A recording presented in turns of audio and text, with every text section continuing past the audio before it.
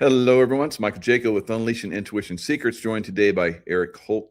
And we're basically going to look at election fraud in Colorado, of all places. Wow. Tina Peters, we've talked about that quite a bit.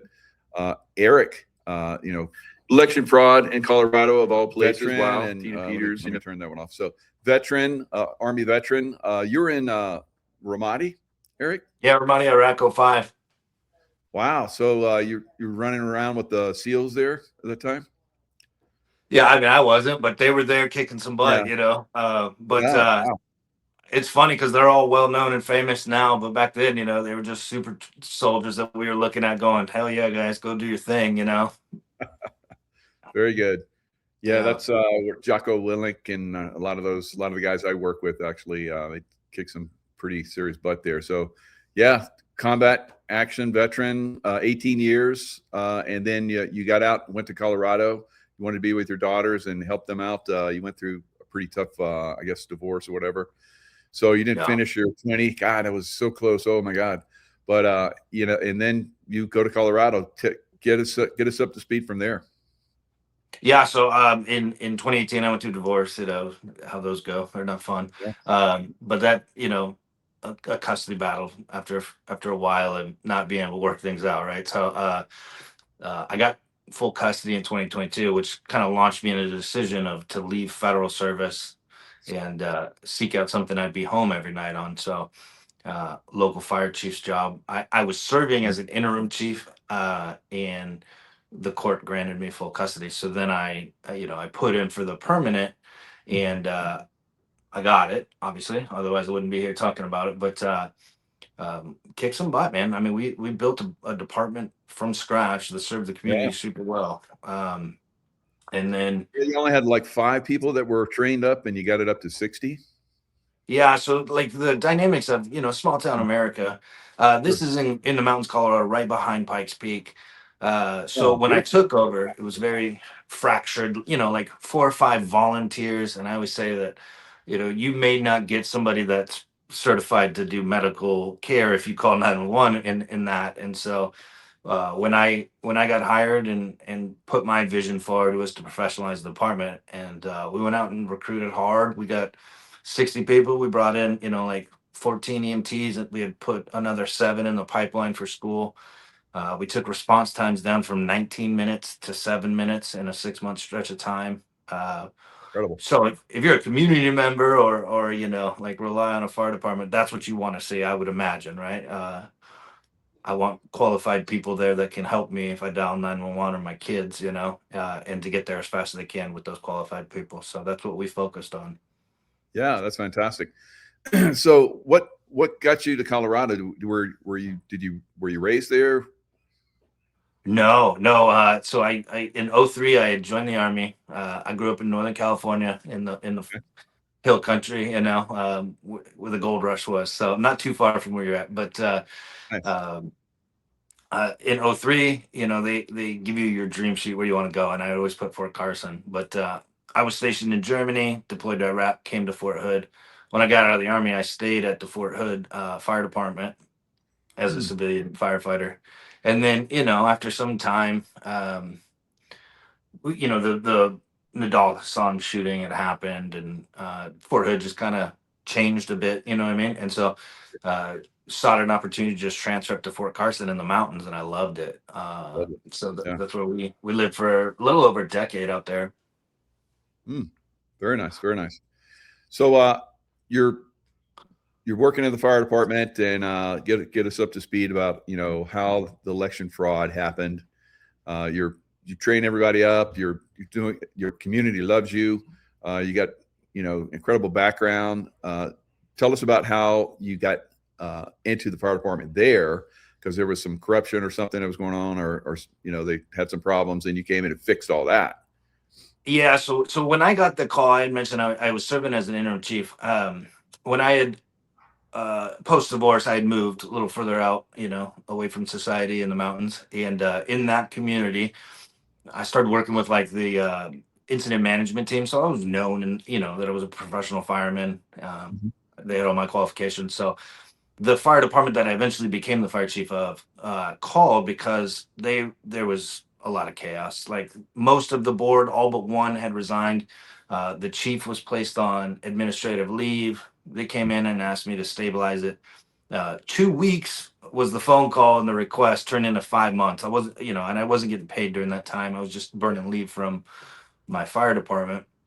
And so because of that whole scenario, which I don't want to go into, I mean, it kind of taints the story of, but this department had recurring issues. We'll just say that. And so the board had to be reconstituted. The time that I served as an interim chief, there wasn't an official board. So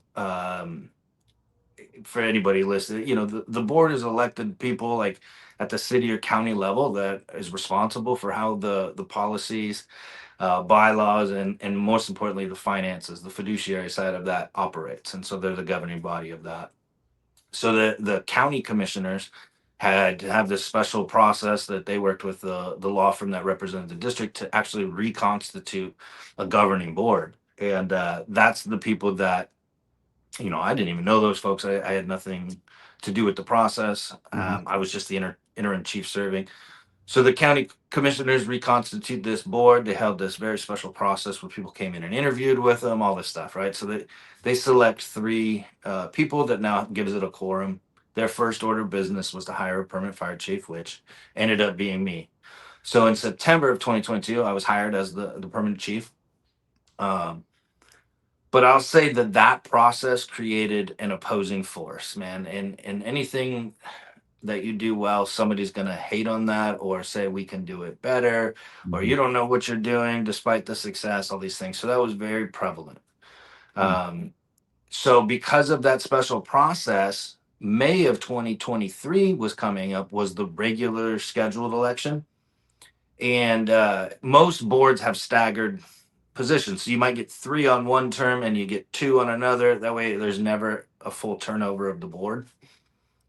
So despite all the success, January was the mark, from September to January, where we fixed all of the things. We trained our butts off. We put butts in the seats and recruited. It ended up being 62 people. Response times were down to 7 minutes. This other party kind of comes out campaigning, and they call themselves the Slate of Five, and that if you vote for one of them, you vote for all of them. They run as a consortium, basically, which is very weird already to begin this story. And this is interesting because you probably never have been part of the political, process before until you became fire chief, and then you're seeing, that the machinations that they're all up to. And so, what was your feel for Colorado at that time as far as politically? It was a weird time, right? So a part of the reason I moved out to I wanted to get as far away from the city. Yeah. So, very conservative county. I lived on 8 acres on a mountaintop in a log cabin. Life was good. Yeah. But we did have, Tina Peters' situation on Mesa County was known. We did know, and we heard about all the 2020 election stuff. I never dug into it personally. I believed there's no way that election result was possible. Right. So I started with that, right? Right. The old spikes in there don't make any sense. And I think everybody now has a pretty good understanding. But remember in 2022, it's a couple years ago where you were shadow banned, and you would lose your social profiles if you spoke out and said or questioned anything. So I'm well aware of that. Yeah. So even in that conservative county, like our local county commissioners were like, "Oh, the voting machines are so secure," and there was this mantra always going. But as far as me as an individual, I was a fireman, fire chief. I had voted in probably 3 elections in my life for president. And it's kind of like the craziness of this story and this path that I've been on is now I'm like embroiled in it, and it's so obvious to see. How can people not, right? And as we get into the story, like I'm a little bit unique in that I have high definition video of what took place, and people still call me a liar, So it's still out there. It's insane. Yeah, I mean, you're looking at free speech. they retaliated against you, and it cost you pretty much everything. I've been, unfortunately, I've been in the situation as well, in different circumstances. But this is the way that they control people. They destroy somebody's life, and they're like, "See what we did to them? You want to speak out now?" And you were conflicted about speaking out and everything, but you're very, very high integrity, and you went forward. Tell us about, so they're going to do this election, and they do it at the fire department, which is not unusual in a small community. Yeah, so I mean, this is the election is for the governing body of the fire department. It's a special district, it's just one tick below the county. And so yeah, I'll kind of get in. This is the longer portion of the story, but that group of five was very, very loud and very, very abrasive, right? Attacking everybody, telling everybody the success that we had. We were lying. I mean, literally like telling people that the people you could see are made up. They're not actually there serving the department. I mean, just craziness, right? Yeah. But the incumbent board, the board that had hired me, and actually, let me take one step back. It's very important for me to say, I didn't know the board before they were my board, right? I didn't know these individuals. I had only lived in the community for about a year, so you're not meeting those neighbors, right? Yeah. And so May 2nd, 2023 is the election date. I had a board that supported me and my vision, that had hired me. They were running on a campaign of like, look at the success in the last 6 months. We want to continue to serve. And this other party was just kind of being abrasive and like causing drama. So because of that, the incumbent board hires the law firm that represented the fire district, or the special district, to administer the election. That way, nobody can say something wonky happened. Literally, a law firm ran it, right? So I thought that was a good choice. Obviously, they wanted to hold it at the fire station. So, I was in contact with them of how they would take over the fire station. I would work from home and stay away. I didn't vote in this election. I wasn't present for it. And so literally May 2nd, 2023, I show up, before the sun rises. I unlock the door for the lady she's a paralegal, but her role was the designated election official. And she's the one that has oversight to make sure all the laws are followed, all this stuff. I leave. I go home. I'm working. And important note, this is a fire department, so people still dial 911 whether there's an election going on. There isn't, right? So I think the third call of the day is what places me at the fire station, but respond to this guy's home. He's having difficulty breathing. The paramedics requested that we call a medevac in, and that medevac landing site is at the fire station, just outside the station. So I go there, I set up the LZ, I land the helicopter, in comes the ambulance, and the guy has gone into cardiac arrest, and now we're doing CPR. So that gentleman, unfortunately, he doesn't make it. We worked him for about 30 minutes right there in the parking lot. Jeez. Yeah, and that's a normal day, I would say, in the fire service. Like, it's, it is what it is. Like, that's the type of business that we do, and it's actually very important to like the integrity of the story too, right? Like, there's actual people that need this help. So I can vouch for you guys a lot, because I worked in the casinos here in Lake Tahoe for several years, and it was like sometimes several times a night we called the fire department, and they came in and responded like so fast and did such great work. Amazing guys. Yep. Yeah, and that's what the tug will be as we get into stories. Like, I have a love for serving my community and being in the fire service. So anyways, yeah, we work this guy. We do everything we can. Unfortunately, sometimes you can't bring people back. So myself, the paramedic, and I think their lieutenant go back to the house, and I am the local fire chief. It is my job to break that news. I've done it way more times than I would like to, but you console the family, let them know we did everything we could, answer their questions, try to comfort them best you can. So after that process, I go back to the fire station. And now we're about midday through the election. The day that we talk about on May 2nd, 2023 was a 12-hour window of time for the voting to, all that. So we're about halfway through at this point. I get back in my chief SUV, I think I had a Tahoe, right? So I'm getting ready to pull out, and a voter comes up to me, and she's like, "Hey, I need to report something to you. It's super alarming." And I'm like, "Okay," like, and I'm not thinking something crazy's coming. I'm just kind of trying to get back into my daily mode after this call. Right. And she says, "Oh, so look," and she shows me a picture on her phone, and it's a poll watcher standing within. So they cone off an electioneering box. If you've ever been to the polls, Yeah. that's like a very sacred perimeter. Basically, there's some very specific rules on what you're allowed to do in that. So she shows me a picture on her phone. She took of this poll watcher inside of that zone, standing there on her cell phone. And so, just to begin with, that in and of itself is against the statute. The statute very plainly reads like no cell phones, no recording devices, no tabulating votes. Yeah, there's a whole bunch of rules, right? And we'll get back into that. But Okay. I was like, "Oh yeah, that's concerning." She goes, "No, no, that's not what's concerning." And I'm like, "Okay." So she tells me she had stuffed her ballot in the box after, filling it out behind the screen, and she was walking out. Well, that poll watcher was a few steps ahead of her. So she could hear this lady coming out of the fire station on her phone. And what she told me was that what she heard was, "Did you pay them? Is this the vehicle pulling in right now?"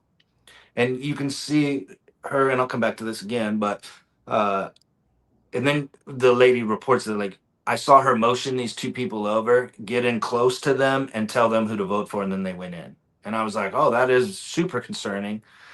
And so I then take her inside to the designated election official to file that complaint. Again, I leave. This isn't actually any of my business. I'm not associated with the election.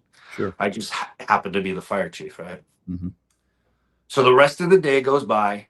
I show back up, I think, at like 8 p.m. So the whole 12-hour day is over to secure the fire station again, right? And I always describe it. I see the DEO again, and I describe her that she looks like she just fought Mike Tyson for 15 rounds.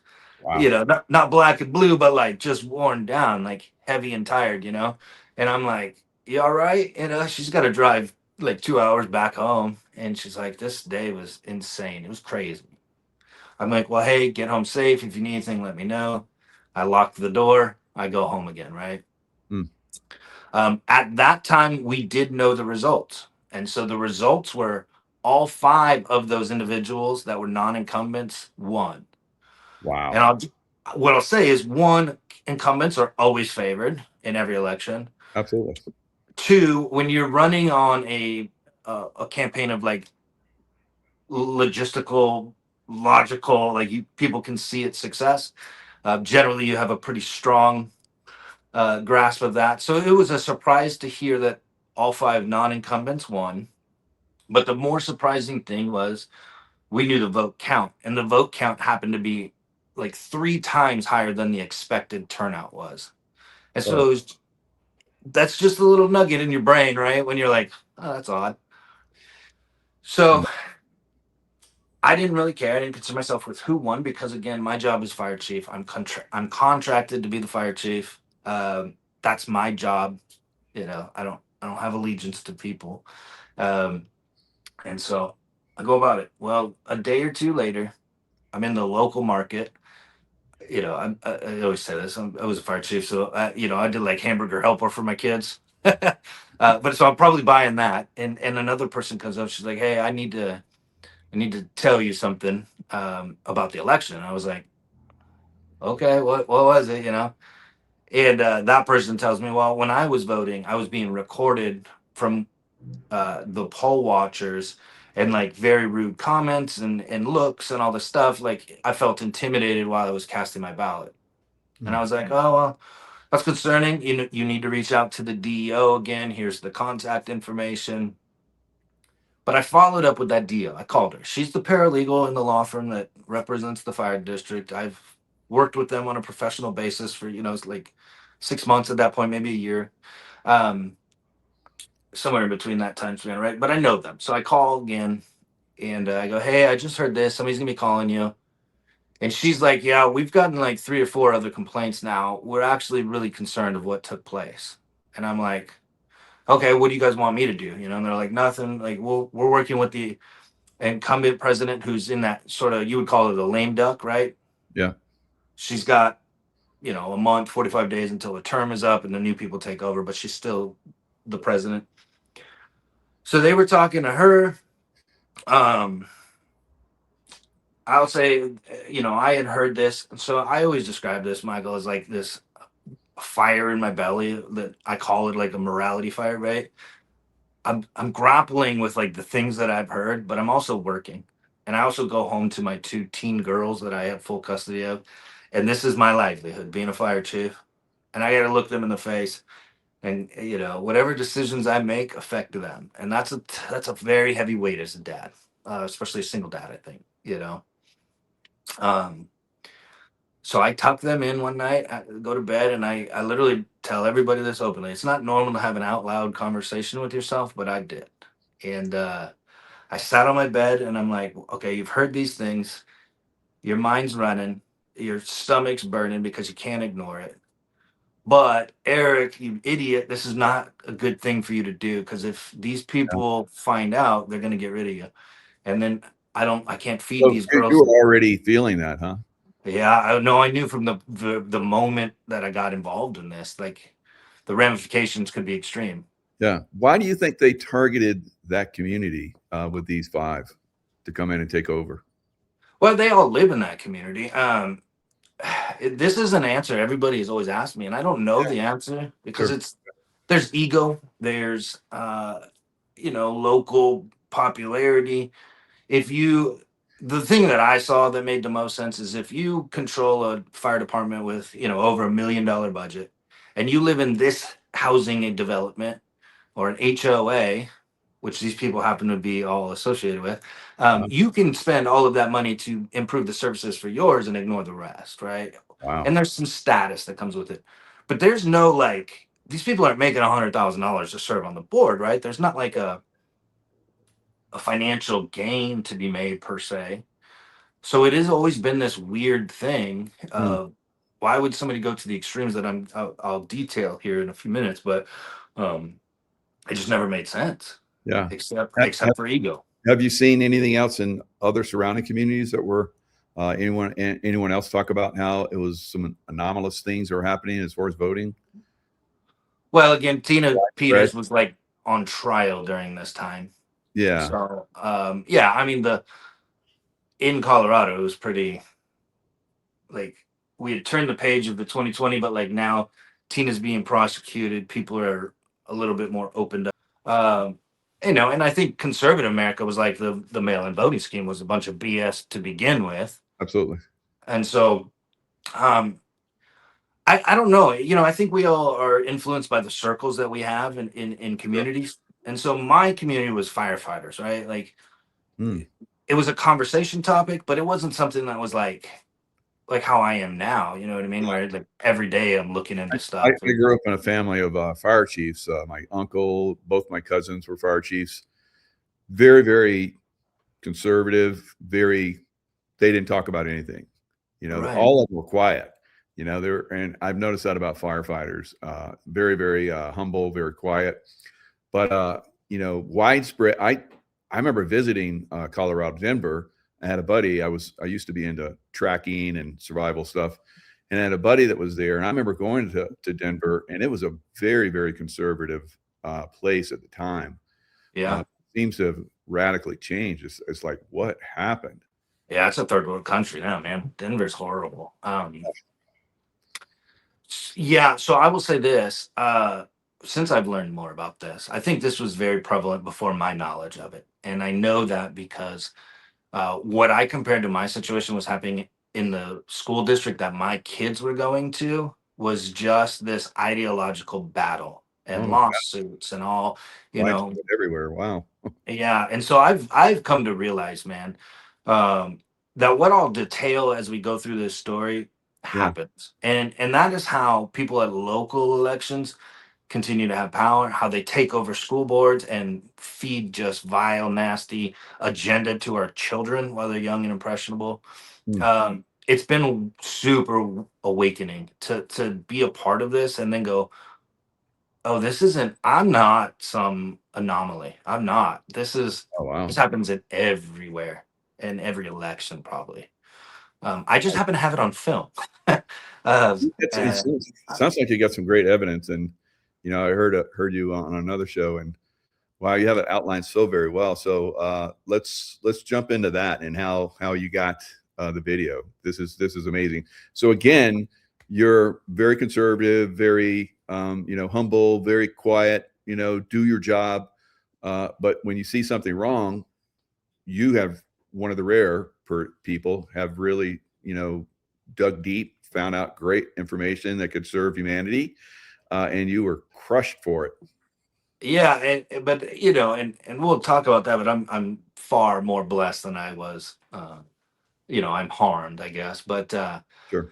so literally that night that I was telling you about sitting on my bed, I was just like super struggling with this, man. It's back to Pinocchio, the Jiminy Cricket on your shoulder, right? He's telling me what the right thing to do is. And literally I made a promise to myself out loud. I said, look, my character and what I believe in, my morality and integrity has never been for sale. And so if something's wrong, it is my job as a public servant, as a veteran, as a citizen of the United States of America, to stand against it. And I said, they're going to come after you. There's going to be retaliation. There's going to be ramifications of this. Are you prepared to handle that? As a single dad, two daughters downstairs sleeping. And I said, you know what? Whatever it is, I will take it on. Hmm. And I made the decision right then and there that is still guiding me 2.5 years later today, that whatever this fight took, I was going to fight it. So the next day I wake up, I go to work, I put my uniform on, I get off duty. So like 4 in the afternoon, I go home, I change, get in my personal truck, and I go to Walmart.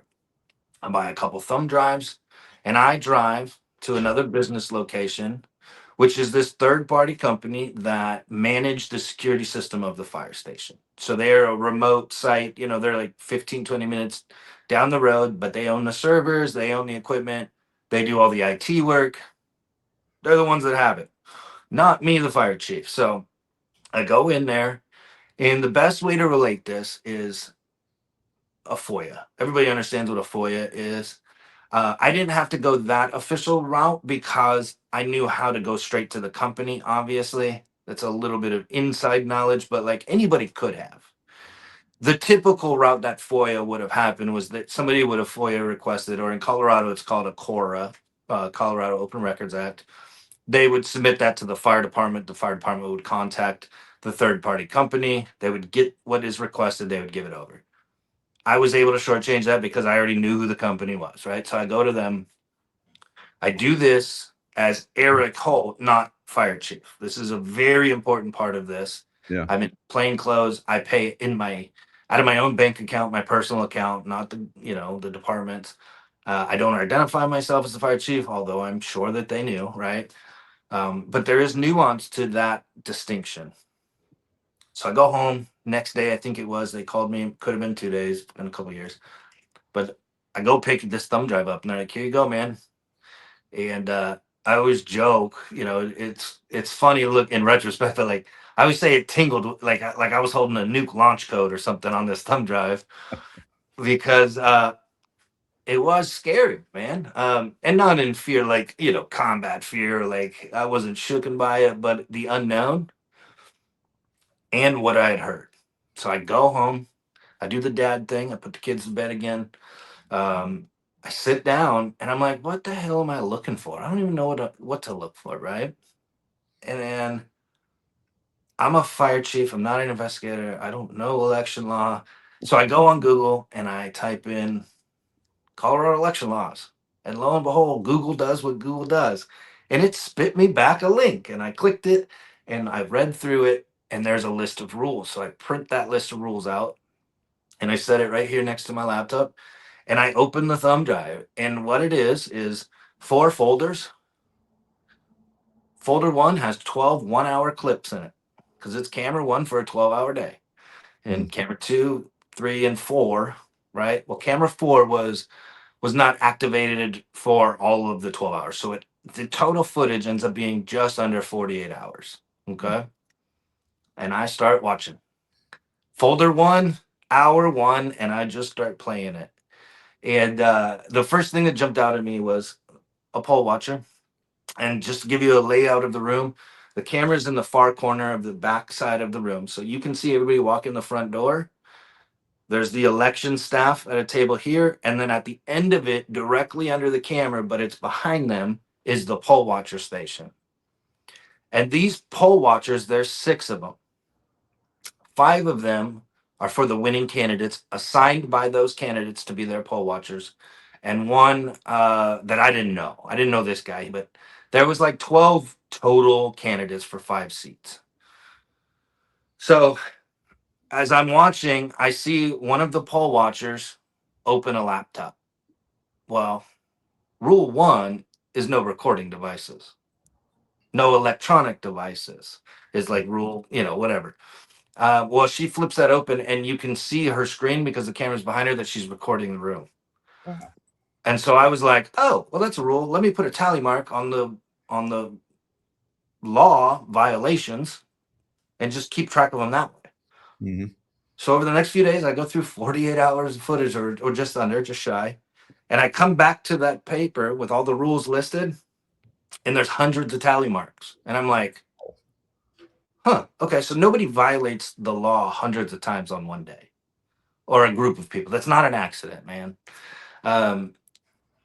And so once I did that, I was like, all right, there's got to be a scheme and I need to show it if I'm going to ever, take this to the next level or to anybody official. So I go back through it. And now I'm piecing together what all those hundreds of tally marks mean into, is there a scheme or is there not? And so the first thing I did was I go to that call. Remember, I told you I'd run an emergency incident and went and told the family. So I knew about the time from my call card, my dispatch CAD, what time I was there at the fire station, and what that complaint was that the lady told me. So I find that, and it's the outside camera, which was camera 2. It might have been 3 actually, but it's got high definition video with audio. And so I find it. The lady's walking out on her cell phone. Again, the cell phone in the electioneering box is already a violation. But I can hear the wind is out there, so I don't hear the "did you pay him" part. But I very clearly heard her say, "Is this the vehicle pulling into the station?" Okay, cool. Motions these people over, and I can hear them come together and her start to talk to them and tell them who to go vote for. And I was like, that's enough to corroborate what that complaint was. But it also confirmed to me, if she's on the cell phone receiving people, that means somebody is off site coordinating something. We have a scheme afoot, right? Yeah, I have a large scale Yeah. corruption going on there. It's not just the people that are being voted into office, but also the poll watchers, and then they're paying people. So there's money involved, and where'd that money come from? Wow, this is big. Yeah. It's big. Yeah. So then I keep watching, Michael, and I go back inside camera, no audio in there, right? So it's kind of it's difficult to see what's going on. But what I caught was some very overt like hat tips or thumbs up or pointing as people would leave the voting screens and they would go to where they put the ballot in the box that's locked. But in that transition, they're interacting with those poll watchers.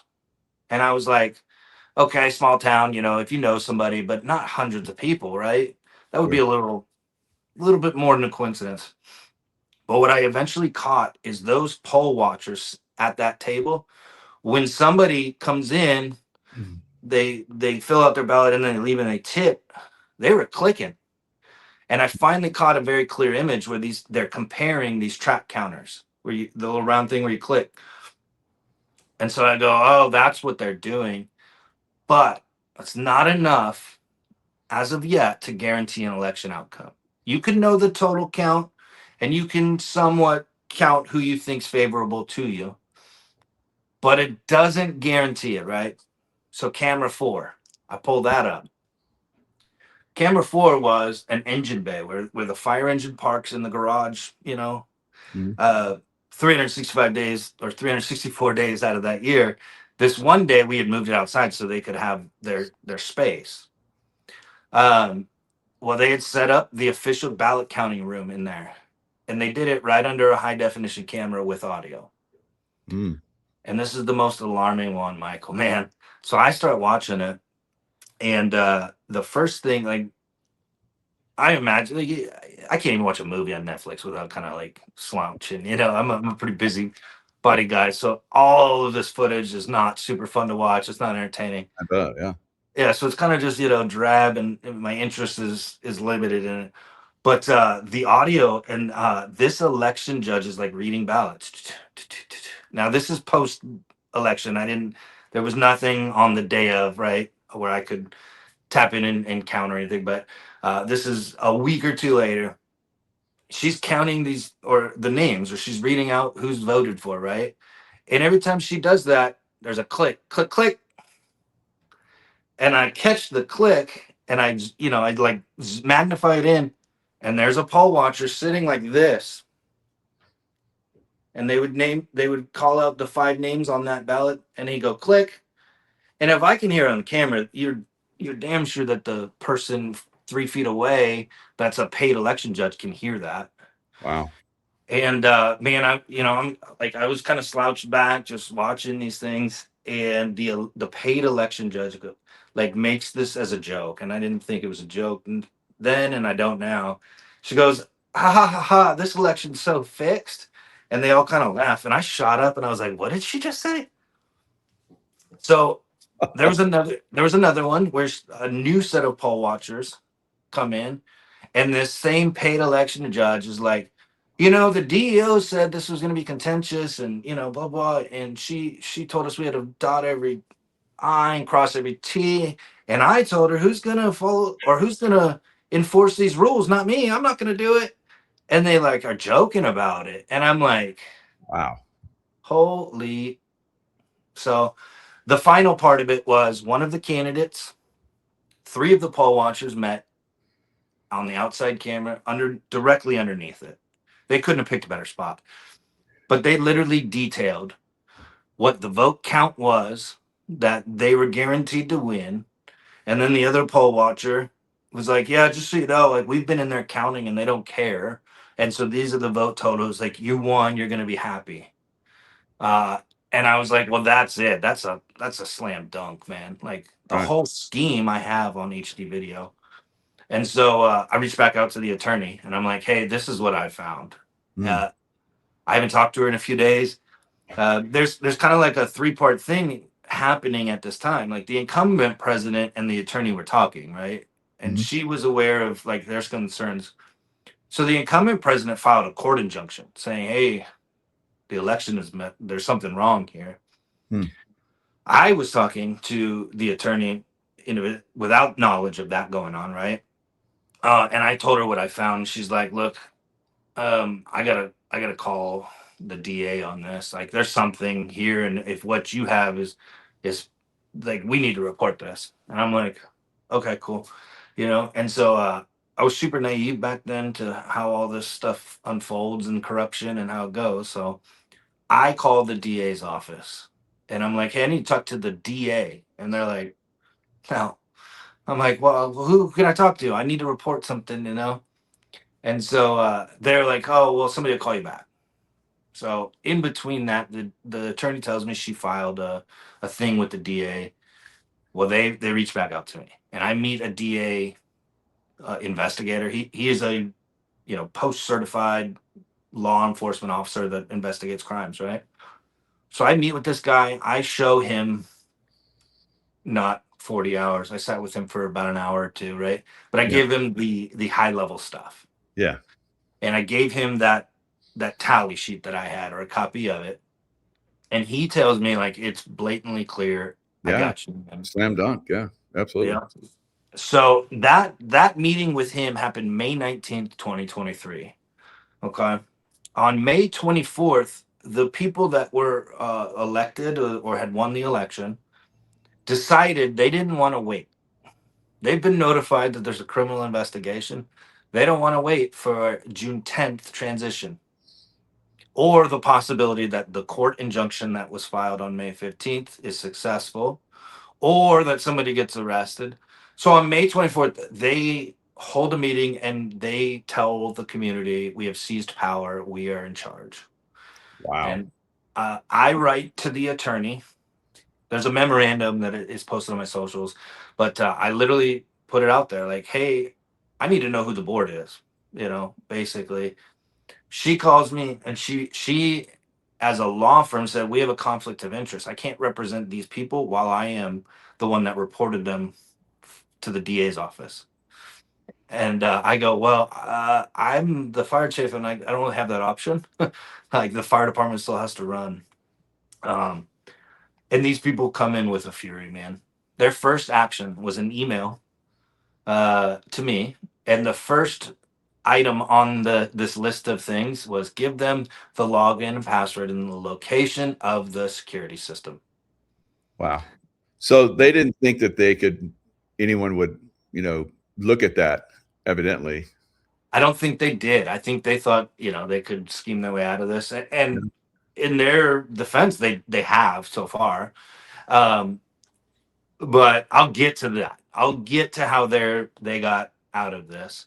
Um, they do that. Of course, I called the DA investigator. I'm like, hey, these people want. He's like, don't give it to them, And so he is talking to me that they have an active criminal investigation, and like they call and they're like, "Are you investigating us?" And he's like, "Yeah," you know. And so they start holding all these meetings. Like they even held this other meeting that they declared that they were doing it at like the library instead of the fire station because there was a security system at the fire station. Now, I'm a law-abiding dude. I don't care if there's a camera on me or there isn't when I go into a public building, right? Yeah. Um, I mean, I have some personal beliefs against some of that, but uh, nonetheless, like security systems in American culture are somewhat acceptable that like they're a security thing. You feel safer if anything happens that you're on camera, right? Um, so they attack it. They go after the fact that there's a security system. Then the next day, May 26th, I get a phone call and they're like, we froze the bank accounts. And I'm like, who the hell freezes bank accounts for a fire department? What's the logical thing there? And so just to speed up, this is like day by day, absolute chaos. They're harassing the firefighters. They're Wow. making threats at people. They're threatening me. Um, and I just kind of like go through it and I'm dealing with and I'm believing that this criminal investigation will work itself out. My job is to keep the fire department operating, right? Well, on June 6th, the insurance company calls and says we didn't get paid. And they're about the fifth or sixth call that I had gotten, as well as payroll got screwed up, right? And so the thing that I had been told was we froze the bank accounts, but we're allowed to individually approve things, and so nothing will get delayed. Well, that wasn't true. So what had happened is this guy Paul Del Toro, who's the board president, one of those elected people, went to the bank account and posed as if he had legal authority to over those bank accounts. Well, the bank manager agreed to it in that meeting, but the bank's legal department went, wait a minute, this guy is not a signatory on this bank account. He can't come in and freeze it. And so they put a bank fraud hold on the bank account. Yeah. And so he did not come clean at that point. And so, as bills go to process, they're not getting paid and getting kicked back. So the insurance I had given him the invoice on May 30th. He had signed this document that he was aware of it. I was just sort of playing because I didn't actually know who the board was, right? Legally speaking. But all these things were trying to get themselves worked out with the court, the criminal investigation, law firms, all this stuff. I'm just trying to keep on. Well, the insurance said, we didn't get paid. We're going to cancel your insurance. And so they call me in a panic. And on June 6th, I get told, shut the fire department down. We don't have insurance. And I did that, and the news and every local community member came screaming. As you can imagine, the fire department is shut down and can't respond to calls. Mm. And that lasted about 4 hours, 5 hours. Well, at the time that this all happened, I didn't know everything that I know now from court discovery. But what took place is at 3:18 or something in p.m., Paul paid the invoice. He sends the insurance company the wire confirmation number and everything. At 4:30, he called me, the fire chief, and said, shut the fire department down.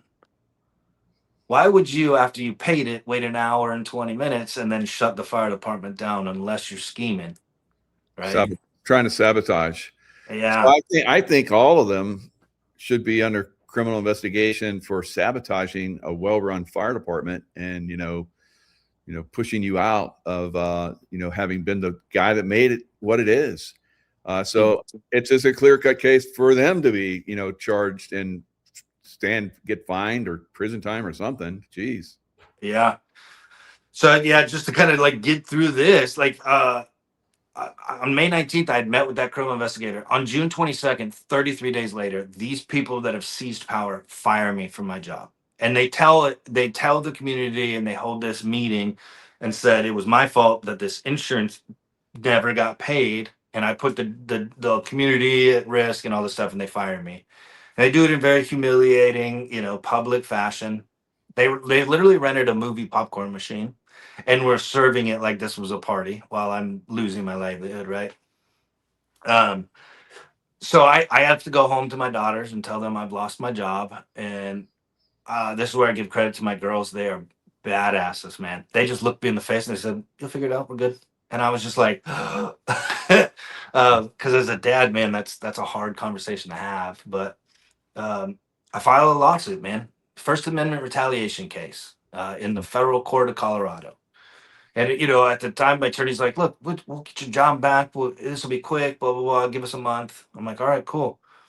So that didn't happen. The people I'm suing throw up a defense of every procedural move that they can. They initially motion to dismiss it right away. Go through like limited discovery. They file for a summary judgment, and that took 2 years. So Oh, from July 2023 until so May what of about the bigger 25. case, the case of obvious fraud in the election? What Yeah. happened with the police and the DA and the court system? Wow, this was like even bigger and bigger fraud. Yeah, we're about to reach the mountaintop on this. So May of 25, I get notified, man. Your case is dismissed on summary judgment. And the judge's ruling was I was the fire chief. And because I was the fire chief, me investigating and me cooperating with law enforcement was just part of my job duties. Therefore, I am not protected by the First Amendment. Because in First Amendment retaliation, associated with workplace, right? The first thing that you have to pass, the first hurdle, there's 5 of them in the Garcetti Pickering balancing test. And, the first one is an official duty. And she determined it was an official duty of mine to investigate election fraud and cooperate with law enforcement. And so she dismissed my case. So I called the attorney, or he called me, I'm sorry, that I have paid, at this point, it's been 2 years. I've sold my home in Colorado. I gave him, at this point, almost $90,000 after selling my home. I have no job. It takes me over a year to find any employment again. I moved halfway across the country, and I'm living in my stepdad's backyard in a camper trailer with my daughters. This is how far the retaliation is, and we have fallen in this. I have given this attorney every penny I have to keep fighting this battle because it was my only hope. So he calls and he goes, "Hey man, you lost your case. The judge got it wrong. I think we can win an appeal. Do you want to do that?" And I'm like, "Yeah, this is my only, recourse. I have no other options in life." And he's like, "Okay, cool. I'll do that, but you got to give me 50,000 up front and pay me $4,000 a month through the process." And I'm like, "I'm living in a camper, bro. Like I've given you $100,000 to do this already." Mm. And he goes, "Well, you got like 14 days to file the appeal. If you can't pay me, blah, blah, blah." And I'm like, crushed, dude. I'm crushed. I've lost everything. And this is a pivotal moment. I'll get to what you asked in just a sec, but I have 2 teenage daughters and a girlfriend. Teenage girls chat like there's no, there's never going to be another conversation. They got to get it in now. So the day that I get this phone call from my attorney and I know I don't have a lawyer going forward, I'm eating dinner with them and they're just chatting away. But it's almost like I'm sure you've been around an IED blast, that that like ringing where you don't hear anything for a few minutes. That's what Yeah. it felt like. Mm. I couldn't hear them talking, and then my mind is just running again. Like, you idiot, you made a mistake. How could you do this? And in that moment, man, that dad rage came out of me. I said, "There's no way these girls will ever see me quit anything in life. I'll never show them that lesson." And so, like, I come back, and like the hearing comes back in. And in that moment, I decided whatever it took, I made the promise that night on my bed that I would fight and fight and fight. And so I literally finished dinner and went and started reading case law. And I filed my appeal pro se in the 10th Circuit Court of Appeals. And I started that process. And then my buddy Fragoza owns Collecting Head Media. He's a buddy I went to high school with. He's one of my best friends. He's like, you're not quitting, right? And I'm like, no, I'm gonna do this, man. I'm gonna do it pro se. And he told me, start your Justice for Hope pages. Those are the ones I still run. He said, just walk around and tell the story in 5 to 10 minute clips and start doing it. And so I started doing that, and I started every night. When you file an appeal, it's actually pretty quick, but it costs like $800 to do it. But then you go on the clock where you have to start filing briefs. And now I'm in the world of trying to be an attorney. And so I'm reading case law, hundreds and hundreds of pages every night. Wow. And I draft my appellate briefs. They file their response. And of course, they just slam me that I don't know what I'm talking about and I'm pro se and all this stuff. And then I file my response, which is your final word. And I thought I did really well on it. I started somewhat reaching out to people to tell my story. I mean, in this transition, before I started pro se, my attorney didn't want me to speak, and so nobody knew my story, and it was just all part of like sharing it while doing these. So in the appellate brief, and this is where I get to answer your question, I'm reading thousands and thousands of pages of case law, of the discovery materials, all of it, Mm. and in that process, man, one night I was just reading and reading and reading, and I go to sleep. In the dead of my sleep, I shot up out of my sleep because two pieces of information connected in my dream, I guess. But what it was is I was reading that day the investigation file from that criminal investigation, and all I had ever gotten was a phone call after I'd lost everything and been fired that they were not filing charges on everybody and closing it. And I was like, how? How is that possible? It's on high definition camera. And they were really rude to me. And he was like, you know what? Just you can open record request, didn't get the files, goodbye. And he hung up on me. And in that, the very last supplement, so every time they do like a report, it's called a supplement.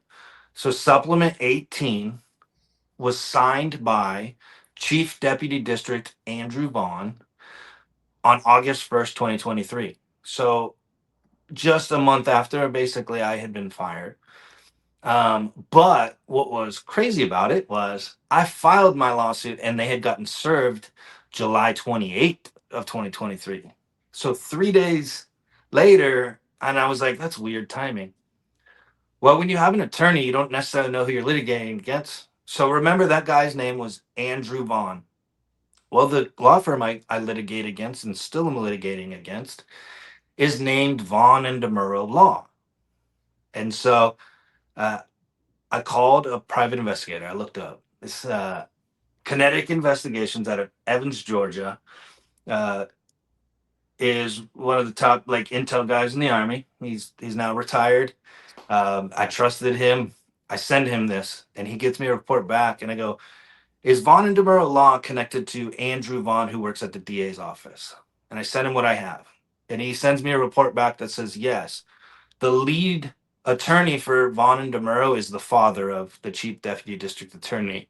that ended your criminal investigation. And when I had that, I went back to the timeline, and it's clear as day. The people that were caught on camera and fired me hire Vaughn and Demura Law, or the insurance does. And 3 days later, the guy's son from the law firm is the chief deputy district attorney, the number two. He steps in, says, end this investigation as a no file. And so Wow. now I have a conflict of interest in a father and son. And you want to find out how deep corruption goes against a normal citizen that does the right thing in life. This is the odds against Greenback. Um, yeah. And so just to kind of get us where we're at currently, if I can, if you have any, I mean, do you have any more questions, Michael, on that? Oh, that's good. Wow, this is amazing. It hasn't been amazing to live through. I'll tell you that. Yeah, I mean, amazing reveal. Yeah, Yeah. I'm sure it really sucked for you, bad, and your family. Yeah. Uh, Just at every twist and turn, there was more corruption, man. So I write the DA's office. Michael Allen is the elected DA there. I put it out on X like, hey, I discovered this. This needs to go to a special prosecutor outside the jurisdiction to review this. Um, he followed me back on X. So I immediately messaged him like, what the F, man? You know, and I'm not like super nice to him because his office has screwed me over. yeah. So he has somebody look into it, I'll say. And that guy, I recorded the phone call when he called me. It's on my socials. He's an asshole, plain and simple. He tells me there's nothing there. He can't see nothing, yada yada. Well, I went back to my files and guess who he was having parties with and stuff. Well, that law firm. So I have his name listed in party invitations and stuff. So there's even deeper corruption, right? Um, so I've filed something with DOJ Civil Rights. I haven't heard back from them, unfortunately, yet, but it's only been maybe a month since I did that. I'm waiting on a panel assignment for the 10th Circuit Court of Appeals. I'm confident in that.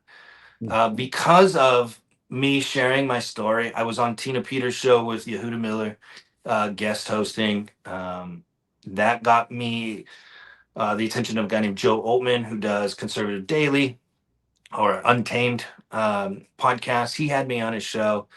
Joe is an amazing dude. He actually just announced, I think last week, he's running for governor. So if you live in Colorado and you want to see the change of this corruption, vote for Joe Altman for governor. Just to plug him, but he's been so helpful, man. He put me in touch with a couple like contacts that put me in touch with another attorney, and I finally had Mountain States Legal Foundation come forward and to take my case pro bono in the Wow. 10th Circuit. So that's a huge victory for me to just have. Pro se, you're very limited. At least I've got some heavy hitters now helping me. Um, and they'll do the oral arguments once that comes. Unfortunately, last week, which is crazy because this story is, almost going to be 3 years old here. But last week, that attorney filed a lawsuit against me that was representing me. So I've given this guy over 100 grand that he has been able to, pocket. He recovered nothing from me or for me. I'm sorry, and is now suing me, saying that I owe another $50,000. So now I have a third case that I have to fight for the And guy that you was must be supposed to be part my of the ally. system too, corrupt system, obviously. Yeah. So, this I'm not one to ask for things, but this is where I plug. If anybody wants to help to Yeah. the defense fund, I do have the Gibson Go and the GoFundMe. If you'll throw those up, uh, maybe I can get enough to not be sued by the very attorney while am able to fight this stuff. Um, a victory it is on the horizon. There, when you don't shut up and you keep fighting, and you come on great shows like this, Michael. Thank you for having me on, man. Like, Americans rally around each other. Uh, here's the thing, and here's a challenge. I don't like to ask for this, but the lady that and I'm sitting here trying to fight, and it's just hard. But I believe in the citizens of this country, and I believe that they'll rally around me, put their arms around me and my kids, and we'll carry this through to a victory. And nobody takes you serious until you have a court victory. Yeah. But they'll face it someday. I promise you that. I am not going anywhere. Yeah, that's great. Good job, Eric. And we've had Alpha Warrior on. I don't know if you follow him or know him, but he was kind of in your situation. They were coming after him, destroying his life, and we got behind him as a community. Helped him. He said when he came on my show, he had like $50 in his bank account, and the FBI is coming after him. The LADA, all kind of crazy stuff. And so the community stepped in and helped him out, and now he's winning cases against them. And so this is the way it's done, community support, because we have obviously a group that is entrenched, and we can't get them out with the voting system as it is right now, because they're obviously there where you're at, and then they're all backing each other up. Everybody. Geez, it's like you can't win against the system, but we can if we start to work together. And this is great to have, people come on and talk about their situations. Tina Peters, Great Tina, kind of similar situation where she's basically exposing the corruption, and now she's in prison. So at least you're not in Colorado anymore. Don't let them come get you. So, yeah. No, I consider myself a political exile for sure. And Michael, Tina has suffered so much more than I have. Her case is number one every day of the week. I mean, I'm so fully behind her. She's such a great woman that has been persecuted. But yeah, this is how they do it. This is lawfare, right? So for 3 years I've fought this, and I haven't been able to get it into court and show the evidence. If you continue to fight, you do get past procedure. And so what the defense here is they bankrupt you, and if they can bankrupt you, then they don't have to fight the evidence. They'll just file motions to stall, or this technicality, that technicality. That's as far as I've ever gotten so far. But if I win this appellate case, they have to face the evidence. And that's how you win. That's how, Ash and America on X and all those, like, they were pro se, but you have to get past those procedural hurdles, and you got to be willing to fight for years at a large expense. But I'm doing it, man. And I'm going to win this. Yeah. Good job. I believe you are. So, we have all your links in the description box. So if anybody wants to support you, which I highly appeal to everybody. So like I said, we can't win unless we support each other. So we'll definitely support you, and hopefully we'll get some, have you back on where you're talking about your victories in the future. That'd be great. Yeah, I can't wait to come back on for that. So please go to my Facebook, guys. If you're listening, if you can't donate, please don't harm your own lives to help me. But if you can follow and share, that helps get the story out, man. So I'm so grateful to you, Michael. Keep fighting for all of us, man. You use your platform. You're a stud of a dude for us in this country. Thanks. Yeah, I mean, it's how can I not be? Look at this. It's crazy. And like we're saying, you got to stand up to it. If you don't, they'll continue to take over our country and destroy it. So look what they're doing in Minneapolis, right? They'll steal all of our money and fight against us. I didn't even know that about that one woman that was trying to run. Yeah, over $1 million. Hello, everyone. It's Michael Jacob with Unleashing Intuition Secrets, joined once again by Leo Zagami, best-selling author, multiple books on the Confessions of Illuminati, and also The Rise and Fall of a Frankish Monster, where he focuses on Jeffrey Epstein and the most powerful Jewish sect in the world. And when we did that show, Leo, I think that was our best performing show ever. You really, revealed some things that people didn't have any clue about, myself included. So, but now we're looking at, and I think your recent article on your website about Trump takes Venezuela, Putin will take the rest of Ukraine, and China will take Taiwan. It's kind of like the New World Order just keeps on going in a certain instance. What are your thoughts? First of all, let me focus on the new year. So happy New Year to all our viewers, aside from you and Tracy, of course. And we are here with a lot of news. The year is starting very fast, filled up with some astonishing events. Well, I wrote this article because I wanted to make some clarity here about what is really going on behind the scenes. Putin didn't really satisfy Trump, but at the same time, Trump knows very well that he can't go and do the same thing he did with Maduro, with Vladimir Putin. I mean, I know in the last few hours we had Zelensky saying, "Oh, maybe the next dictator," indicating, implying that Putin could end up like Maduro. Maduro didn't have 5,000 or 6,000 nukes to defend him. So, I mean, it's just an illusion to even state something like that. Yeah.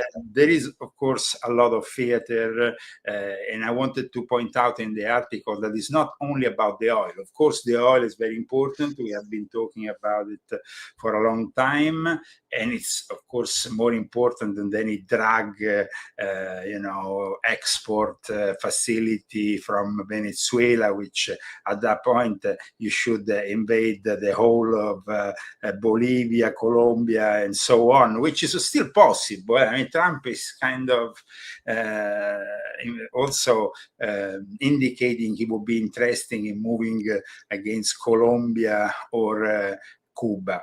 But in the case of Colombia, let's remember that we are talking about some of the most powerful narco traffickers in the world who deal with some of the most powerful mafias in the world. I mean, for example, Colombia has an exclusive deal with the Italian 'Ndrangheta, which is one of the most fierce mafias in south of Italy, from Calabria.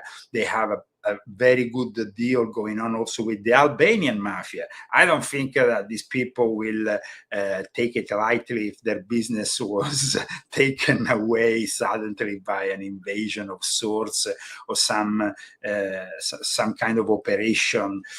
However, discussing a little bit this whole topic at the beginning of a new year. As you know, I've been talking about the Sino-Russian world order for a long time now, since volume 7. I also talked about Taiwan as the next objective of this new world order. We can basically claim with absolute certainty at this point that the old world order, the one that was in place since the end of the Second World War, which was called New World Order at the time, is no longer new, of course. It's dead. There is something new which is unveiling. Ah, interesting. And so it was actually this was also stated in an article that was published on Russia Today. And it's a statement that was also made by the Slovakian Prime Minister Fico. And so it's about the end, I repeat, of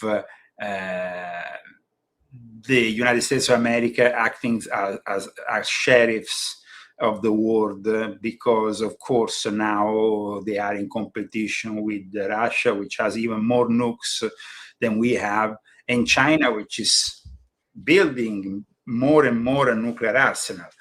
Now, when I explained this in my books, I said that one of the great strategies behind the New World Order was, of course, Henry Kissinger. He was the guy who architected since the 50s the strategy of tension based on nuclear deterrence. So Taiwan, known also previously as Formosa Island, was and is, of course, historically linked with mainland China.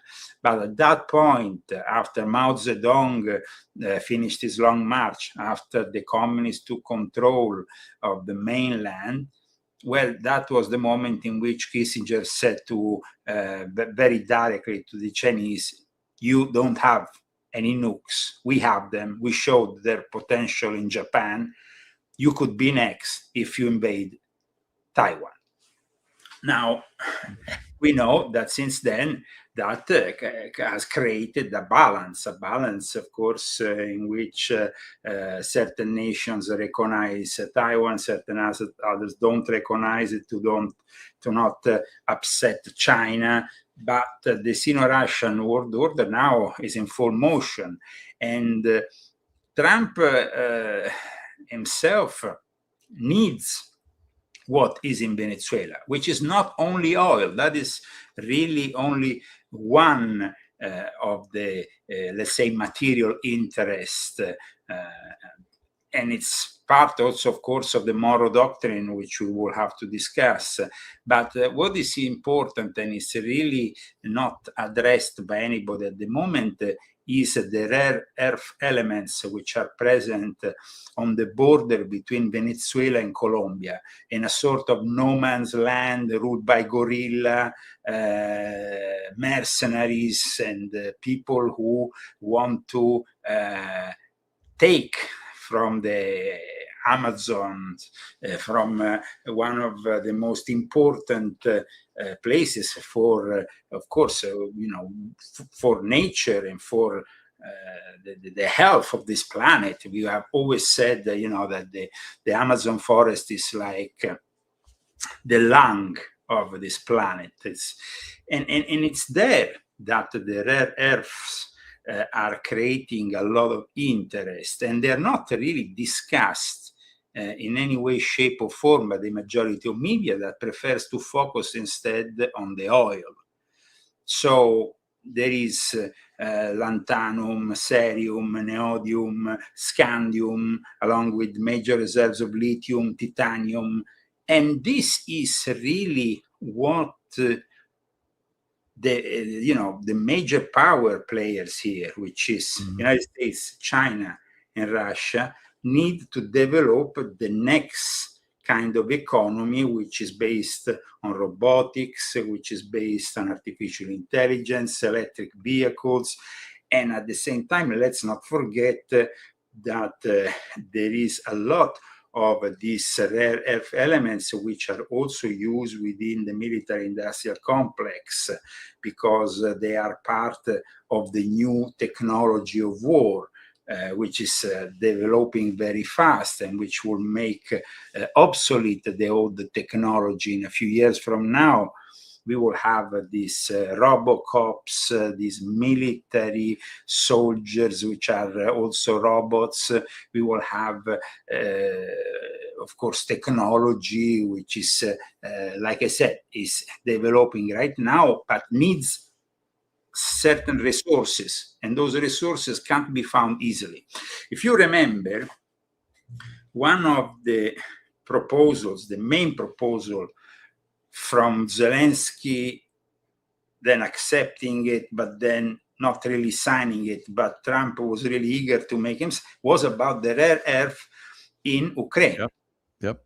When there was that famous confrontation in the White House that made us finally realize that maybe things were changing, that maybe finally we will have an end to this of this war. The whole thing was about recovering Armani, because one of the big disappointments here that might lead in the coming month to a fracturing of the MAGA movement, America first, is that the interests of America have to come first. And that is not happening at the moment. Right. Because it's so we were supposed to recover money by getting from Ukraine that rare earth in exchange, they are indebted with us, and they will repay us through those rare earth elements that we need. Right. It's not happening. It's not going to happen, because I think you're onto something, because down in Venezuela, of course, they have the oil reserves, but they also have gold and silver mines that haven't really been tapped, and they have huge resources down there. So we know that silver and gold are like skyrocketing. Yeah. It's not only that. On the borders with Colombia, like I said, there is rare earth elements, and there was actually China that recently went to visit. Also, because I'm looking at that's interesting because I'm looking at headlines and there, Colombia is massing troops along the border. I wonder if it's in that area you're talking about. Absolutely. That area is actually, yes, they're amassing at the border, but that area, like I said, is no man's land. Even the Colombian Navy that has sent one of their, major representatives there to patrol the area. They have difficulty. It's a really, we have to understand here. South America, it's still a very difficult place where there is area, and it's also a very vast place. And so, like I said, most mainstream media today talks about the oil because that is what you find. If you simply Google, you're going to find, there is major interest. Of course, the reservoirs of Venezuela are bigger than Saudi Arabia and this and that. But nobody talks about the rare earth, which for the economy of the future, the economy of the future is essential. So you have Venezuela where we're in the Monroe Doctrine. Trump has also talked about the Panama Canal. Yes.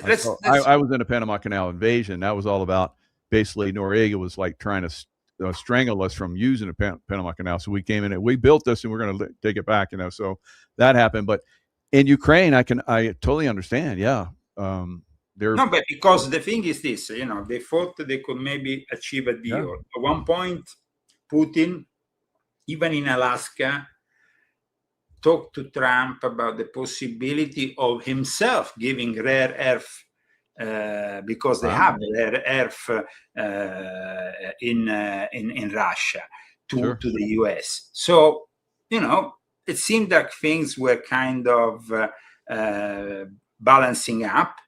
But then as Putin doesn't want to actually leave those areas where the rare earth is in Ukraine, which the majority is in the Donbass area and in those areas there. So the fact is, at one point, we have here three major players.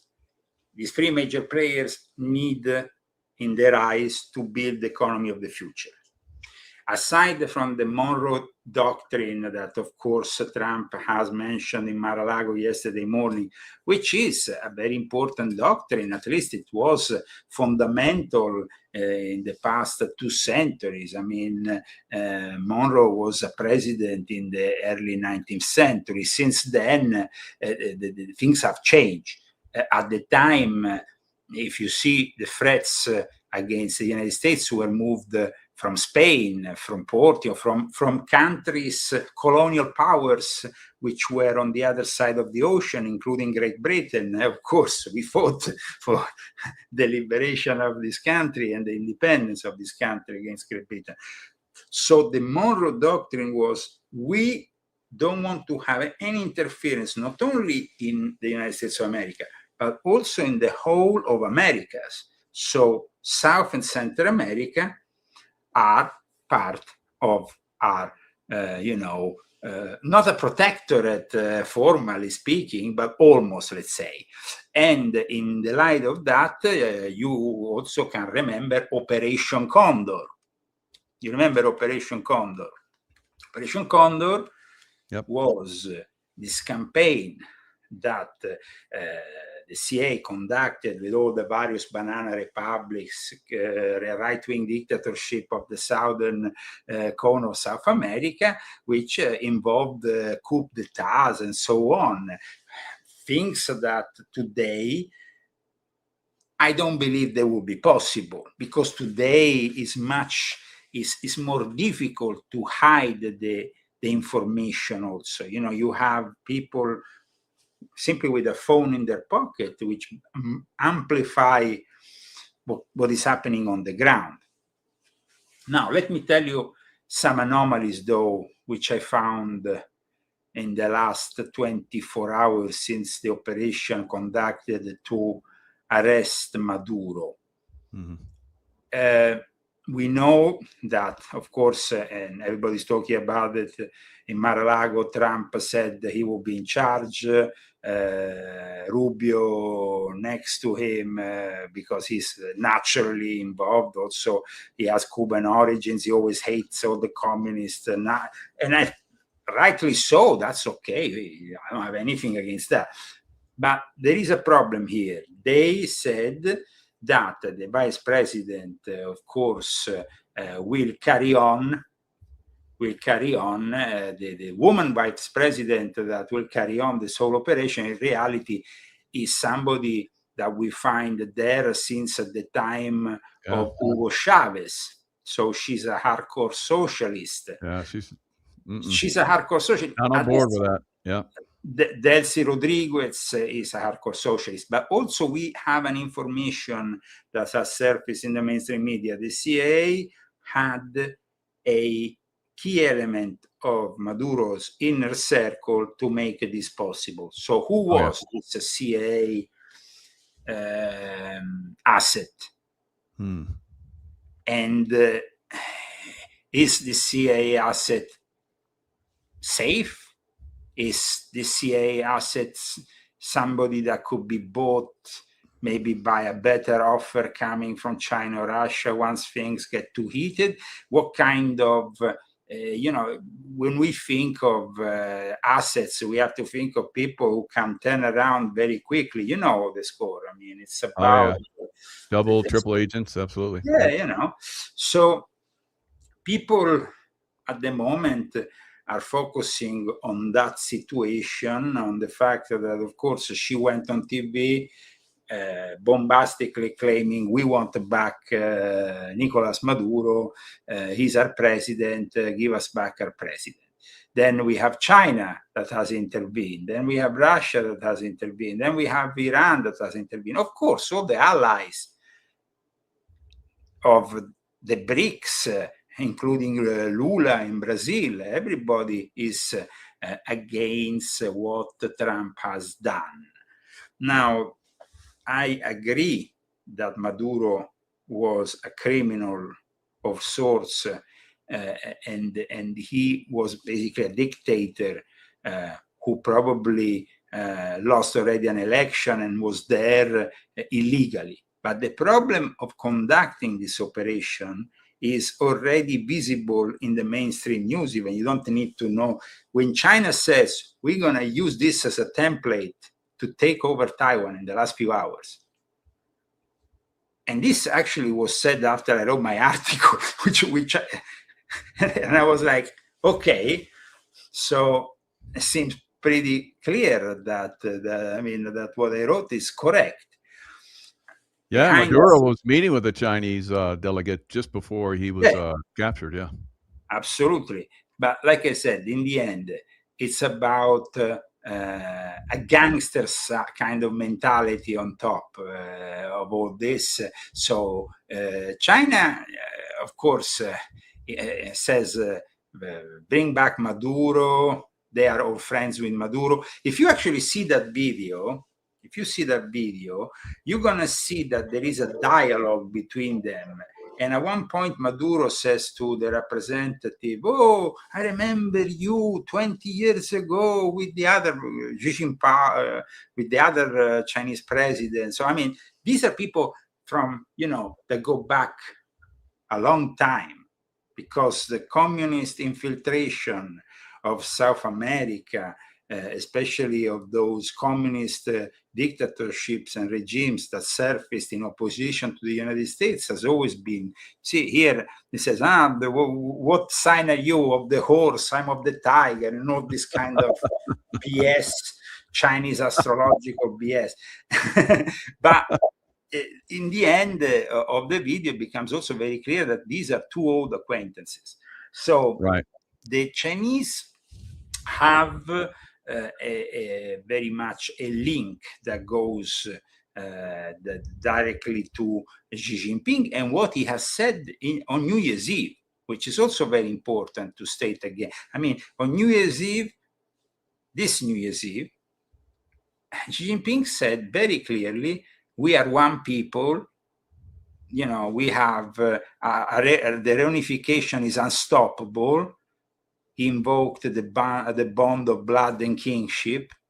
And that's it. I mean, it's very clear that there is going to be soon the reunification of Taiwan with China. Yeah, they say it right here: reunification of China and Taiwan, calling Beijing's long-held goal unstoppable, invoking the bond of blood and kinship between Chinese people and Taiwan Strait. Yeah. So yeah, it's on. So you're hitting on some really good stuff, Leo.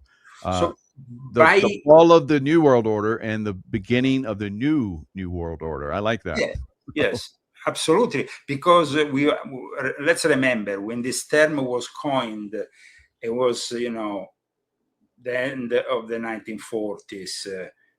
It was a different world. We were in a world that saw basically two powers, not three powers.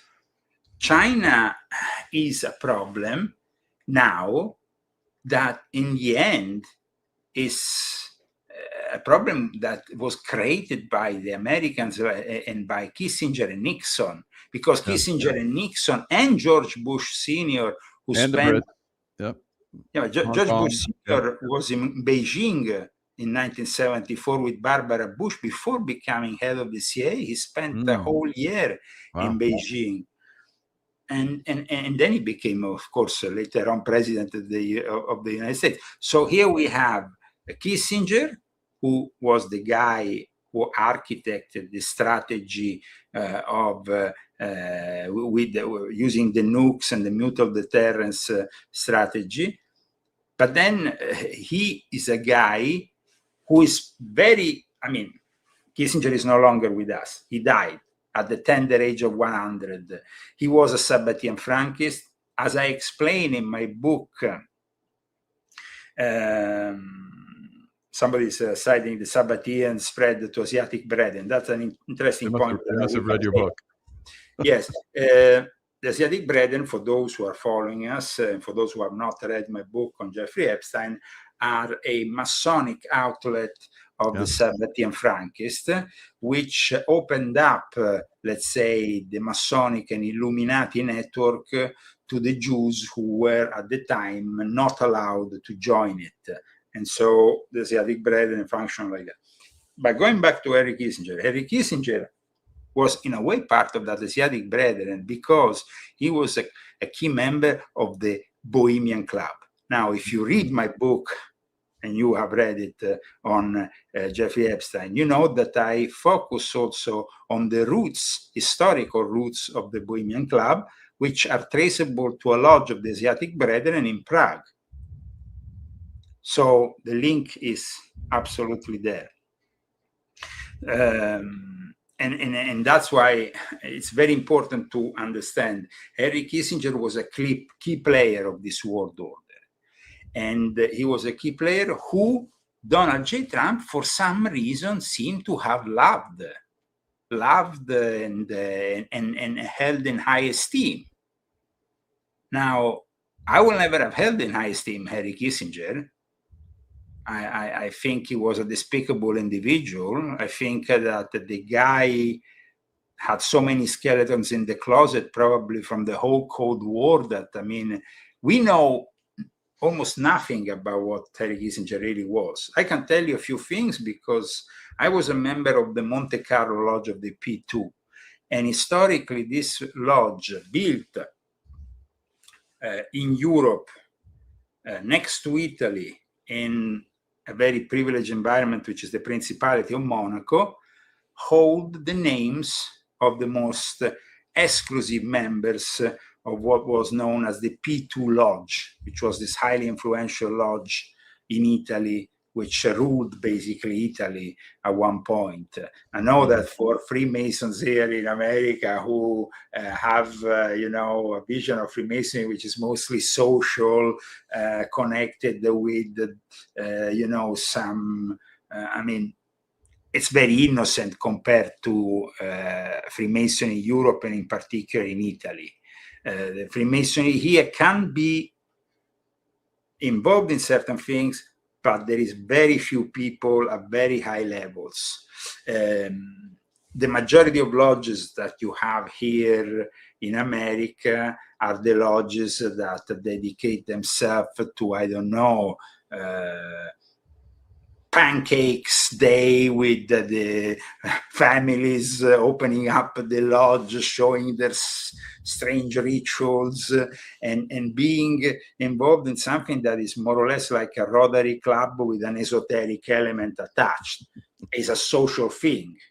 You know, the sheriff, the doctor, the lawyer, the this, the that, they come together, and I must say, in the majority of cases, very good people, patriots, and very honest people. Mm-hmm.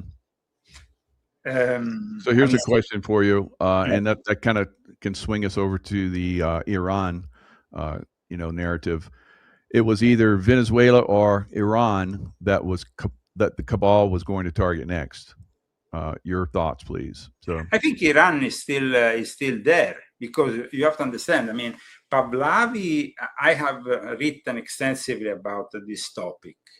I have actually touched on this topic in my books also, because at the end of the Pahlavi empire, at the end of the Shah leaving Iran in those chaotic days, I think of January, what was it, 1978, it was the moment in which Khomeini was about to take power. The gold was brought out of Iran, and it was given to the Vatican. So Iran was depraved, and they took all the gold and brought it to the Vatican Bank. And they did it thanks to the Italian mafia and the P2 Lodge and those people connected with the state behind operations and so on. Now, Iran, yes, you're showing, of course, volume 10 of my Confessions, which expands on this. It's very important. That's why I suggest people who are very much interested in knowing what is happening in Iran in reading this book, because it tells you also the history of Freemasonry in Iran, how stunning work. You know, I spent, almost half my life in the Middle East, and I thought I was pretty well informed, but you blew it out of the water with this book, and it answered a lot of questions that I had, over time. So that was excellent work. We know that, Iran with time became also very close to Russia, but as a reaction to what went on in the early days of a revolution that shaped a country that is very different from how Iran used to be. People might not know this, but Iran was a very modern country back in the days when the Shah was there. However, because of from the 1950s onwards, there was a first coup attempt, didn't work out. The CIA was heavily involved, the MI6 was heavily involved. Mm-hmm. And in the end, the Iranians, there was this weird alliance in the 60s, 50s, 60s, and then, of course, it manifested in the 70s, this weird alliance of Islamo-communist, a little bit like Mamdani, now, who is a Shia, in fact, Muslim mayor of New York. We know that the whole of the Western world was filled up by intellectual revolutionaries that will bring the Red Book of Mao. He's Shia. Shia. He's Shia. They were the worst. When I was in Iraq, they were the worst. Oh, yeah, because in Iraq, Shiites. So well, they are very hardcore. Absolutely, yeah, they're hard. We spanked them a lot, though. Well, the thing is that in the end, unfortunately, they will always be close to Iran, no matter what. I mean, you can go there and brainwash them left, right, and center, bring them 100 McDonald's. Everywhere I went in the Middle East, it was Iranian influence that was causing the problems. Everywhere. People need to understand what Iran really is. I mean, here it's not only about Israel and the fact that Israel hates Iran.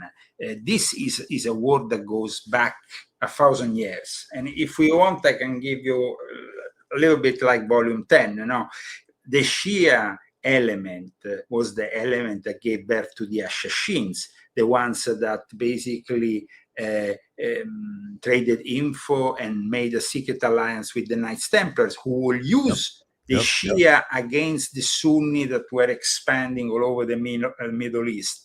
So for a non-Muslim, it's very difficult to realize all these nuances. But the famous War of the Camels and everything that happened after the fourth caliph of the Rashidun, the initial caliphs after Muhammad, and then the fact that at one point there was the birth of the Shia. The Shia are basically recognizing Ali, the cousin of Muhammad, as a figure just as important as Muhammad. And at the same time, because Ali was married with the daughter of Muhammad, 12 Shia, who are also part of one of the many schisms that came after. Because the problem, like I stated in volume 10 of my Confessions, is like Islam didn't have a Roman Empire that embraced like Christianity and made it the official religion and started to operate a regularization through councils of Nicaea, this and that, so a uniformity. Instead, with Islam, I could wake up tomorrow morning and create a whole new branch simply by a new hypothesis and a new interpretation of the Quran.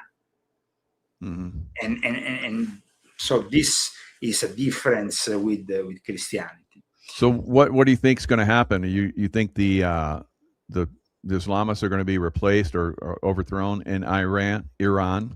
Now that Trump and Israel both have said they're going to back, the people that are trying to overthrow them. Okay, so it's more complex Iran than Venezuela, that's for sure. Marco Rubio said, it's also different from what went on in Iraq. We see a lot of similarities even in the mustache between Maduro and Saddam Hussein, but the two characters are different. And why they're different? They are different, they have some similarities. Let's not forget that actually Saddam Hussein was a member of the Ba'ath Party, which was kind of secularizing and not really religiously following this or this other version of Islam. And that was what kept together countries like Iraq first, and then Syria. Al-Assad was a member, was the Ba'ath Party. And it was the Ba'ath Party which was kind of definitely had this element, this socialist element. When it comes to Iran, we saw that of course, everybody knows Khomeini, everybody knows how he became in 1979 the supreme leader, and how he took over the country, at least the facade of how he took over the country. Right. Because in reality, there is the interest of many foreign states that made it possible for him to go back after having brainwashed the whole of the world with his propaganda from France, because the guy was not really in Iran when things were, when the revolution was taking place to establish what then later became the Islamic Republic of Iran. He was nowhere to be seen. He was in this fancy courtyard in the peripheries of Paris with the TVs. I was a kid at the time, but I remember very clearly, because we got brainwashed even in Italy. Every evening we will have, today Khomeini said this, today Khomeini said that. And this guy was talking like, he will be the next greatest thing. Right. And they were presenting him like that. Now, we know that Freemasonry and French Freemasonry is a form of Freemasonry very much involved in politics. on the contrary of English Freemasonry, that at least officially doesn't take care of politics and religion.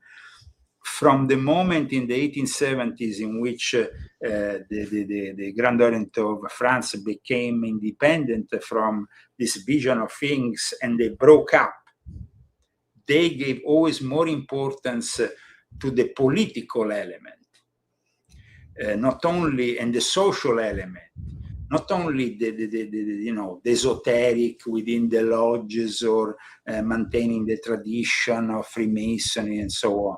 It was about more than that. In fact, in the Middle East, France was very influential with their lodges of Freemasonry. They were the ones that intervened in Egypt and in other parts, and even in Iran. Yeah, it sounds like the French and the British want to jump into the game, because 12 hours ago, I'm looking at the news. British and French warplanes strike suspected ISIS weapon stockpiles in Syria. Interesting. Absolutely, absolutely. Yeah. I mean, let's not forget here that the whole of the Sykes-Picot, the agreements that were made prior to the Balfour Declaration, the Sykes-Picot Agreement, whatever, and all that, it was all about dividing the spheres of influence between France and Great Britain, because France and Great Britain, in a way, were also the two countries with the control over Freemasonry in the Middle East. Mm-hmm. Traditionally speaking, even to this day, you have two forms of Freemasonry present in Lebanon, which is the only country that officially tolerates Freemasonry in the Middle East, aside from, I guess, there is Jordan, there is Morocco, but they're a little bit more secretive. Then in the rest of the Middle East, in the last few decades, Freemasonry has been completely banned. But in Lebanon, there is present both English forms, let's say Anglo-Saxon Freemasonry recognized by the United Lodge of England, as well as lodges recognized by the Grand Orient of France, even lodges established by the Italians there. So Iran has, when the Shah left the country, the Grand Master there left the country with all the brothers, and they established the Grand Lodge of Iran in Exile, which I talk about in volume 10 of my Confessions, which has an office here in California, in Santa Monica, and it's still active to this day, and is very much a lobby in Washington, which Pahlavi is in contact with, the guy who eventually will be brought back to Iran. I agree with you. He's going to come back. There's no question in my mind he's coming back. That is the plan. That is the plan. That's a plan. Yep. You know, I mean, they want to bring back something with, I mean, it's not like Venezuela. Venezuela is a completely different ball game. Venezuela is, by the way, a territory which is highly influenced by the church. That's why the Pope has intervened in the last few hours, has stated that they wanted the sovereignty of the country back, and that it has to be respected, the sovereignty of Venezuela, because, of course, they're not going to get their cut now. So, they want them back. Volume 12, as you know, is based on the Jesuits, and their control of Central and South America is essential. I mean, it's a priority. It's always been a priority. They were, the Jesuits were founded in Spain, and they moved along with the Spanish and Portuguese empires in colonizing countries, even as far as Japan, or in the, they went to at least attempt something. Their base was in Goa, in northern India, which was a Portuguese base. So they moved along with the Spaniards and with the Portuguese. And the Central and South America is Spanish and Portuguese. I mean, that is a reality. It's an historic reality. It's not a conspiracy theory. And today, if you go in South America, I mean, you see the legacy of the Jesuits is everywhere. And so Chavez was very much protected by the previous Pope. Chavez was probably in the end poisoned. Yeah, I think so. I remember, I think he was at some kind of event, and President Bush, George H.W. Bush was there, and not George H. It was W. Bush. So the little boy Bush. So anyway, he had a book, and he like put his arm around, and you need to read this. It wasn't long after that he went away. So he messed with the wrong people.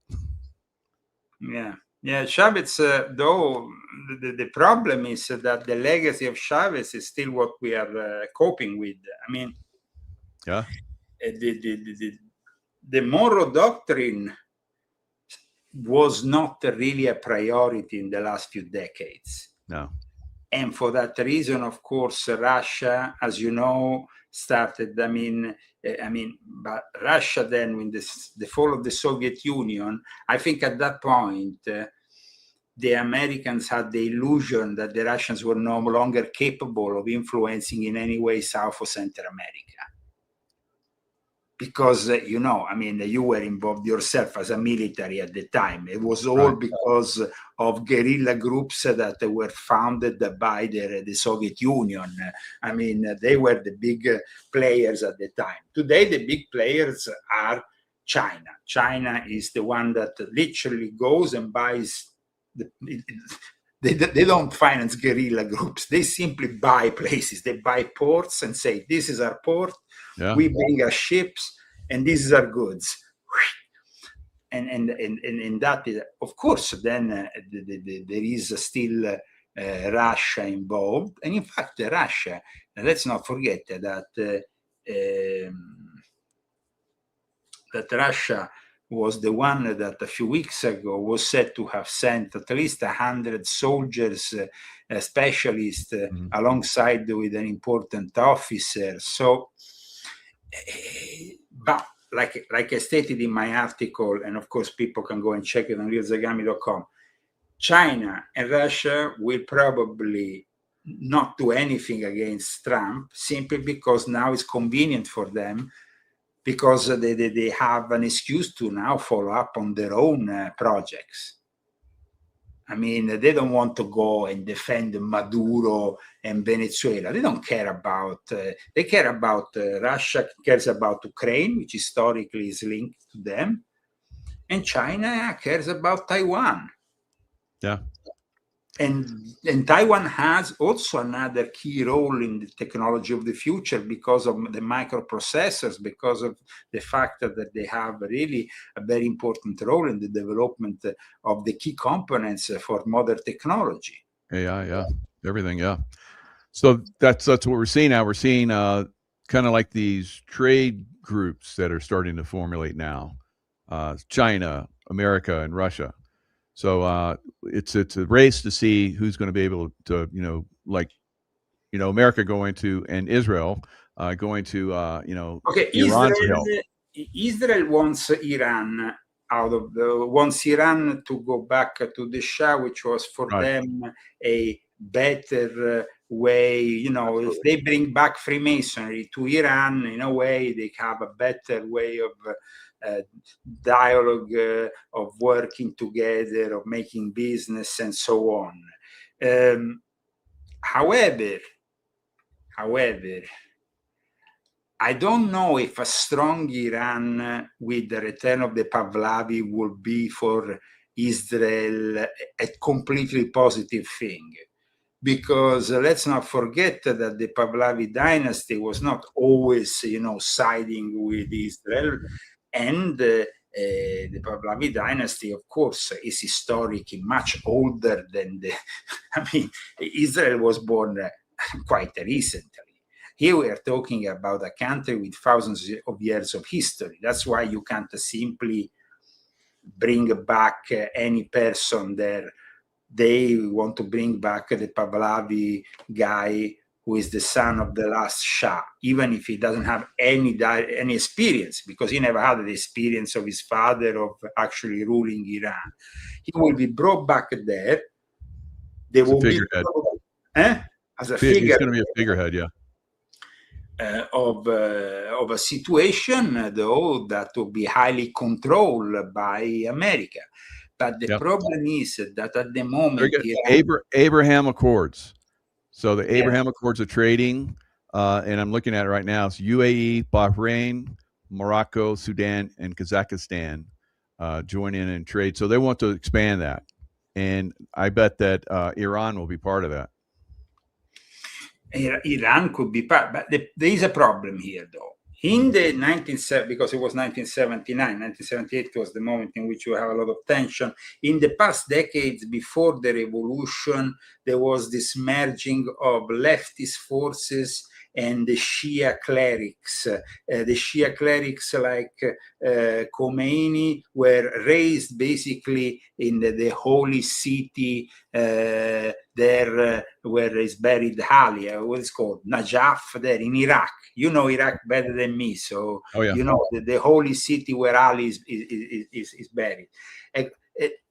So there is this connection, and there was this mix that took place, which is really very weird, because we have elements of socialism and elements of Marxism along with the Islamic elements, and the belief that the Sharia has to be respected in toto, and has to have also a police that controls the ladies that wear the scarf at the right measure, and all that in a very obsessive way.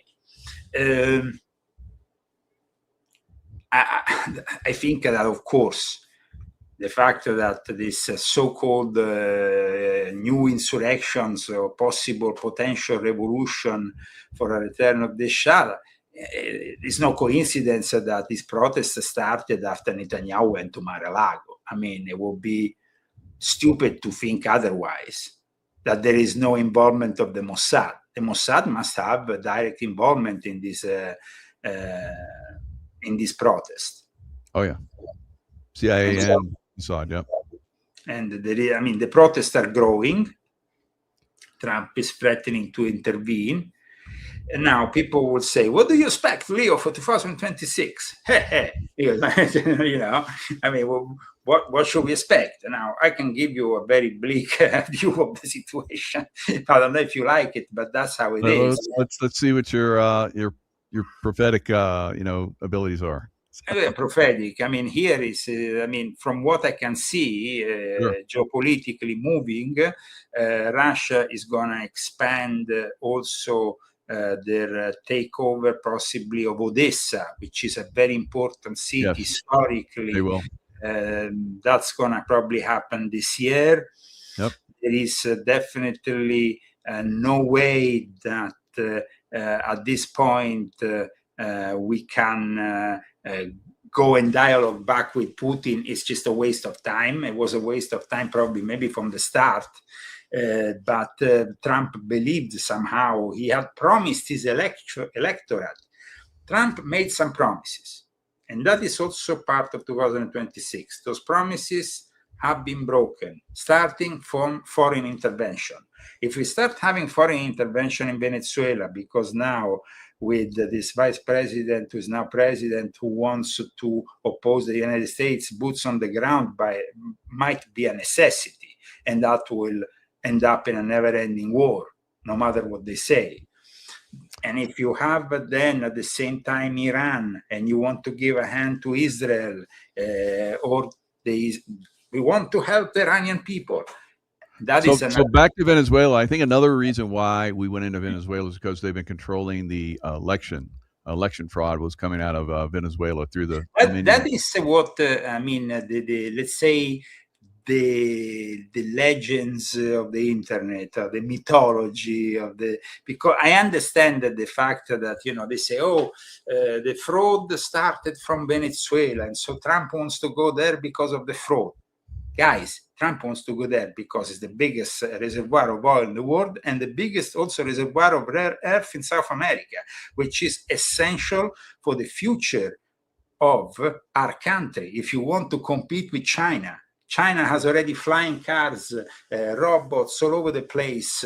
And what do we have? So just be Corruption. realistic. It's not about some ideology. Yeah. Oh, the elections have been. Yeah, Trump likes to, now. No, I agree with you. If we don't see some hammers coming down on all the knuckleheads here, the corruption and we're seeing it, in Wisconsin and all that kind of stuff. We don't see some hammers really coming down across the United States. Yeah, he's definitely. Okay. If nothing happens, and if people like you, you are, today you are actually stating something that I hope people remember. If Trump doesn't do something, he's going to face defeat for his party in the midterm elections. He's going to lose control of both probably of the House and the House of Representatives. At that point, Trump would become a lame duck president because they're going to impeach him, they're going to involve him in all kinds of things, and it's going to be a massive distraction from the real problems of the American people who have not been solved in the meantime. Good point. Yep. So people think that. So if he doesn't do it, I think we will. I think there will be massive protest from organized people like myself. No, but I tell you, Michael, I think that MAGA, it's gonna expire after the midterm elections. The whole concept of backing Trump will evaporate when there is a massive defeat, because at that point it will. It's gonna be quite. His party is gonna rebel even against him, because if they want to have a future, the politicians, they don't care about an ideology. You're right. It won't matter that if we rebel against them, the Democrats will totally annihilate him, like you're saying. They'll impeach him again and just stop everything he's trying to push forward. It'll be a defeat all the way around. I think that the concept of making great America should never be dead. It should be alive always in our hearts, regardless of the political movement that is representing, and that Trump claims to be, the guy who decides what makes America great. He says in regards to Venezuela, well, I want this country to be surrounded by peaceful neighbors or neighbors that are friendly, this and that. It's not really in the doctrine of our founders of this great nation, the United States, that said that we shouldn't enter in any kind of confrontation with other countries for interests that basically go beyond the United States of America. So, yes, when it comes to the Panama Canal, I agree.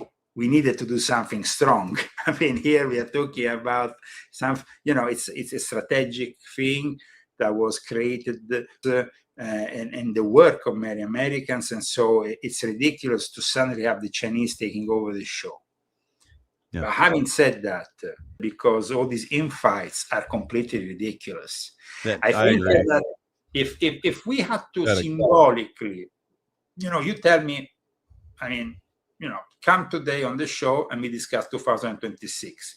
I think to discuss the future, we need to know our past. And what happened in 2025, I think symbolically, it's the moment in which there is a fracturing of what used to be a very compact movement. Because his death coincided with a series of variable things that happened. But think about it. Now it's like, it's a soap opera. Candace Owen against Alex Jones. Alex Jones against Candace Owen. You're grown-ups. What is this? BS. Tim Pool against this, and then the guy says that, and then we have Ben Shapiro. Guys, this is really showing not only the fracturing, cracks, yeah, but it's showing really that, of course, we all knew that Trump had put together many different elements together And we were very, very eager to make America great again in the way that Trump promised. But if you promise things and you don't deliver them, then it's a big, not only is a big disappointment, because the thing is, okay, Trump, during his, a long campaign that started from the moment the 6th of January and after, when Biden took control of the White House, Trump started his campaign for regaining control of the White House. And we supported him. We supported him because we believed that he could really change things. When we saw a guy like Joe Biden, we were horrified that the White House could be in the hands of a senile idiot who pooped in his pants and who didn't know where he was, and he was talking to the ghost that the people, they were not even. I mean, it was just literally the most powerful man in the world. The commander in chief was represented by a senile idiot. It's just like incredible. So, of course, at that point, then these brilliant minds of the Democrat Party chose Kamala as a possible successor. I mean, it's like choosing, I don't know, from a third. So you went from dumb to dumber to dumbest to dumbest. At that point, obviously, we had to believe that maybe Trump could do something better. Trump, at the same time, took a lot of money from a lot of powerful people, though. And amongst those powerful people, there were friends of Jeffrey Epstein. There were people he's still protecting to this day. He compromised himself along the way because he wanted to win at all costs. And so he said, yeah, sure, we will do this, we will do that. And it's not about, at that point, it's not about the guy who lives, in the middle of nowhere in some place in the United States who sent his $2 to the campaign. It's about Elon Musk, who was giving him millions of dollars. It's about the big donors. We have to be really realistic about this thing. Even when you see the way that Trump has nominated the whole diplomatic corps, aside from Kimberly, whatever, the ex-girlfriend of the son, okay, whatever. Because they said, okay, let's give her a place where in Athens. Okay, let's get out the Athens, get her out of here, yeah. Okay, but the other ones paid like 20 millions, 40 millions, 50 millions to become ambassador in Italy or in France or in France. Okay, it was a relative. Yeah. So I'm not sure if it's true, but I've heard from other people that when he endorses someone, he gets paid to endorse people. So I'm not knocking. I love Trump, but there's lots of, we have to always question. We have to look at different things, and that's what we're doing right now. Yeah. Now, what if Trump does start to do the MAGA thing and starts to arrest people and goes into Colorado and frees Tina Peters and all these other things? What do you think happens then? Okay, it doesn't really change the fact that when I went to the supermarket this morning, the butter was costing double as it was costing 5 years ago. I don't care about arresting whoever. You can arrest Barack Obama and hang him on the thing. If I go and pay, and at the end of the day, I don't have the money to buy my food, I don't care about it. So, I mean, yes, I understand that there's a satisfaction. The enemy gets arrested, but does it give you food? Does it put food on the plate? Does it put your healthcare in place, in the right place, when now people are risking to pay 4 times, 5 times as much? And it's not a question of being, a leftist, a Democrat, or whatever. It's common sense. What Trump has been doing is generating a backlash that will bring a landslide victory for those idiotic and evil Democrats that at that point will take over the whole show. And then they might even place Governor Newsom in the White House. I mean, maybe Vice President AOC. Guys, at that point, remember, and I stated here on January 4th, 2026, if that happens, remember, the only person responsible is Donald J. Trump. He's the only one who should be arrested at that point. Because if you let Governor Newsom become the president of this great country, and you screw it up for everybody. Yeah. Now, some people don't think you're a Trump supporter, but you voted for Trump, and you've I always was the president.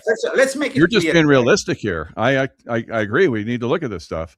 Let's make But it clear, guys. I was involved in the organization of the Coachella Valley event, which was over 105,000 people here. I mean, I was the president of Italians for Trump, which we founded, wow. and the Italian American community was on board from the start with Trump because of us.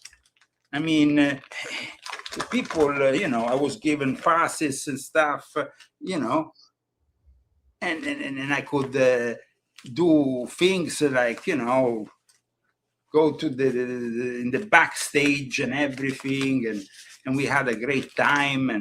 And what really shocks me is when people say that, because guys, if you think that somebody like me, who worked for Operation Gladio, stayed behind against the communists, risking my life behind the scenes, getting tortured in Europe, having to flee Europe and Italy because of my war against these people. Why I don't like Trump? Very obvious why I don't like Trump now. He even supports a joke like Prime Minister Meloni, who is a fake conservative and a fake right-winger. You want to change something in Europe. Trump says he wants to change, oh, there is censorship in Europe. And then I wrote a letter to the ambassador in Rome. I asked him for help because my case is a serious case that has to do with freedom of speech. For the books I wrote, they brought me in front of a tribunal. They wanted to take my life away and my livelihood. He has done nothing because he's some rich guy from Texas who Trump has put there, and he doesn't care about Leo Zagami or the freedom of speech. He doesn't care about having problem with the Republic of Italy, which is the most corrupt republic in Europe, connected with Freemasonry, the mafia, and the worst scumbags. And I can tell you everything about it if you want, but I mean, we don't have time. The weapons that go to the Middle East pass through Gioia Tauro. Gioia Tauro is in Calabria. It's the 'Ndrangheta mafia, together with the CIA and others, that then gets the weapons there. And sometimes we have also intervention by the Chinese intelligence. Yeah. So, I did a show yesterday morning, and I saw on the show Chinese intelligence basically taking pictures of my guest, and he pointed it out, of course, that and he was in Italy doing the show, and so there is definitely Chinese influence there. who was a guest on your show? Juan O'Savin. Okay. And he was in Italy, yeah?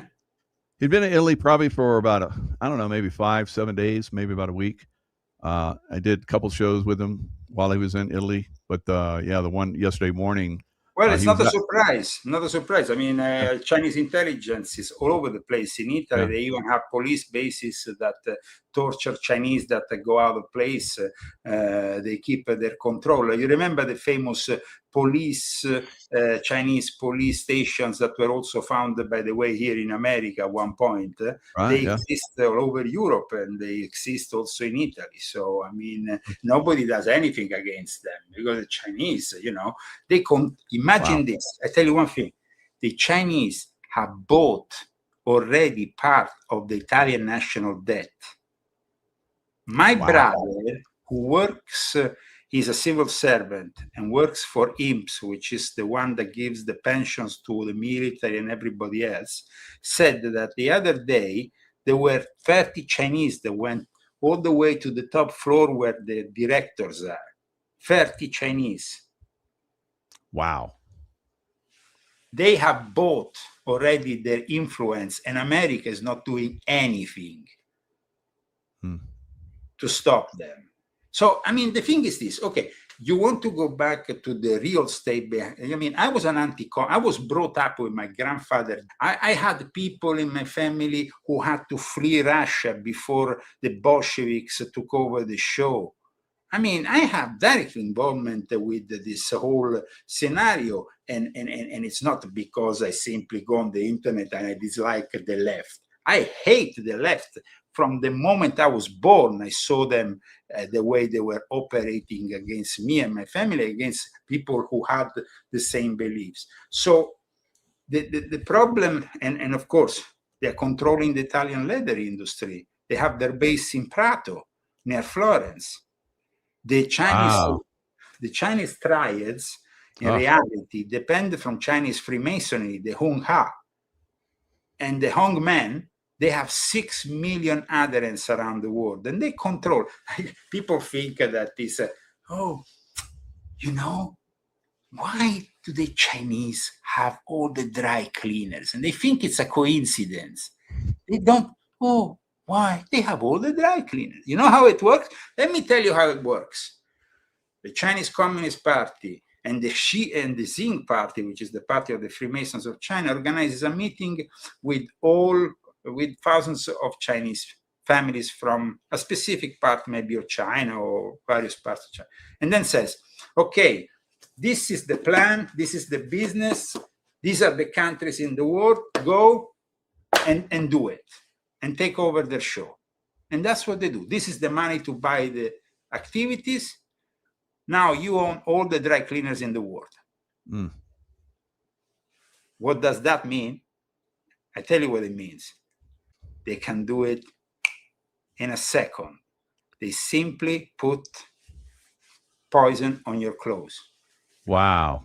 I bet there's been a lot of people that have gone that way, and no one knows anything about that. How about that? Yeah, so I always try to have a good relationship with my Chinese dry cleaners. But in any case, it's true. I mean, the people, they just here in California, we have one of the most important historical lodges of Chinese Freemasonry. Wow. During the pandemic, you remember at one point Xi Jinping came to California, and there were people with the communist flag like this in San Francisco. You remember that? Yeah. Well, during that time, Xi Jinping, of course, then they went to this, there is a place historical where there's this lodge, which was born out of the guy who then was the founder of modern China. Now, the founder of modern China happens to be the same for both the mainland and for Taiwan, because up until the division sanctioned by Mao Zedong with the birth of communist China, Taiwan was still with mainland China. Yeah. So, Chiang Kai-shek, yeah. Yes. So, and then there was all the money that was given to Chiang Kai-shek and all those people to back this whole thing. Wow. Interesting. So there is actually still some of these hypothetical money hold in secret places and stuff. But yeah, there's all this talk about Chinese dragon families that have all this. You remember that point? There was also they arrested 2 Japanese at one point in Italy, then they disappeared. Then I was called into the question. I went to Tokyo.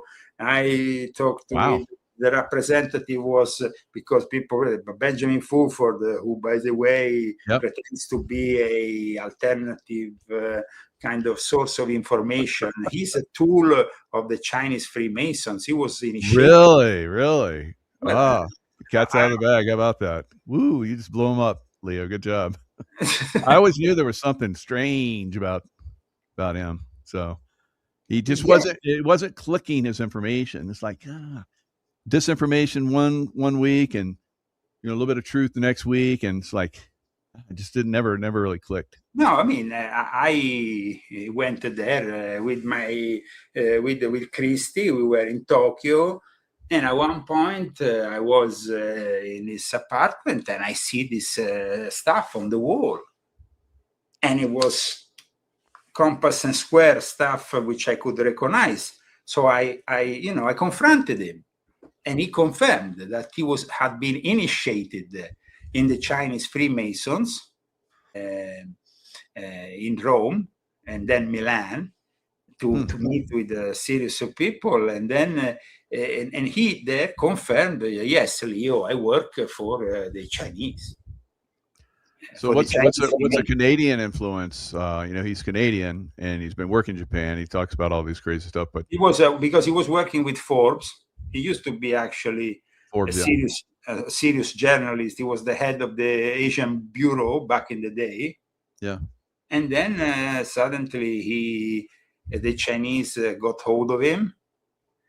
They got hold of him because people might not know that, but the Chinese also have Japanese initiates in their Freemasonry. Therefore, this secret society existed from a very old time. But when they saw the symbols of Western Freemasonry, like all the things the Chinese steal, they stole those too, including the compass and the square. but then so they created the Chinese Freemasons. But the reality is a completely different thing from Western Freemasonry. They have also regular Chinese Freemasonry in Taiwan, which still exists in Taiwan. But like I said, the actual Hongmen is a completely different thing. It's also known as the Tian Tui, as the Society of Earth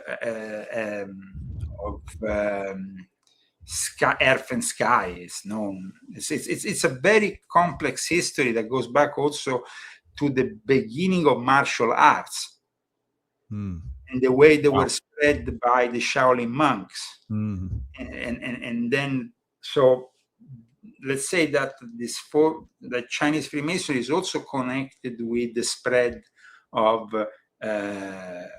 Chinese martial arts, Wing Chun, and what we commonly refer to as Kung Fu and all the rest. Yeah, I studied that very deeply for a while. Now, well, that's a very when you get butter, what kind of butter do you get? I just have to go off topic because you're obviously an Italian and you know cooking. Well, I simply tend to get organic if I can, because I like you are showing, of course, our family cooking book. I will always suggest to use the best material possible. You never want to, I think that the important thing in life is not to exceed with, spending a lot of money in buying, expensive this or that. But when it comes to food, remember that you are made out of what you eat. So you want to invest in your own health. You want to limit the intake maybe of certain things. Like this year, I've decided, for example, that for a few months, I'm going to limit the intake of meat, probably for a period, just so I can, purify myself. Nice. And but of course, it's not that I'm going to probably maintain it for the rest of my life, because I know that in the past, when I had a vegetarian diet for 1 or 2 years, at times then I needed to find alternatives, and it wasn't so easy. Right. But, yeah, however, but these are the things. It's about definitely quality over quantity, and that is the important thing. Very good. Now, there's another one off topic. Sufi. The Sufis. I never asked you about this. Always meant to. So the Sufis, obviously in Islam, they're kind of like they're outcast. But I've always liked the Sufis, and they they had their roots in Persia, and Well, they're- actually, they had their roots in Persia because they have the roots in Shia Islam. They then later on developed also in Sunni Islam, but they initially developed in Shia Islam because Shia was a minority, because Shia at times had to be secretive about their practices. That's what facilitated the birth of the first confraternities of Sufis within the Shia Islam. yeah. So I mean, I love the Sufism. They're very spiritual. The Whirling Dervish, Rumi poetry. Sure. When my book, The Intuitive Warrior, came out, the Sufis in France invited me over to talk about the book, but the rest of the Muslims did not like it, so they ostracized me. But I spoke to the Sufis. But yeah, they're pretty impressive group. Okay, I think. let's say this, that the Sufis can be many things. There is many kind of Sufism, like there is many kinds maybe of Freemasonry at this point. Sure.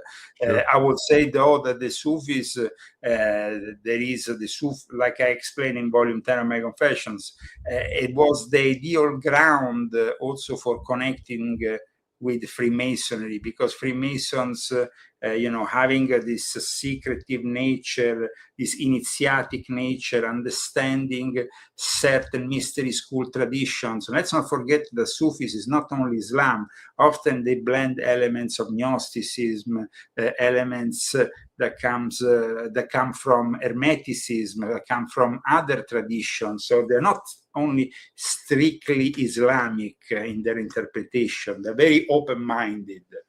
And that's why I think that they became, but then there were also, of course, those Sufis that became corrupted by the fact that,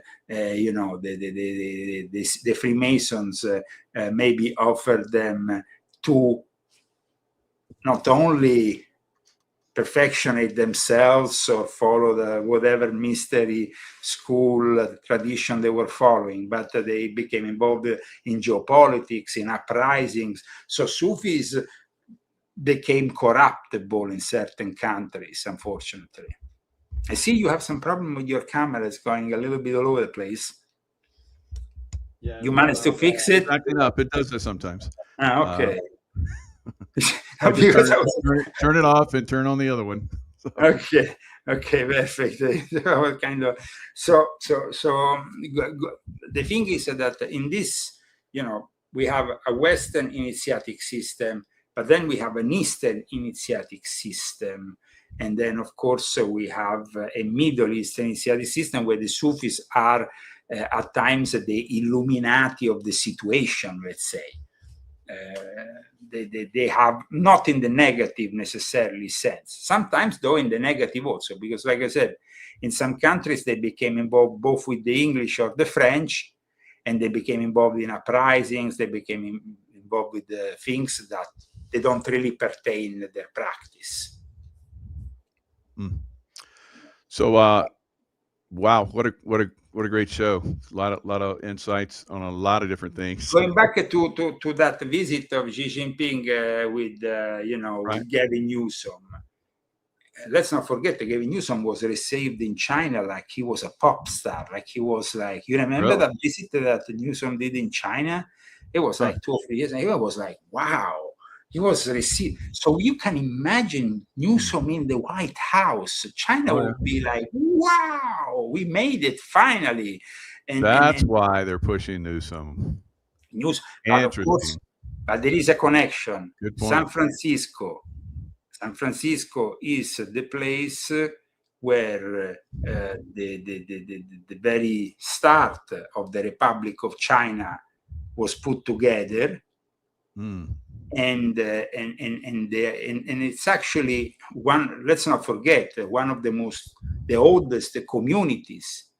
The Chinese community here in America is very influential, but the connections that the Chinese Freemasons in San Francisco have with the Democratic Party, you should check them out. They're pretty shocking.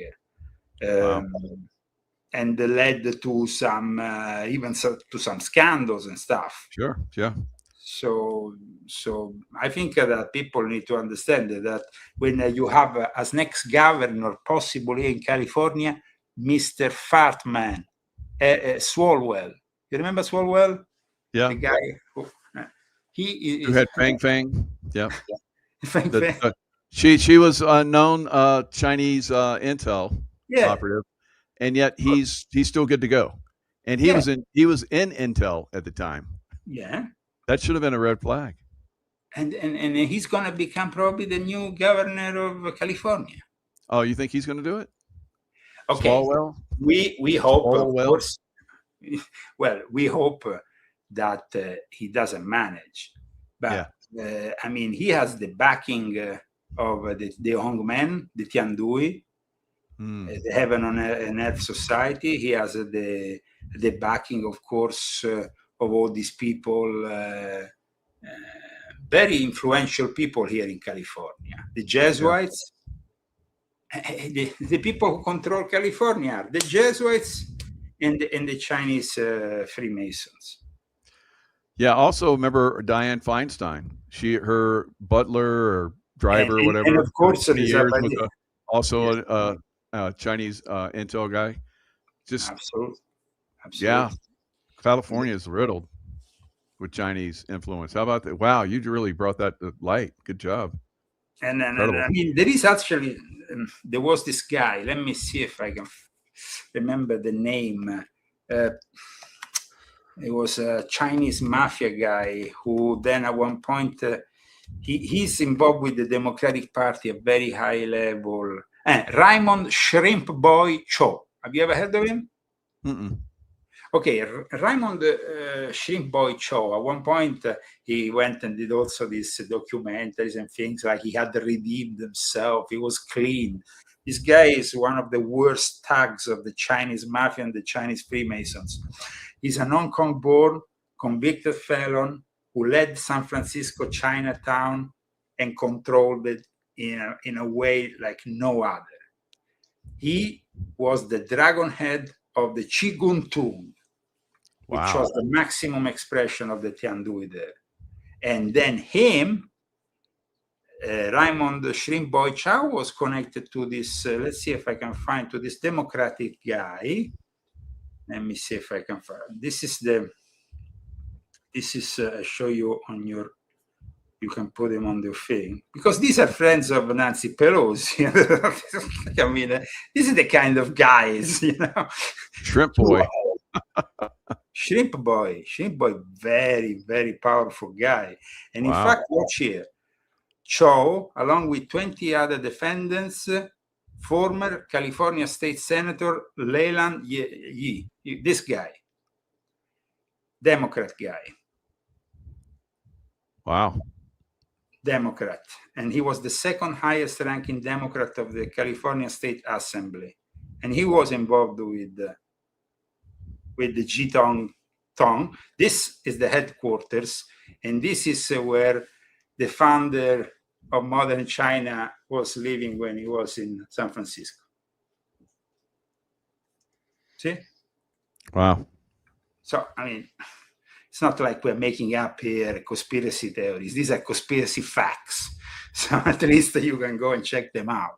Of So I course, mean, they got it covered on both ends, because there's a Chi An who's on the Republican side running for governor. yeah. So let me pull him up. Uh-huh, So okay. So I've been to some of these, where they all talk, and he was there. And Sun Yat-sen, watch. And he's a priest. Wow. That makes it even more sick than ever. Eh? Oh no! Here he is. It's South Korea. I'm sorry. So And he's from South Korea. Yeah. Now, but check out what I'm showing. I'm going to show you something now. We said that was the place. I don't want to pick on the South Koreans, but yeah, No, he's Oriental guy. Okay, so this place is very important, like I said, historically in San Francisco. It's like when Xi Jinping goes to San Francisco, it's almost like going to Mecca for him, because the Chi Kung Tung are the most recognized for the political support of Sun Yat-sen. And Sun Yat-sen is the Chinese physician, revolutionary, statesman, and political philosopher who founded the Republic of China. And his first political party, the Kuomintang, that then was preceded, of course, the Long March of Mao Zedong. And he was, here we're talking about the history. You understand, it's quite incredible that the history of China passed through California and San Francisco. That's crazy. No wonder there's such a Chinese influence. Wow. Here you're talking, and now that, and after the success of the 1980 war, soon proclaimed the establishment of the Republic of China. Now, the Republic of China today is Taiwan. Yeah. After because then, so is this a good against bad? We have the communists and we have the Republic of China. No, there is no good against bad. There's no good Chinese involved here. Oh, wow. Let me tell you the truth. When I was actually, I remember, because then at one point I remember, I'm not in contact any longer with Benjamin Fulford, but 3 or 4 years ago, at one point I was discussing, Taiwan and mainland China, and he said one honest thing to me. He said, PMA said, well, you know that we took the same oath, and that in Taiwan we have already all our men ready. There is not going to be even a need to shoot anybody. We already take over the show in a few minutes, not even a few hours. So they're going to just take the Chinese right on in, huh? The thing is that their lodges already control part of Taiwan, and they're already so well infiltrated in the military and everything that the moment. So the crazy thing about us sending billions of dollars of weapons to Taiwan, because people would say, Zagami is wrong. America is sending billions of dollars of weapons to Taiwan to defend themselves from mainland China. No. Idiots. We are simply giving billions of dollars to the military industrial complex and to those people who continue to make money. And we Americans are financing this disgrace. That's the problem. Wow. Yep. I mean, Lockheed Martin is making money, not the average folk. Oh, God, yeah. Yep. No? So I mean. Well, you blew it all up again, Leo. So it's, God, the Chinese influence around the world, and especially in California, and pushing their peeps, Gavin Newsom, into the White House. Boy, you're right. They would be like jumping up and down. They'll own America then. They would be like most happy, because I repeat, if you simply want an experience of Gavin Newsom in China, you go and find it probably on YouTube, Gavin Newsom in China. And it's like, I don't know. I mean, like they received a hero, It was like, it was even almost embarrassing the way they and the way we received Xi Jinping with the communist flags in San Francisco like this, and cleaning up San Francisco that was literally full of feces and other stuff, and cleaning it all up so it all looked perfect for the arrival of Xi Jinping. I mean, come on, guys. It's just like a joke. And who was the guy who made all this possible? It was the Sabbatean Frankist Henry Kissinger, which I explain in my book on Jeffrey Epstein, was excommunicated by Rabbi Antelman. Actually, I have a photo of the excommunication of Henry Kissinger in my book, which I can show you. This was the rabbinical council that excommunicated Henry Kissinger. Henry Kissinger, went to Israel and then ordered a sandwich with prosciutto. It's not kosher, guys, in any way, shape, or form. Oh my God! In their face with it. Oh, that's so funny. What a knucklehead. So, and the Rothschilds, who are the Sabbatean Frankists, own 20% of the Chinese National Bank. Just so. Well, here's a good question for you. I heard the Chinese were promised by the deep state to be the next world leader.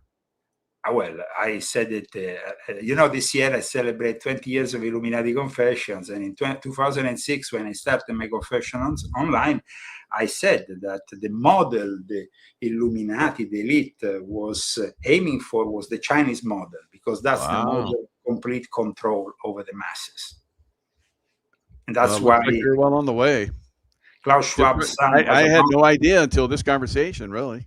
I thought they were like, back end player trying to make it to the top, but looks like Klaus they're Schwab's well on the son. way. Klaus Schwab's son lives most of his time in Beijing. He has an office there. That's where the Great Reset is about Russia and China, but mostly China taking over the world and installing their cyber Satan, their AI communist. Right. And about control over a region, because that was also the deal with the Vatican, which I've been talking about in my books. The deal with the Vatican that started in the fall of 2018 and that was renewed until now, which now makes the Catholic Church a state church, where the images of Jesus are at times substituted with the images of Mao Zedong. And there is a complete compliance with what used to be the nationalistic Catholic Church, which was created by the Communist Party in the 1950s. Yeah. So they nominated the Communist Chinese their own bishops, and then suddenly the Vatican now recognizes them. It's just absurd. Mentally, that makes me just insane. Yeah. So here's somebody saying Russians will inherit the top spot.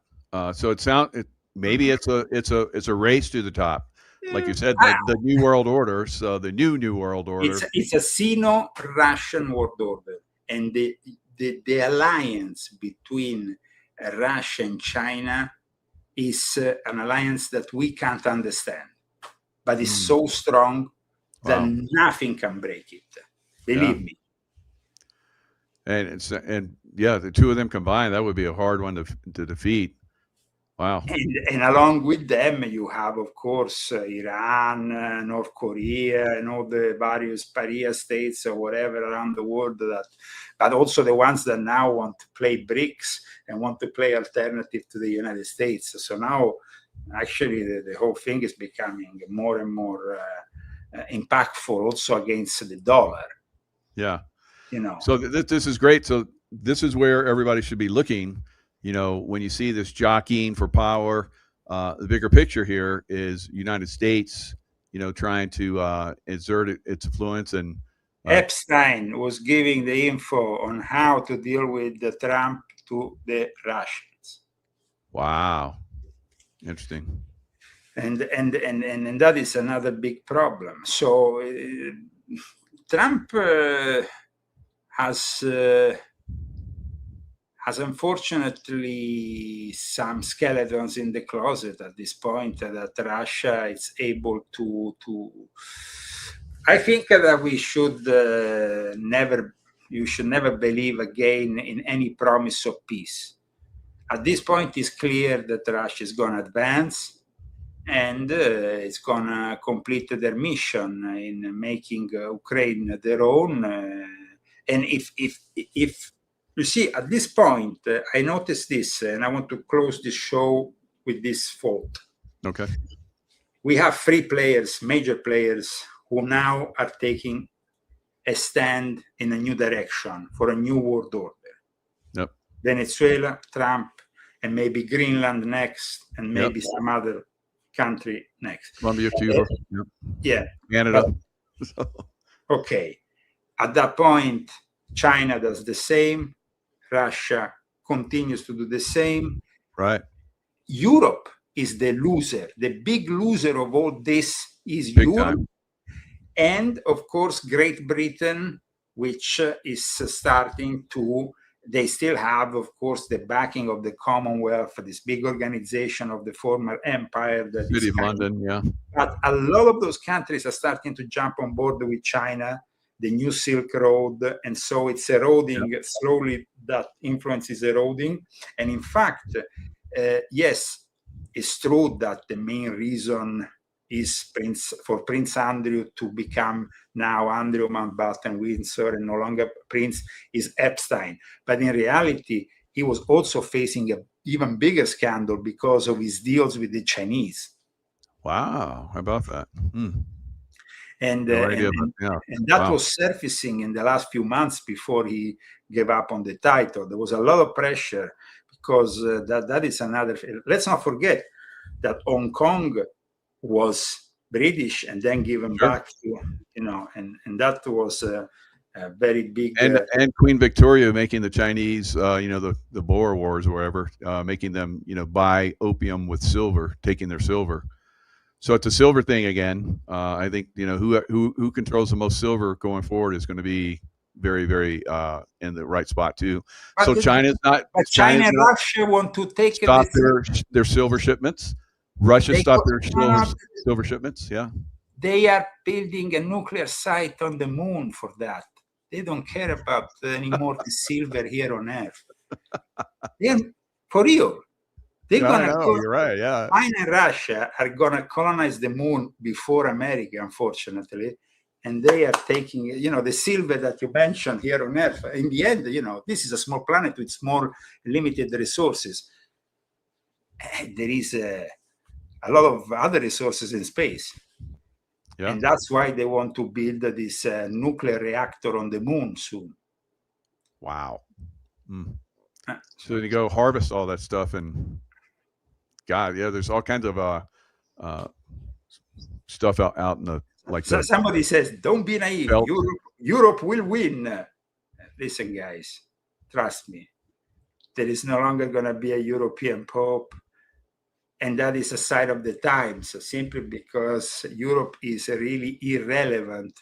Germany was relevant for the last few decades simply because Angela Merkel made a deal taking the fossil fuels from Russia and being able to still carry on the big factories. But now Germany is in full decline. And once you have the decline of Germany, the rest of Europe is going down. And it's very cheap to buy, and China is arriving and buying. So it's I think that it's pretty clear that Europe is the place that will be squeezed out of these three big players, and then of course America, China, and Russia can decide what to do with this continent and what is left over of this continent.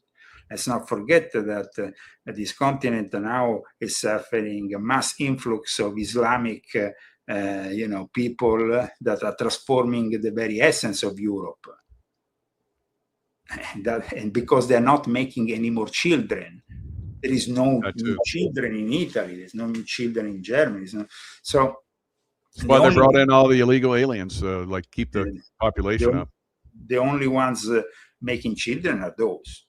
Yeah. So I think that people need to know that the great loser here is Europe, but don't think that, of course, the Illuminati and the elite is not present in Europe. That is their birthplace.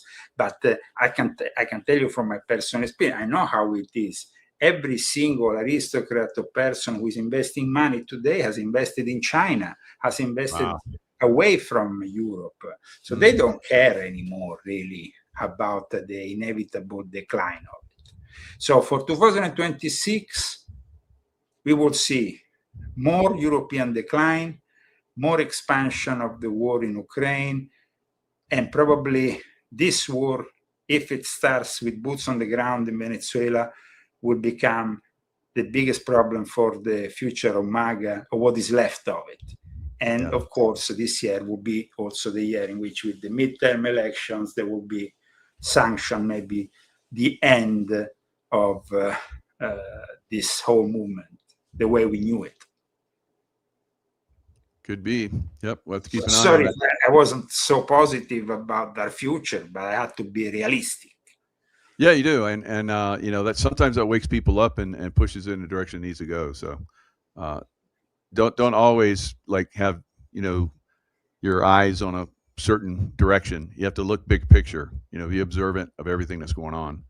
and maybe you can switch what's coming down the road, like we're talking about. Like Alternative for Deutschland, for example, which wanted to be the alternative that Elon Musk was pushing in Germany. Well, in the last few weeks and months, by the German intelligence. That's right. Wow. Just like the ones from the Golden Dawn in Greece a few years back when they tried a similar approach. There is no way you can oppose what they are trying to do in Europe, which is simply an economy of war. They think that they can substitute the old economy with an economy of war. But the problem is that the war doesn't go on forever. And once the economy of war is finished, what are you going to do? What are you going to offer the future for 500 million people in Europe? So we are much better off here on this side of the world for the moment, though we have our own problems. And our own problems started to resemble the problems of Europe and Great Britain with the first Islamic mayor in New York, which I think is the first of a long series of Islamic mayors. Now in the United Kingdom, in England, the major towns, all the major cities are all in the hands of Islamic mayors. Hmm. And that is because the New World Order knows very well that Islam is a way, it's a religion they can work with. They can control better. Yeah, you've said that in the past, and that's a good point. So yeah, there's probably going to be a continual push for Islam throughout the world. Here in America, they're pushing Islam in here really big. Islam, and then this strange mix, which is Islamo-communism, Islamo-socialism, because Right. It's Yep. just like Mamdani. Mamdani, yeah. And that is really what it's all about. But then let's not. Somalians and yeah, so it's crazy. Well, I hope that this country will be able to resist, and I'm sure it will, because, like you said I think so. earlier, a lot of people will at one point simply decide to oppose all this, and I hope they will still be able to do it until though there will be a RoboCop on the street, a robo soldier on the street, and those. It's very difficult to oppose those kind of things. No doubt. I saw a video the other day of a robot who gave a kick in the nuts to a guy who was fighting with him. Simply, he aimed for the nutsack, and the guy went down like. Oh yeah, instant. And they do, even the Elon Musk robots do already martial arts and stuff. But imagine a robot giving you a knock. That's metal. So that is the problem here. 2030 and what I always said in my books, volume 6.66, volume 7, volume 9, the rise of cyber Satan.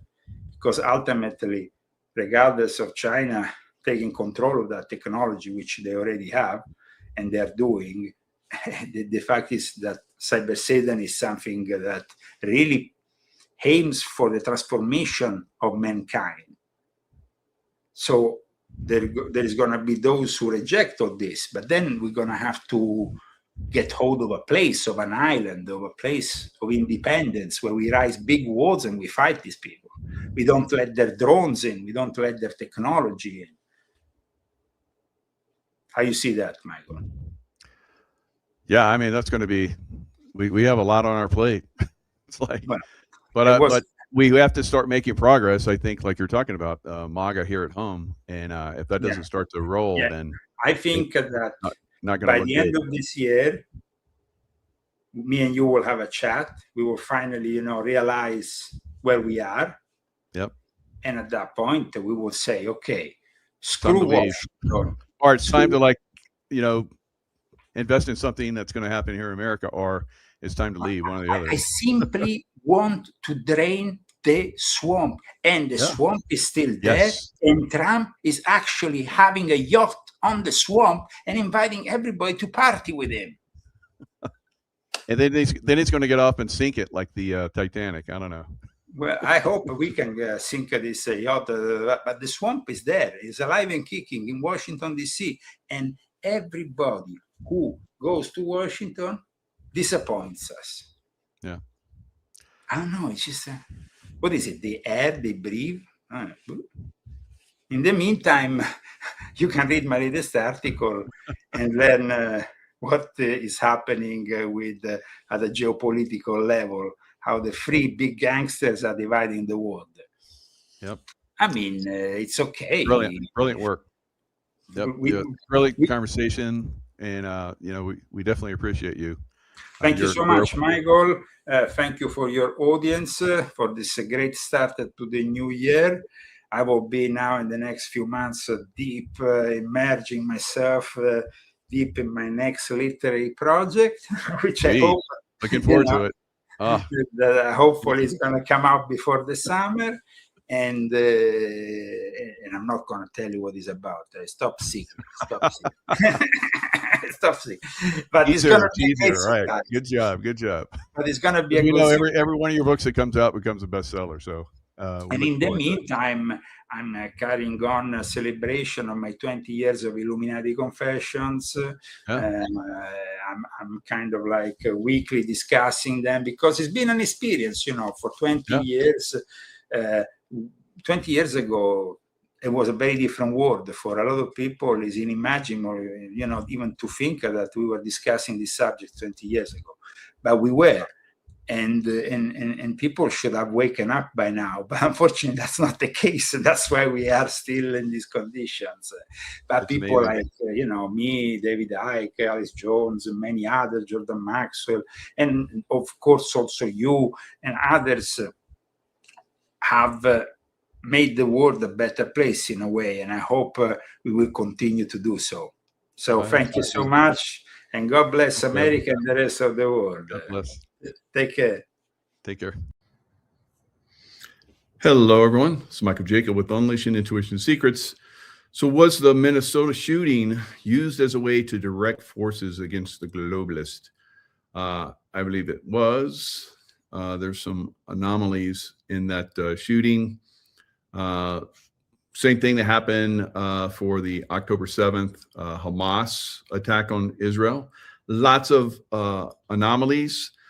Do the White Hats basically use events like that to push agendas moving forward so that they can really go after the deep state? I think we're going to see that after we talk about some of these instances. All right, same thing with the President Trump, 2 assassination attempts. Basically, that the shooter for the one in Butler, PA, they found him. They had pictures of him, shot on the roof. A lot of anomalies about that, where people were like, saying there's a guy up there, and no one went up there. And then later they took pictures of the guy from the position where he was shooting from. Even a cross-eyed person could have hit President Trump. So they took pictures of him. So the same thing with the guy that tried to that was planning on shooting on the golf course. Lots of anomalies, strange anomalies about that one as well. Charlie Kirk, lots of 33 numbers in the Charlie Kirk assassination. And the same thing happened with the more recent Minneapolis shooting. So let's look at some of that. Laura Obolai, however pronounce that. I think it looks like a Obolai.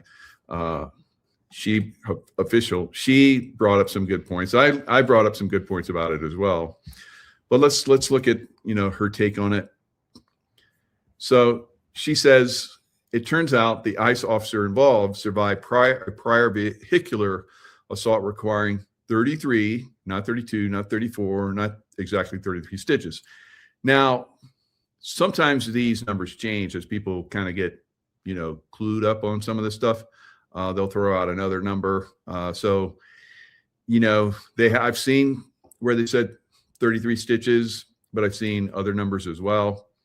So they do that on purpose. to kind of throw us off the game. So where did the incident happen? It happened at 3333 Portland Avenue on 33rd and Portland, the 3300 block, where every address starts with 33. Okay, we may just be watching a movie after all. So why would they do something like this? So they can go in and start to clean up, some of these, deep state stranglehold communities. Minnesota is, the good people of Minnesota are basically suffering under this demonic group that has come in and started taking over the state. Same things happen in Colorado, Oregon, Washington State, Illinois, New York. So if they do something or plan out something so that they can go in and start to take care of business, whereas otherwise they wouldn't be able to, see how this goes. 33 is not just a Masonic symbol. I am beginning to think it's code for PSYOP.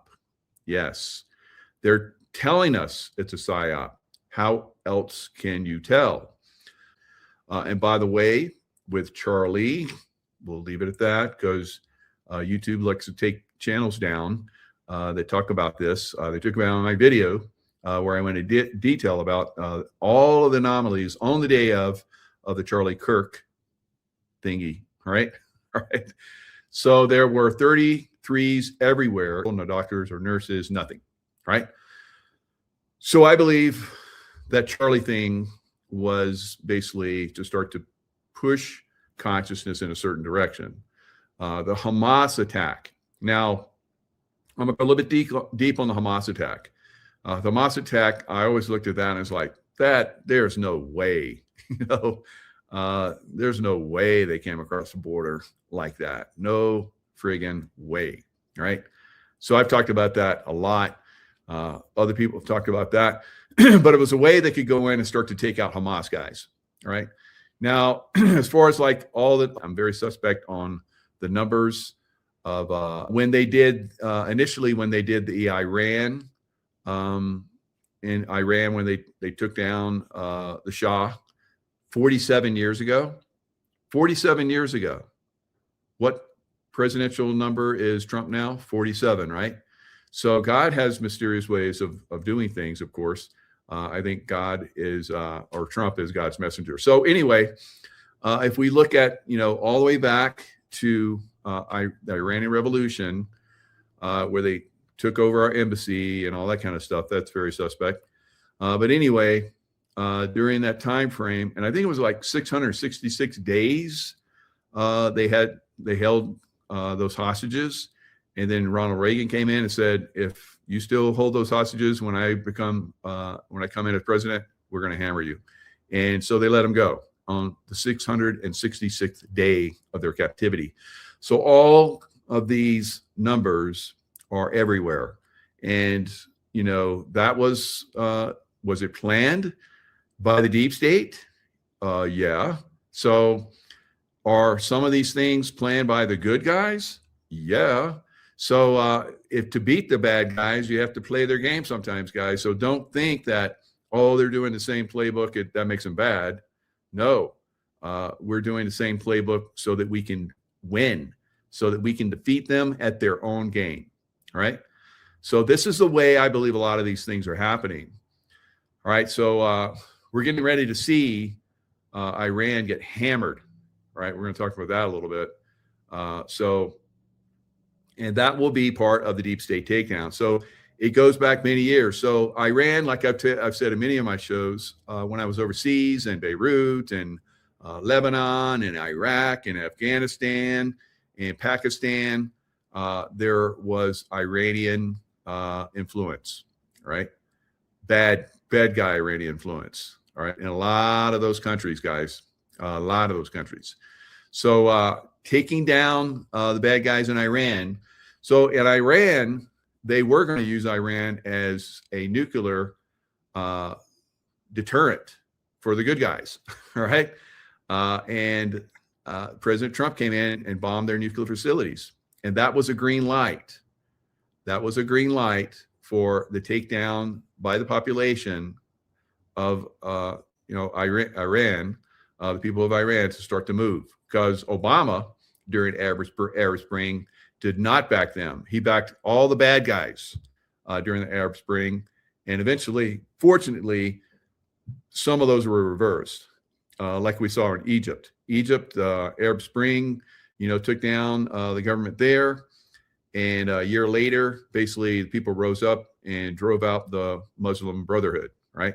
So they saw that they were evil, they were bad, they got rid of the Islamists, right? So this is happening in Iran as well. This happened in Palestine, right? So, the Israelis came in and they needed an excuse to take down Hamas. And so let's go back in time where Mike used to be part of the CIA, and he used to go to Beirut, all right?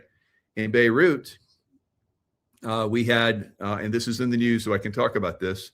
I may or may not know, all right, about some of these things. I may have heard about this from other sources. So I'm not saying exactly where I heard these things, but I just happened to be working for the CIA in Beirut, and there were many Iranian, people that were helping us, find out information about Iran in Beirut. And unfortunately, there was a miscommunication by one of the CIA case officers, from what I've heard, right? And there's newspaper articles about how many people that were working for us were murdered, right? After this bad communication. So communications. So what happened with all of those pagers? Remember the pagers in Beirut, Hezbollah?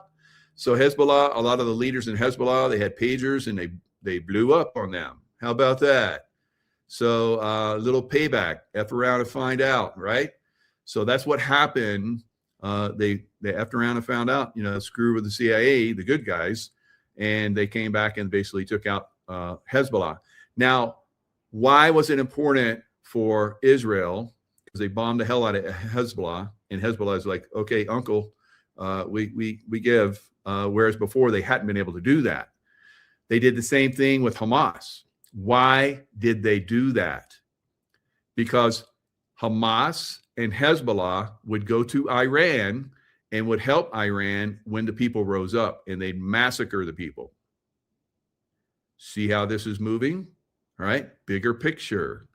All right, so longer term, bigger picture. So this is some of the things that we're seeing. So the October 7th attack was so that the good guys could go in and start to hammer down, right? So they've been doing this against us for, like I said, for decades. When I went over to the Middle East, Iran was playing games, and they were responsible. Juan O'Savin came on my show a couple of days ago and talked about it, emergency broadcast, and said that the Iranians were probably responsible for anywhere from 25 to 50 million. So do you think that it might be a good thing that they, play this little game so they go in and like hammer down and like basically take down that problem? Yeah, absolutely. So let's move on and look at some other things. If we look at President Trump, he says, I'm going to lead a movement to get rid of mail-in ballots. And also, while we're at it, highly inaccurate, very expensive, and seriously controversial voting machines, which cost 10 times more than accurate and sophisticated watermark paper, which is faster and leaves no doubt. Basically, we're the only country in the world that uses this, so we're going to stop it. At the end of the evening, as to who won and who lost the election, we are now the only country in the world that uses mail-in voting. All others gave it up because of the massive voter fraud encountered. We will begin this effort, which will be strongly opposed by the Democrats because they cheat at levels never seen before.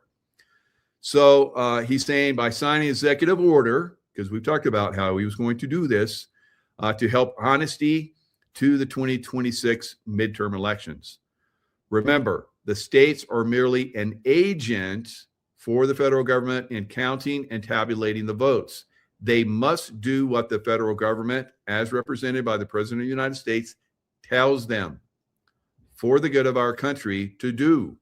Now, we have already seen that for the first time in history in Colorado, the governor there has refused to release Tina Peters, who was given a presidential pardon. This has never happened before in our history until now. All right. So just recently, that Democrat governor in Colorado is saying, well, maybe I'll release her.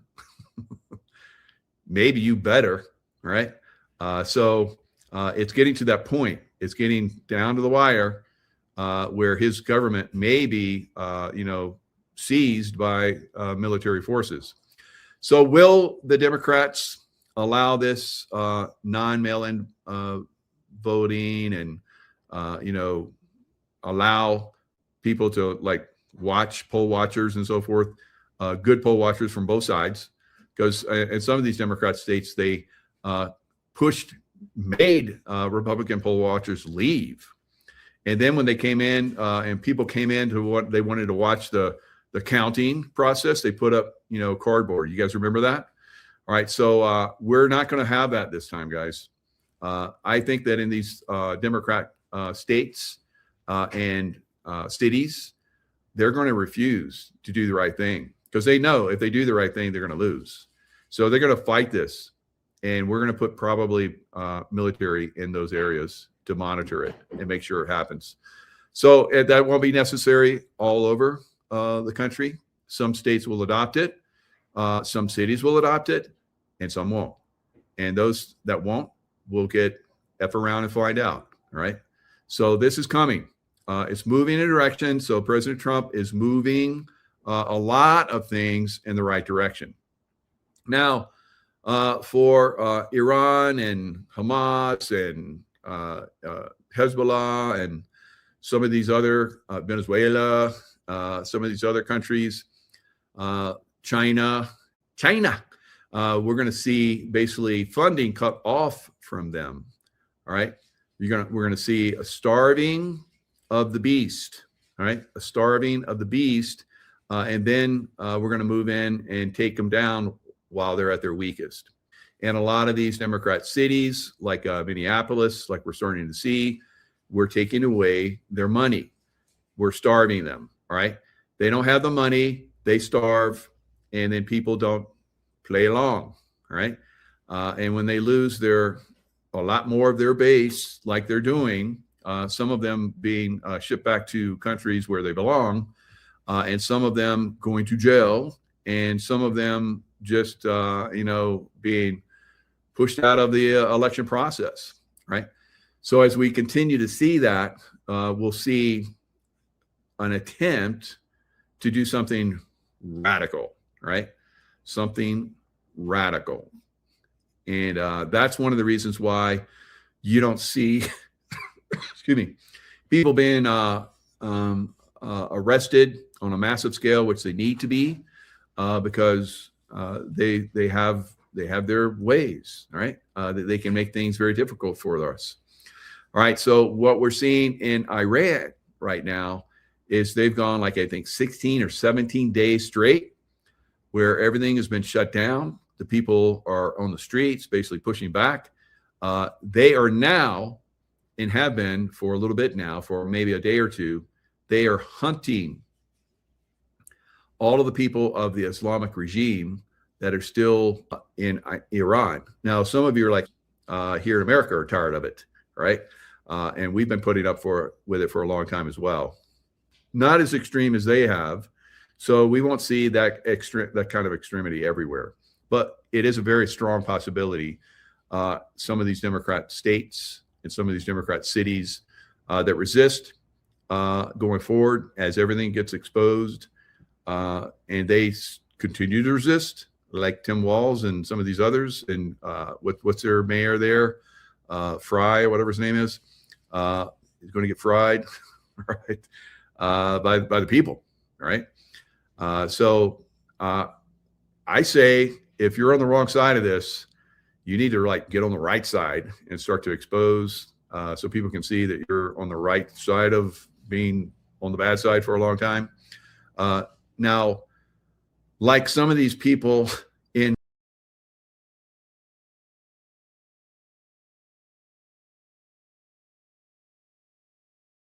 they know they don't stand a chance.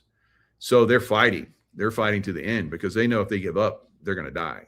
They're going to be, they're going to end up being executed or worse. So they're going to fight to the end. We're going to see the same thing, some of these Democrat cities, guys. We'll see some of the same thing is going to happen with some of these, Democrat leaders, and not just Democrats. I don't pick it just Democrats, but of course they're the worst offenders at this point. But there are, rhinos. They'll probably face some of the same, problems as well going forward. So a lot of people are resigning. They're trying to get the hell out of there. Marjorie Taylor Greene, she just recently resigned. There's a lot of people, not just at the high levels, but a lot of people all the way down the line into a lot of these cities at the county level that are resigning because they know that their time is up. And we're seeing a massive resignation from a lot of people right now in Congress and some in the Senate and throughout every city going forward. You're going to see resignations where people are going to try to get the hell out of the way before they get wrapped up in this extreme reveal. And if it won't matter if they're part of extreme problems, doing very bad things, they will be hunted and they will be found and they will stand justice. All right, one way or the other.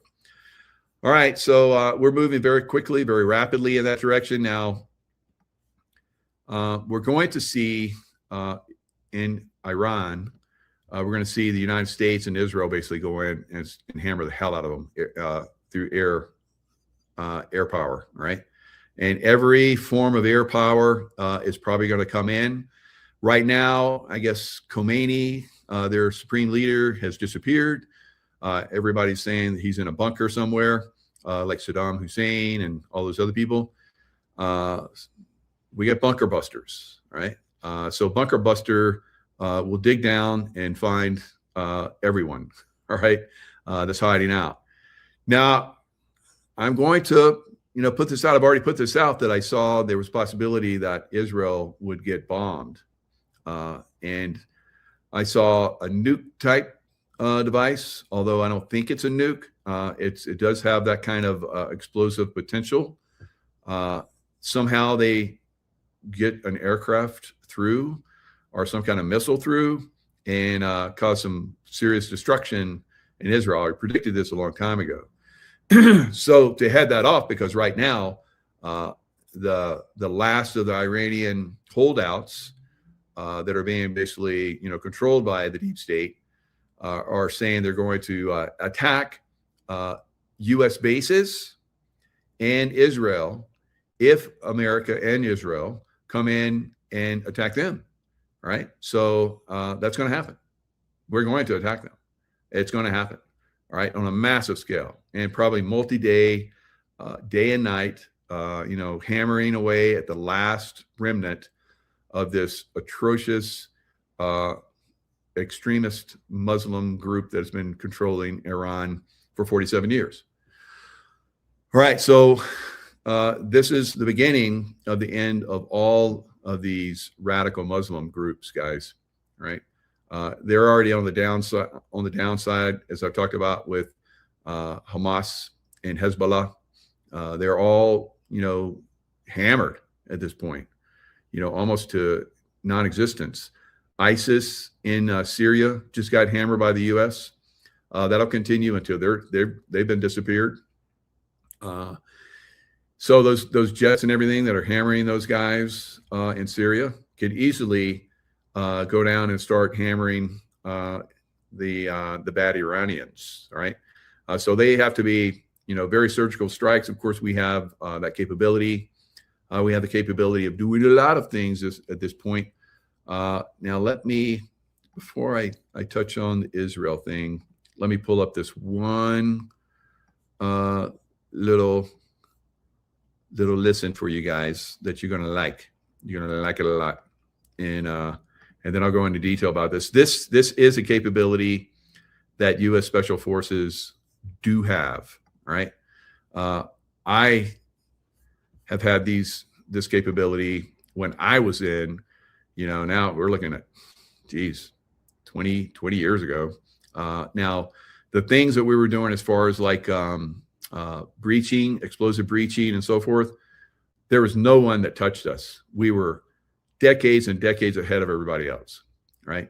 And I promise you that's continued forward to this day. And on multiple weapon system platforms, we had incredible capabilities all the way back, 20 years ago when I was involved in, the Panama invasion and all the stuff that I did. Now I want you to listen to this take right now. A security guard that was protecting Maduro has spoken, and you got to hear what he said. It's in Spanish, but I'll translate. Also, Trump announced that, the cartels, they're going after him in Mexico. The whole vibe of Latin America has changed because of what happened in Venezuela. And now that we're getting firsthand accounts from people that were there, the soldier says they didn't hear him coming. All right. So they didn't hear him coming. How about that?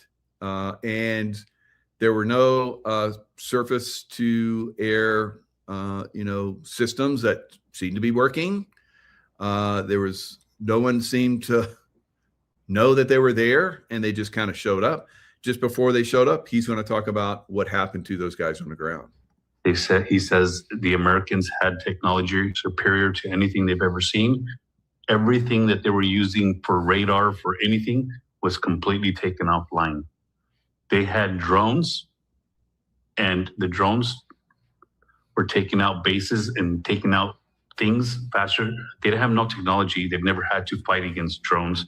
He also talks about that there was only 8 helicopters. There was only 20 men that were sent in, and those 20 men killed hundreds of their men, and none of those soldiers were injured. He talks about it felt like they were firing 300 rounds a minute.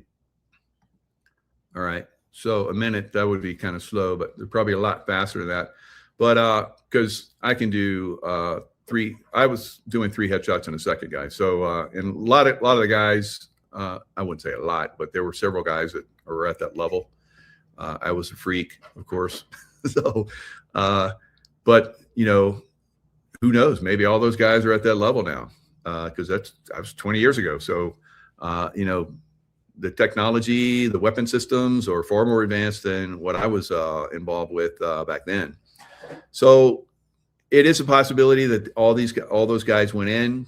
If you have surprise, you can do amazing things. When you have violence of action, like he's describing right now, where they come in and they're just obliterating anything that's a threat, right? Obliterating it, just boom. And everybody's like that. It doesn't take a lot.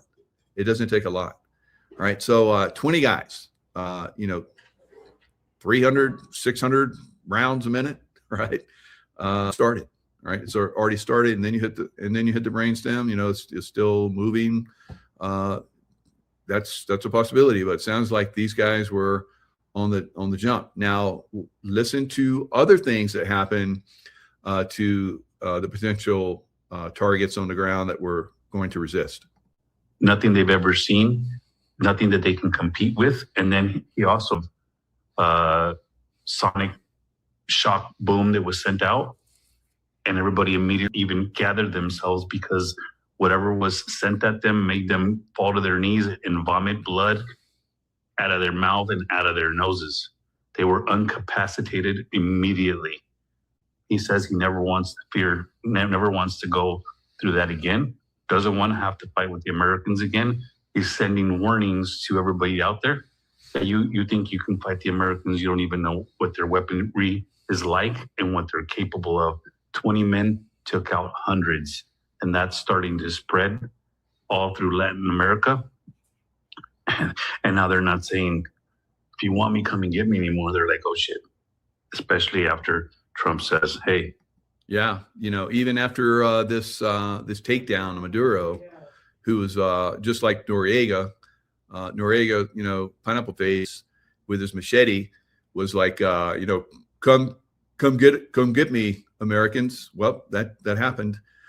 He ran the first night. He ran like a little scared chicken, and he hid away in the Catholic Church, and they protected him, but not for long.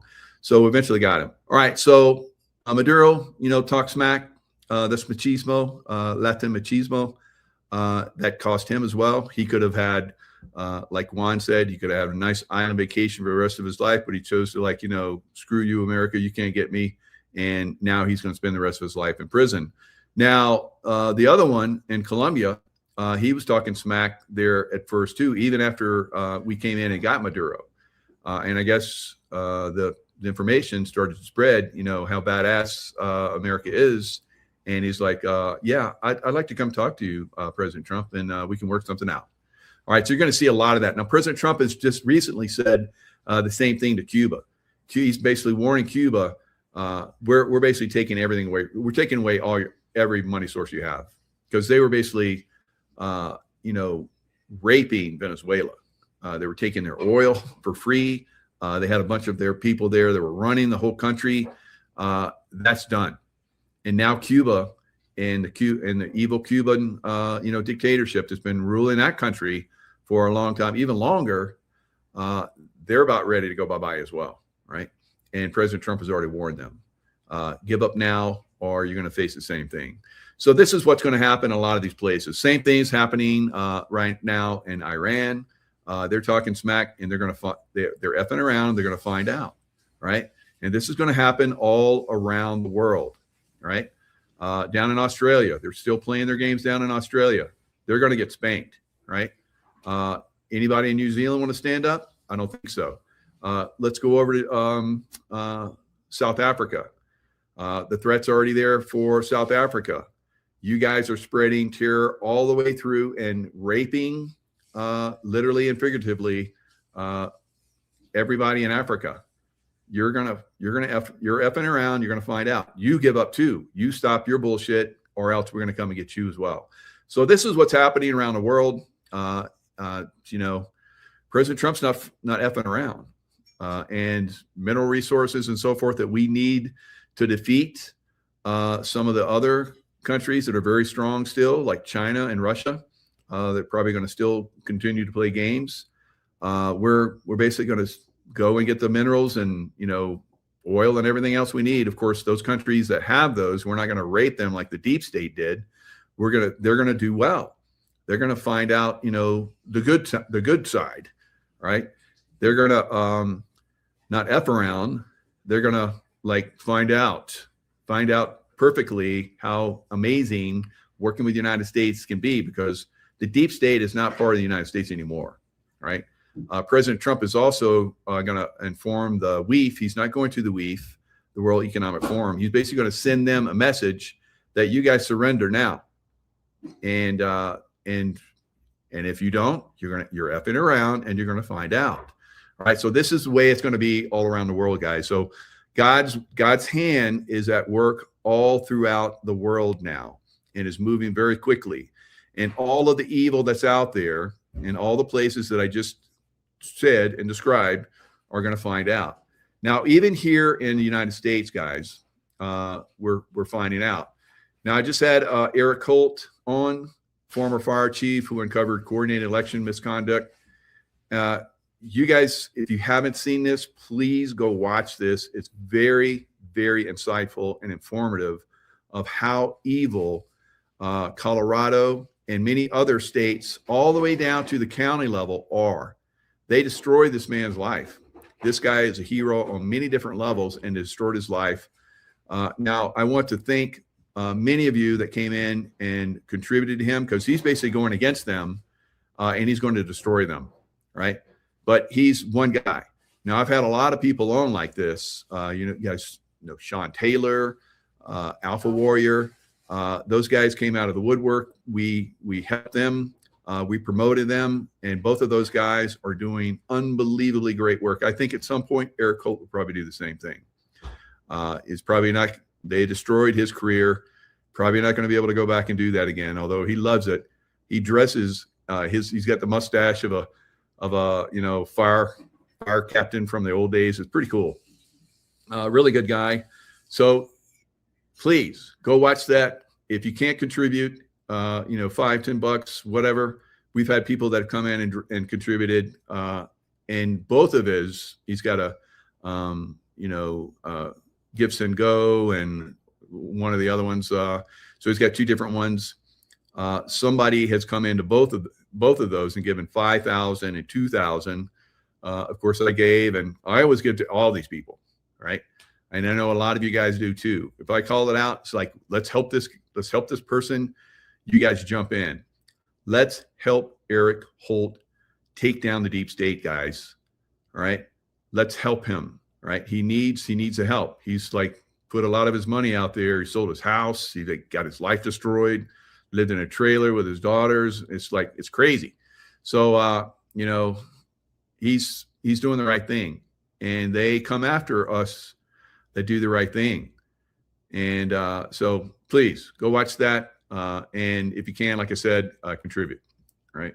Because it does make a difference. And if your contribution is a prayer, that's good.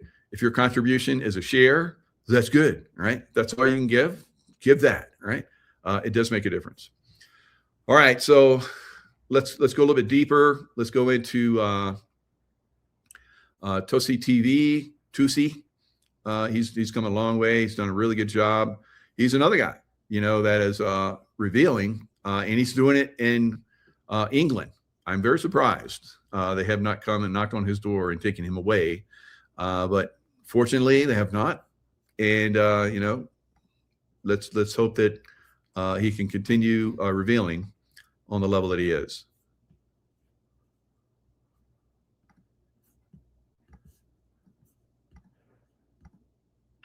Welcome to Tusi TV. This is your global news channel. I'm Maya Tusi, and something extraordinary is happening inside Iran. Yes, we are now in the day 16, I believe. People are still out. They have retaken multiple cities, including most of Tehran, the capital. The IRGC forces, who continue to shoot at innocent civilians, have retreated their forces from a number of towns and cities. And President Donald J. Trump, the White House, confirms that they will be sending support to the Iranian people. We're going to discuss all this in this live report. We have a lot of videos that are coming in now from inside the country. Of course, big shout out to Elon Musk and Starlink. And of course, we're going to get your reaction live as you. All right. So, of course, the regime tried to, you know, they shut down all the internet so that none of this information get out. They knew this was coming, guys, because 2 months ago, Elon Musk and some other people probably on the ground, some good CIA, yes, they do exist. And good Mossad, yes, they do exist, have been involved in getting a lot of the Starlink antennas and satellite, you know, information to the Iranians, so that when this went down, because this is part of a bigger plan, remember, right? Going all the way back to October 7th, that they would be successful in sharing that information to inspire the world. Now, you haven't seen this on, except on this show in Tusi TV. You haven't seen any of this, all right? I've been following this. Of course, I've been following this and been impacted by this for decades. So it is very important that the Iranians, you know, take their country back. And I've been predicting that they would. And here it is. It's in the 16th. We're going to come in and start bombing the old regime targets that are. They're coming in, I guess they're killing massive amounts of the Iranian people like they normally do. That's their modus operandi, or operandi if you're speaking in Latin. And that's what we're going to see going forward. We're going to see, you know, they're going to try and turn this back around and come in with a heavy force like they have in the past, but they're way behind the power curve right now. And the Iranian people are basically taking over lots of different cities. So I think we're going to see, you know, a failure of that system. But there is the possibility that they could use something catastrophic, because they have been not using nukes, because I know that they have nukes. I may or may not know about that, from my days in the CIA, but they, as I've heard from the grapevine, right, they have nukes, and they didn't use the nukes because they knew that people would not like that. So they've kept away from that, but here they are about to be completely taken down. So you can expect that they're going to use them if they get a shot at it. I don't think they're going to get away with it, but it is a possibility right now, guys. So when Trump and Israel, America and Israel come in, they're coming in with everything.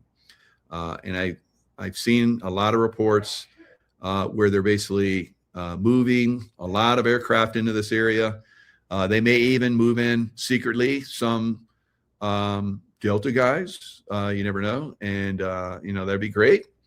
Now you're probably wondering, well, where are the SEAL teams? Well, the SEAL teams are basically out there in the ocean, taking down a lot of these ships right now. And some of them you don't know about, I promise you.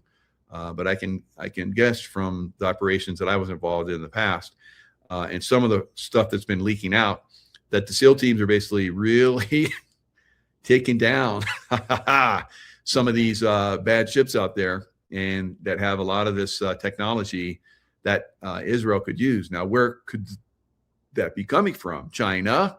All right. So the bad guys in China. So we're going to still see, the possibility of, some very dirty deeds going forward. So I think the white hats are aware of that. We see,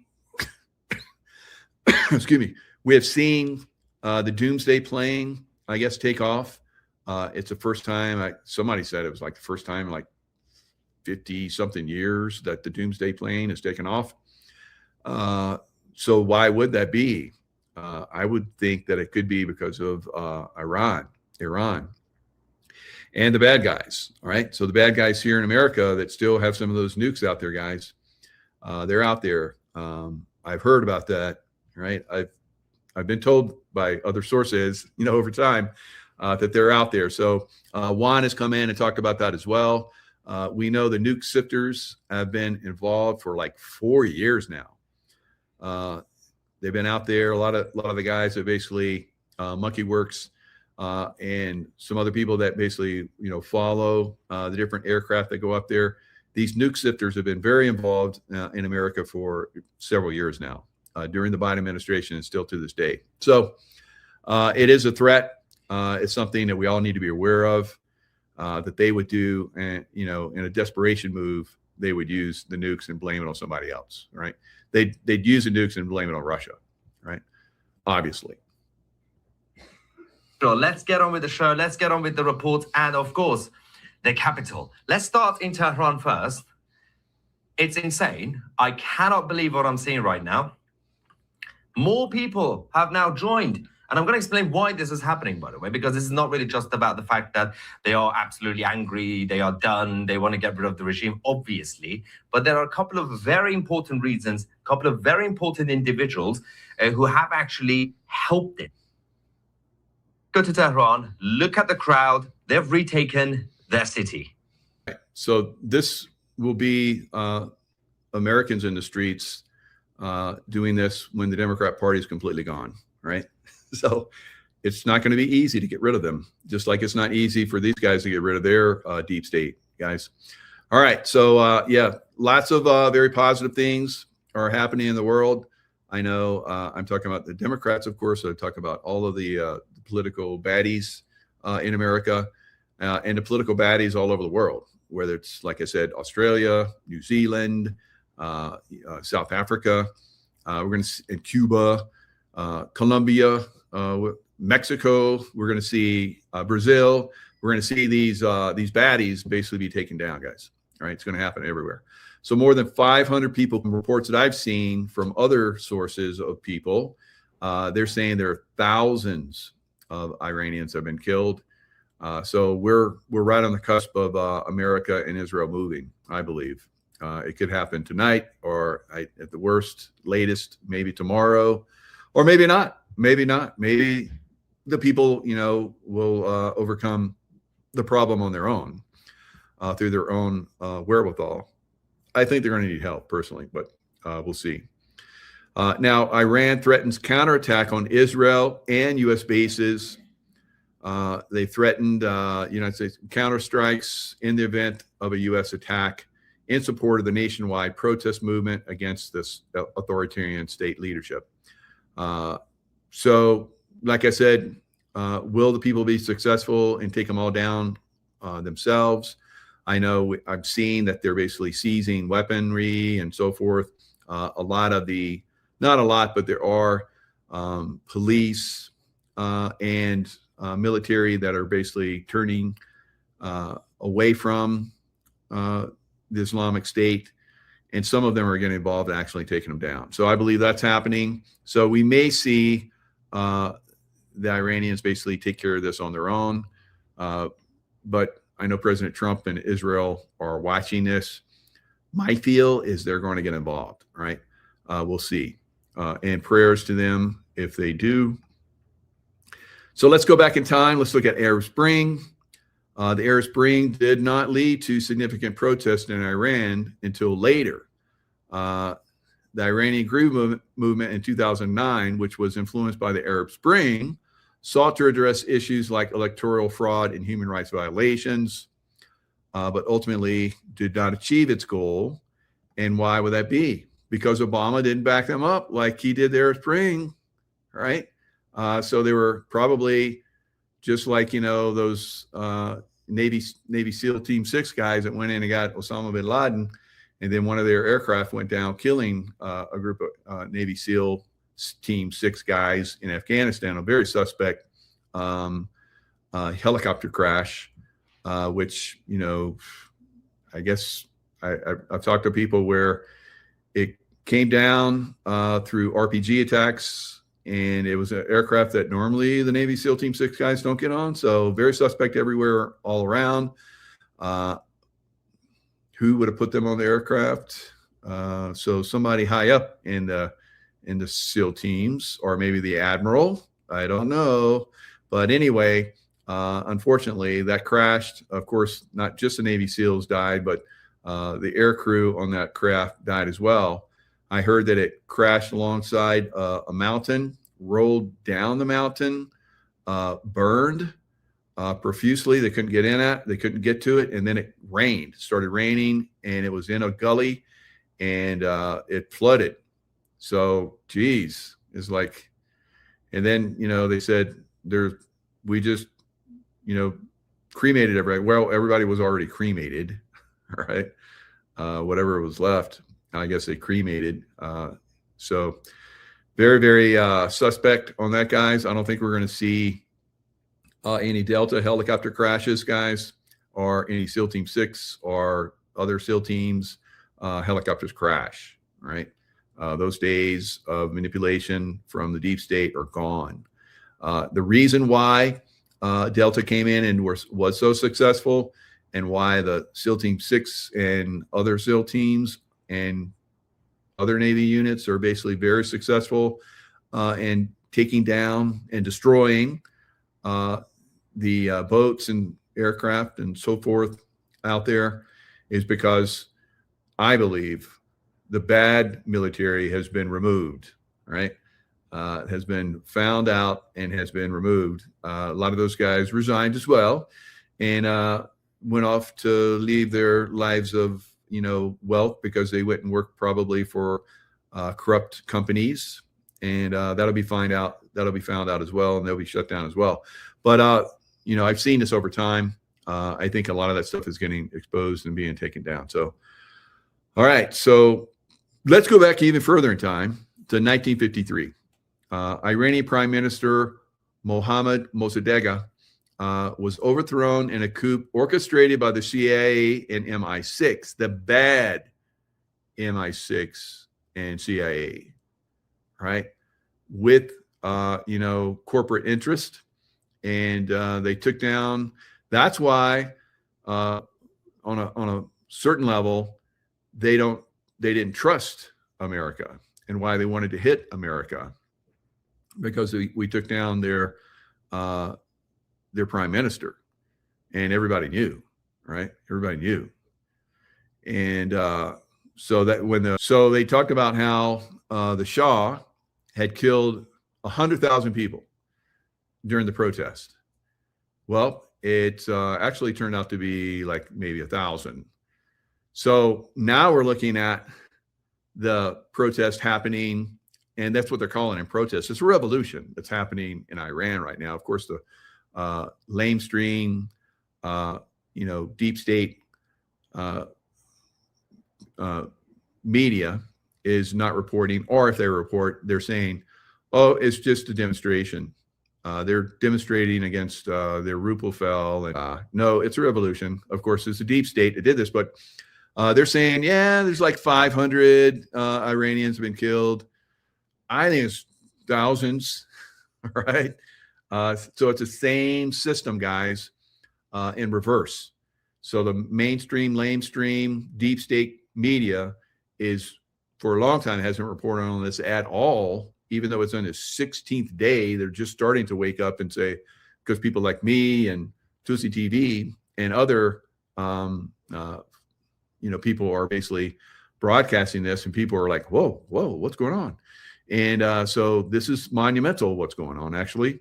And so when we brought in, they try and tear it down and take it down and, twist it like they've done everything, like the COVID-19 lie that they did, everything, guys. So why and how this media is still in existence is going to be revealed, I guess.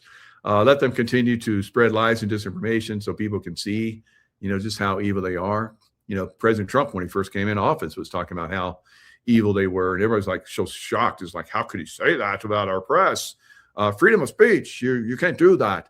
And of course, now everybody's seeing, except for the extremely consciously corrupted MK Ultra, they're pretty much done. The press is done. Hardly anybody watches the press anymore. So that's the way it is right now. So so will the good CIA and the good Mossad and the good MI6 please stand up and get involved? I think they're doing it. So and they don't have a choice. They either do or they're basically taken down. All right. So right now we're seeing an all-time high in silver, high whole silver away. And what is it at right now? Let me see. I'm looking at it, it's like way up there. So I know it's like all-time high because I see it past the former all-time high. So right now it looks like it's around 83, 43, and it was a little bit higher. I think it hit 84. So it goes over 84. So I think tomorrow it goes over 84, 84 to 95. This is going to be a zone it's going to be in for a little bit. 84 to 95, and then eventually it's going to push through that. So it'll go up and down, you know how silver does. And so we're going to see $100 silver, I think, within a couple weeks, and then a little bit higher than $100, and then a lot higher in February.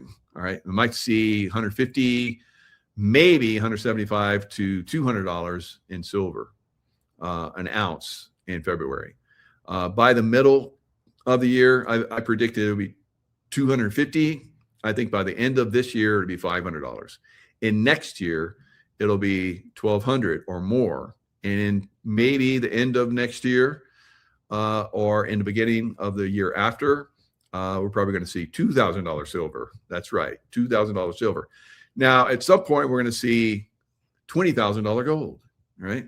So $2,000 silver, yeah, and a lot higher silver, actually, I believe, going forward. So this is the way of the silver revolution and economics, which is destroying the big bad banks, right?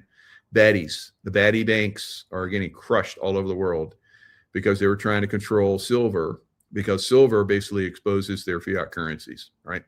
Which are basically going to go bye-bye. All right, so I'm looking at it. What is it? What is it right now? It's going to go much higher, but right now it is. Come on, show it to me. All right, it won't show me. but I'm looking at it. It looks like 83, almost 84. So now what else? What else we got? All right.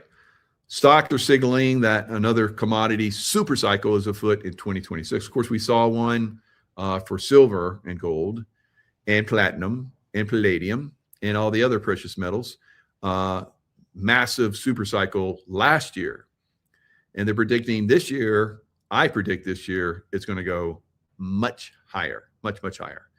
So will Wall Street continue to go up? Maybe not today, but I believe it's signaling that it's going to go up. Now, keep an eye on crypto. If crypto crashes, which is not looking so good, but I think crypto is going to go up. I think the stock market's going to go up. I think silver is going to go up. I think oil is going to go up. Although I think it'll be somewhat suppressed because President Trump is bringing in cheap oil from Venezuela. That'll start to come in here pretty soon. It's already coming in. So I think Chevron has had a deal that it got into last year, thanks to Biden, or was it Biden? Because Biden was never there anyway. But anyway, there was a deal with Chevron, and Chevron has been importing Venezuelan oil, and I think it's going to continue. And I think the Venezuelan people are going to be very happy, but they're going to have a period where they're going to have to get rid of all of the Maduro holdouts. They're threatening the people, and I think that we may have to go in there and do a little cleaning of the house, but we'll see. So keep your eye on crypto. Is crypto going higher? Possibly. Now, January, the end of January, 27, 28, 28th will be the Federal Reserve's decision on cutting rates or holding or raising. There's no way they'll raise it. And I don't think they're going to hold. I think they're going to cut again, 25 basis points. The next time they meet will be March, 6 weeks later, middle of March. I think they cut again. So we'll continue to see the stock market get its crack. That crack is basically lots of money and cheap money, because we're seeing a lot of places it's not so cheap anymore. And with silver going up, it's going to get, it's not going to be so good for the dollar. But if you're in silver, that's great. Now, of course, Kirk Elliott is a guy that I have that I've been recommending for a long time. You want to have silver on hand. All the coin dealerships around this country are finding it very hard to, keep silver in the, if you can find it, get it. All right. If you have the money, go get some. And if you don't, then, figure out some way to get something, right? So some kind of silver, something. And another way to get silver is to go into the ETFs, SIL and SILJ, all right? Both of them basically do stock returns. So I think SIL just paid out, I think it was almost $1 a share. And SILJ, I think, pays out 55 cents a share. So I got a nice little extra bonus that I reinvested. So it's basically an income source. So you put your money in the stocks and you're basically going to get income from it, right? They're going to do, dividend payouts. So that's another good reason to get into that. It's a diversifier, but ideally you want to have a big chunk of your IRA or retirement in depository, all right? And then you want to have silver on hand, a nice chunk. And then the third is the ETFs. Now you can also go into ETFs for, I have several ETFs and many different, but, stay with those, all right? I think those are going to be the best. All right. That's all I got for tonight. Stay in the love vibration. One other thing. California declared drought-free for the first time in 25 years. Where am I at? Right on the border of Nevada and California. So consciousness does have a good thing. So California right now is the only state of all the states, and I didn't look at Alaska. Maybe Alaska's drought free too. I don't know about Hawaii. I'd be willing to bet that Hawaii is in drought in a lot of areas, but was a year that saw a lot of progress in dismantling the satanic globalist elite. They are very, very close to losing power. And if we play our cards right, we should be able to have a new Bretton Woods type agreement this year. But what we need to understand is that the year started out with Donald Trump trying to reform the United States. They had the Department of Government Efficiency. They were doing all sorts of good things. It was going to take over Canada, take over Greenland, take over the Panama Canal. And suddenly, in June, he disappeared at a G7 meeting. And then since then, we've had the fake short, fat Trump who presided over one of the largest military defeats in U.S. history. The United States lost 3 aircraft carriers and ran out of missiles. And basically, Israel was militarily finished. And now they're sending me a bunch of fake videos, probably filmed in India, saying that the Iranian regime is going to be overthrown. I don't believe it. You know, Iranian protesters don't go around with CGI generated English placards. Okay, so you know they sent me a whole bunch of these videos, but I'm not going to bother sharing them with you. I'm asking my Iranian sources, and I'll get back to you on Monday to see what they say about the situation. But just so you understand why you can't trust anything that you see on your screens, and you should always verify. For example, I appear live in front of real people so they can confirm I'm real. I'm not just CGI. But in any case, take a look at this video showing you what sort of stuff they can do now, and they are doing it.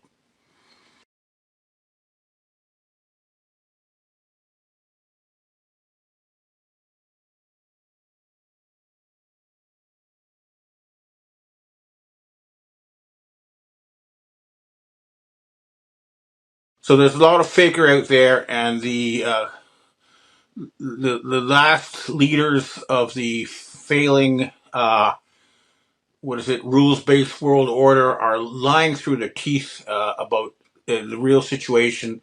They're faking their economic statistics, and that is going to lead to their downfall. In Germany, I just got sent some information from German intelligence that the Alice Weidel of the AfD, showed 3 documents showing that Friedrich Merz, first of all, he sent a letter to the bureaucracy saying that they must not publish any negative economic news. So they're ordering them to lie about the real situation in Germany, which is awful. And he sent another letter saying that the bureaucracy need to cover up crimes committed by foreigners. And then there was a third letter she presented showing that he was soliciting bribes. So Merz may be the first to fall, but we'll see.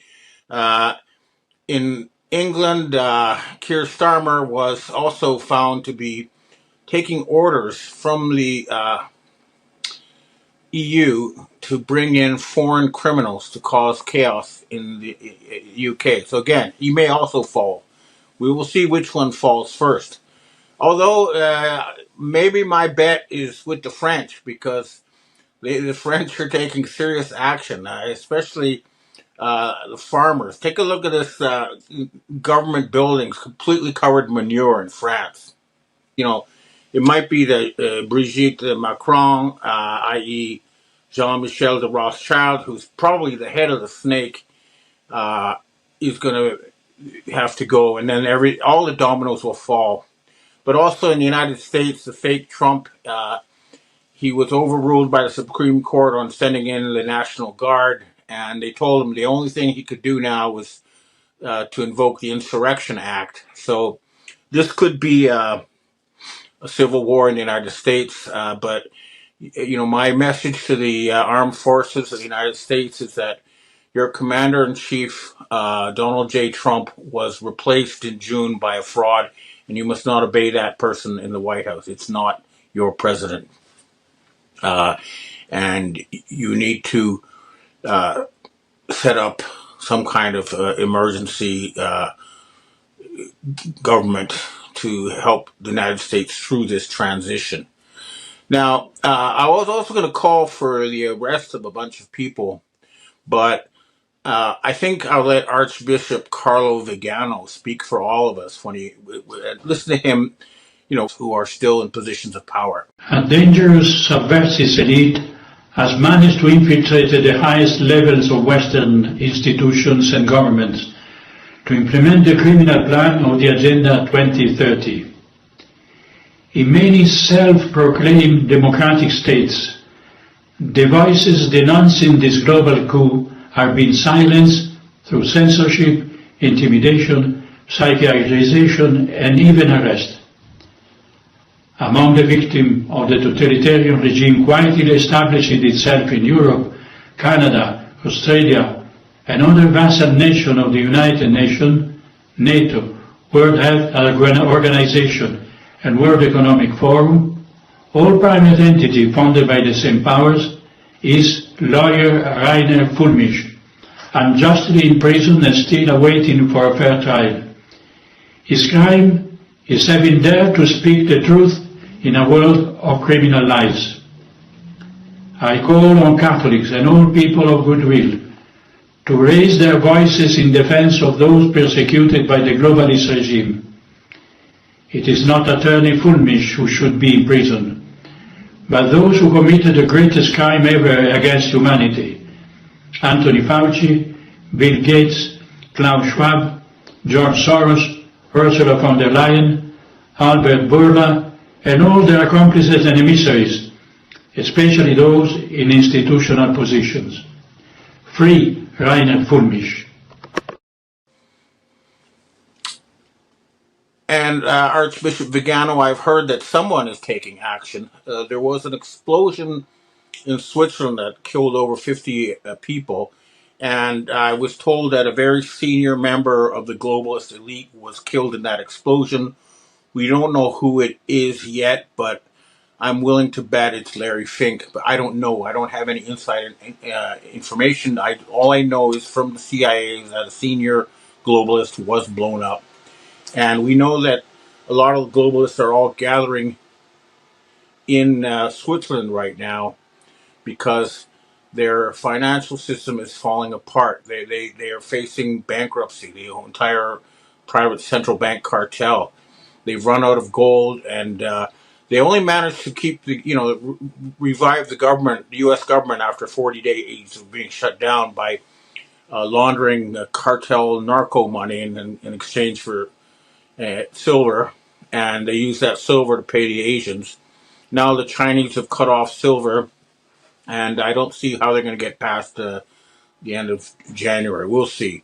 But remember, the Dragon family is standing by with $100 trillion to help rebuild the West as soon as they get rid of their satanic infection. And take a look at this. If you don't think this is real, take a look at this plaque from the Satanists honoring Minnesota Governor Tim Walz. So you see, the West is satanically infected, and it has to be cured, and that's what we're going to do this year. And there are many ways we can do it, but what each of you can personally do who's watching this is to take your money out of the stock market, get cash, buy real things, try to use this cash as much as possible, but get your money out of their fake financial system. That's very important. That's what you can do. But at a higher level, action is being taken, and a lot of people are going to be removed. We're sure of it. And then we can start, we're hoping that Nigel Farage will be the first leader of the White Hats to take over a major G7 country. And then we're asking him to help convene a new Bretton Woods conference so that we can fundamentally rebuild the post-war international architecture to reflect current realities. We are also calling for a jubilee, a one-off cancellation of debt, a redistribution of assets that were stolen from the people through central bank fraud. That means each of you should get the equivalent of a house as payment for what they've done to you. And we're also, saying we need to set up a future planning agency so that we're not outcompeted by the Chinese who have such a system. We need to improve our system of economic governance. Right now, it's run by Satan worshiping pedophile elites who are blackmailed and who only wish to enrich themselves at the expense of others. They are not trying to, build a better world. They're just trying to enrich themselves at the expense of us. That's no way to run an economic system. We need to hire the smartest people who work for you to make your life better the way you want it to be. That's what we're fighting for. So let's try to do it this year. This has gone on long enough. Okay, well, that's what I have to say for myself today. Now I'd like to answer questions from readers and viewers. Hi, Ben. We have our first question for today. What are your thoughts on the silver export ban from China starting at the beginning of the new year? Is this the final nail in the coffin for the fiat dollar when Western bullion banks are cut off from accessing physical silver?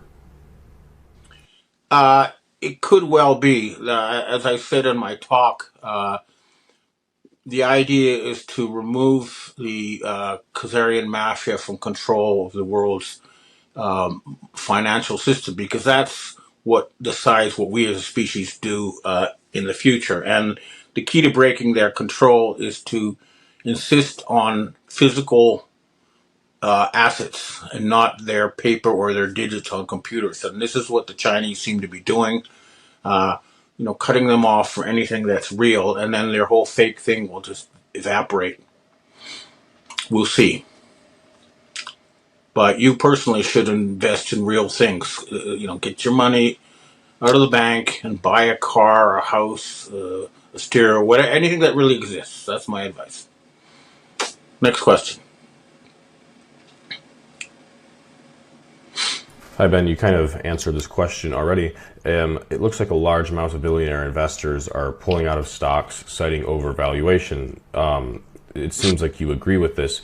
If not stocks, what, in your opinion, is the best thing to buy? Is it gold? Is it silver? You did mention property. Are there anything else that you would suggest people invest in?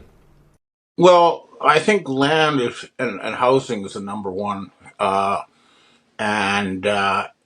Farmland, so you have a supply of food, because at the end of the day, you can't eat gold and you can't eat silver. And there have been times in the past where no matter how much gold you have, just things that are long lasting. If you don't have a lot of money, maybe just buy a brand new state-of-the-art washing machine or whatever you can afford, but just get something that's real, that will personally improve your own life. That's what I suggest.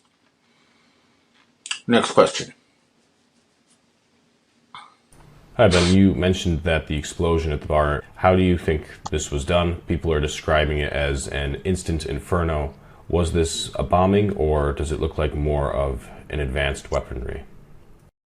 I don't know. I'm still making inquiries, but my suspicion was that this was aimed at a specific individual. And then when I asked my CIA connections, they said a very senior member of the globalist elite was eliminated. And I guess Larry Fink, because either Larry Fink or Bill Gates are prime targets, would have a strong interest in going after these individuals. But I really don't know. I'll try to find out. And I don't know how it was bombed either. Again, it's too early, but there's many different ways you can do that. Next question. Hey, Ben. It looks like China has started to make military moves to invade Taiwan. Do you see this occurring in the near future? And if it does, what does that look like? Who comes to Taiwan's aid? Who backs China? And who wins? I don't think it's going to come to that. What's going to happen, I believe, the head of the Three-Legged Crow Society in Japan died, and they've now selected a new individual. And I'm guessing that the various royal families of Asia are going to have negotiations that will involve reuniting the Korean Peninsula and then sorting out the Japan, Taiwan China triangle in a harmonious way. But at the end of the day, I think that what'll happen is people from the government in Taiwan will be given a senior role running all of China as part of a unification process. And I believe China or Taiwan will be allowed to keep an independent army. But, you know, they're not, I don't think they're going to actually have a war. It's not going to be necessary. Next question. Hi, Ben. We have our last question for today. What are your thoughts on the Minnesota Somali scam? What is actually going on there? Somalia has one of the world's lowest IQs, so I don't buy that they have figured out how to scam the government by themselves. What sort of inside things are occurring inside of our government to allow them to get away with this? You know, I saw one video of a supposed Somali scammer, and I'm telling you, you know, the guy didn't look Somali. He looked Jewish, okay? Dark skinned, but definitely not. The Somalis have a very distinct appearance. I mean, the differences genetically within Africa are much bigger than anywhere else in the world. So different Africans are more different from each other than the Chinese are from the Europeans, for example. And the Somalis have a very tall, distinct features. And I don't think this has really to do with Somalis, although they may be used as a front. I think this is some kind of scam, and I'll try to look more into it. But I agree with you. I don't think it's actual Somalis, but they may be used as fronts. Okay, well, that's what I have to say for myself.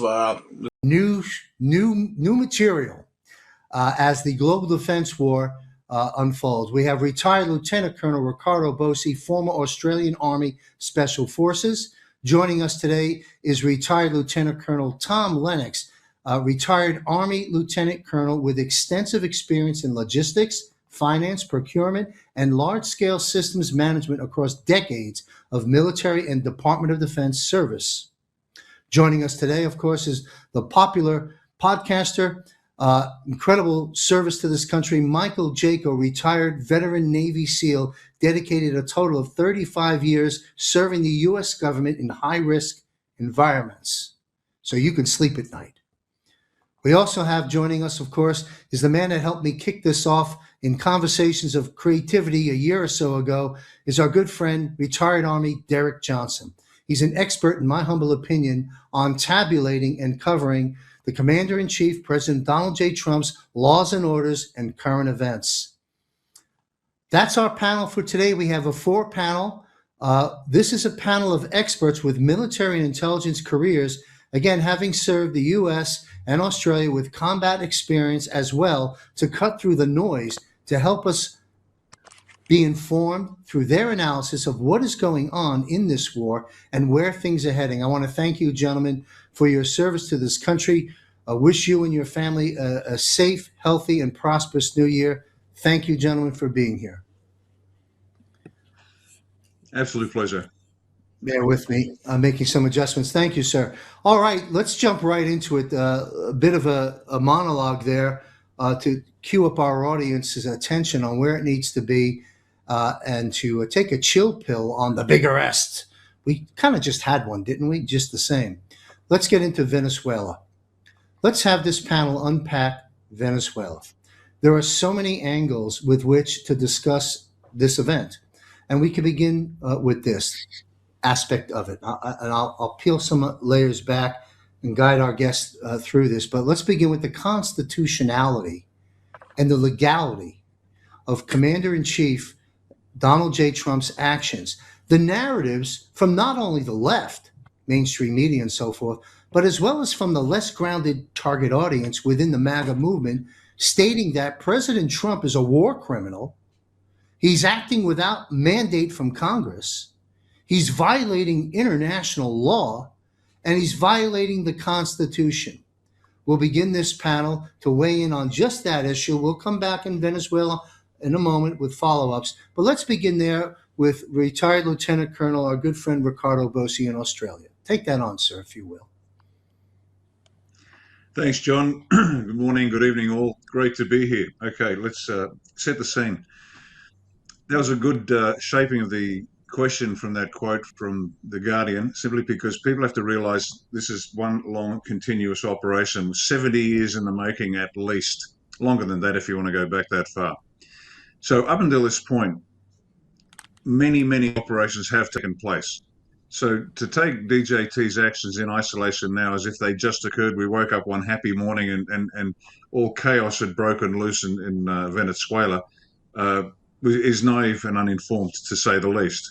So this is the tail end of a very long, it's been, by and large, ostensibly a special op. There's been conventional forces employed. But what we call, and there's a number of ways to say it, but special operations tasks fall into several categories. I'm not going to give you all of them, but just so you're aware what's been going on today. Special, what we call special collection operations, gathering information. That can be reconnaissance, surveillance, dialogues, interviews, espionage, HUMINT, ELINT. There's a number of ways of collecting the data that needed to be used to take these steps. And bear with me, I know there's a slow answer to your question. There have been direct action operations, which is the delivery of kinetic effects behind the scenes, clandestine, covert, kinetic work being done as well throughout the years. And as you know, I've said before, a guerrilla war, which is largely what the White Hats have been fighting, stays underground and then transitions to conventional in order to have that final victory. Special protection operations, protecting personnel, protecting facilities. That's been going on as well. Support operations of various sorts. There's so many support operations that special ops do. And there's also the unconventional warfare, insurgency, counterinsurgency, foreign internal defense. All these operations, and you can look them up online to get a bigger breakdown, but all these things have been taking place in preparation for this last phase. Now, what is this last phase? And as I said, a guerrilla war has to transition to conventional, above the ground, obvious actions to finally win. And that's what we're seeing now, this kinetic aspect of it. And what we're going through now is a global recovery operation.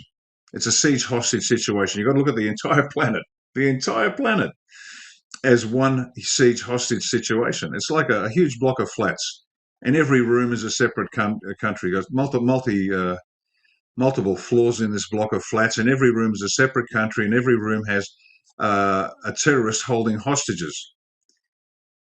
And what the White Hats have had to do is look at this complex target, this block of flats with 100+ rooms, and each room has people in it, and they have terrorists holding them hostage. And the people don't even know they're being held hostage. They're just there. They're being fed. They're being entertained. They're being told whatever they need to know, and they don't know they're hostage.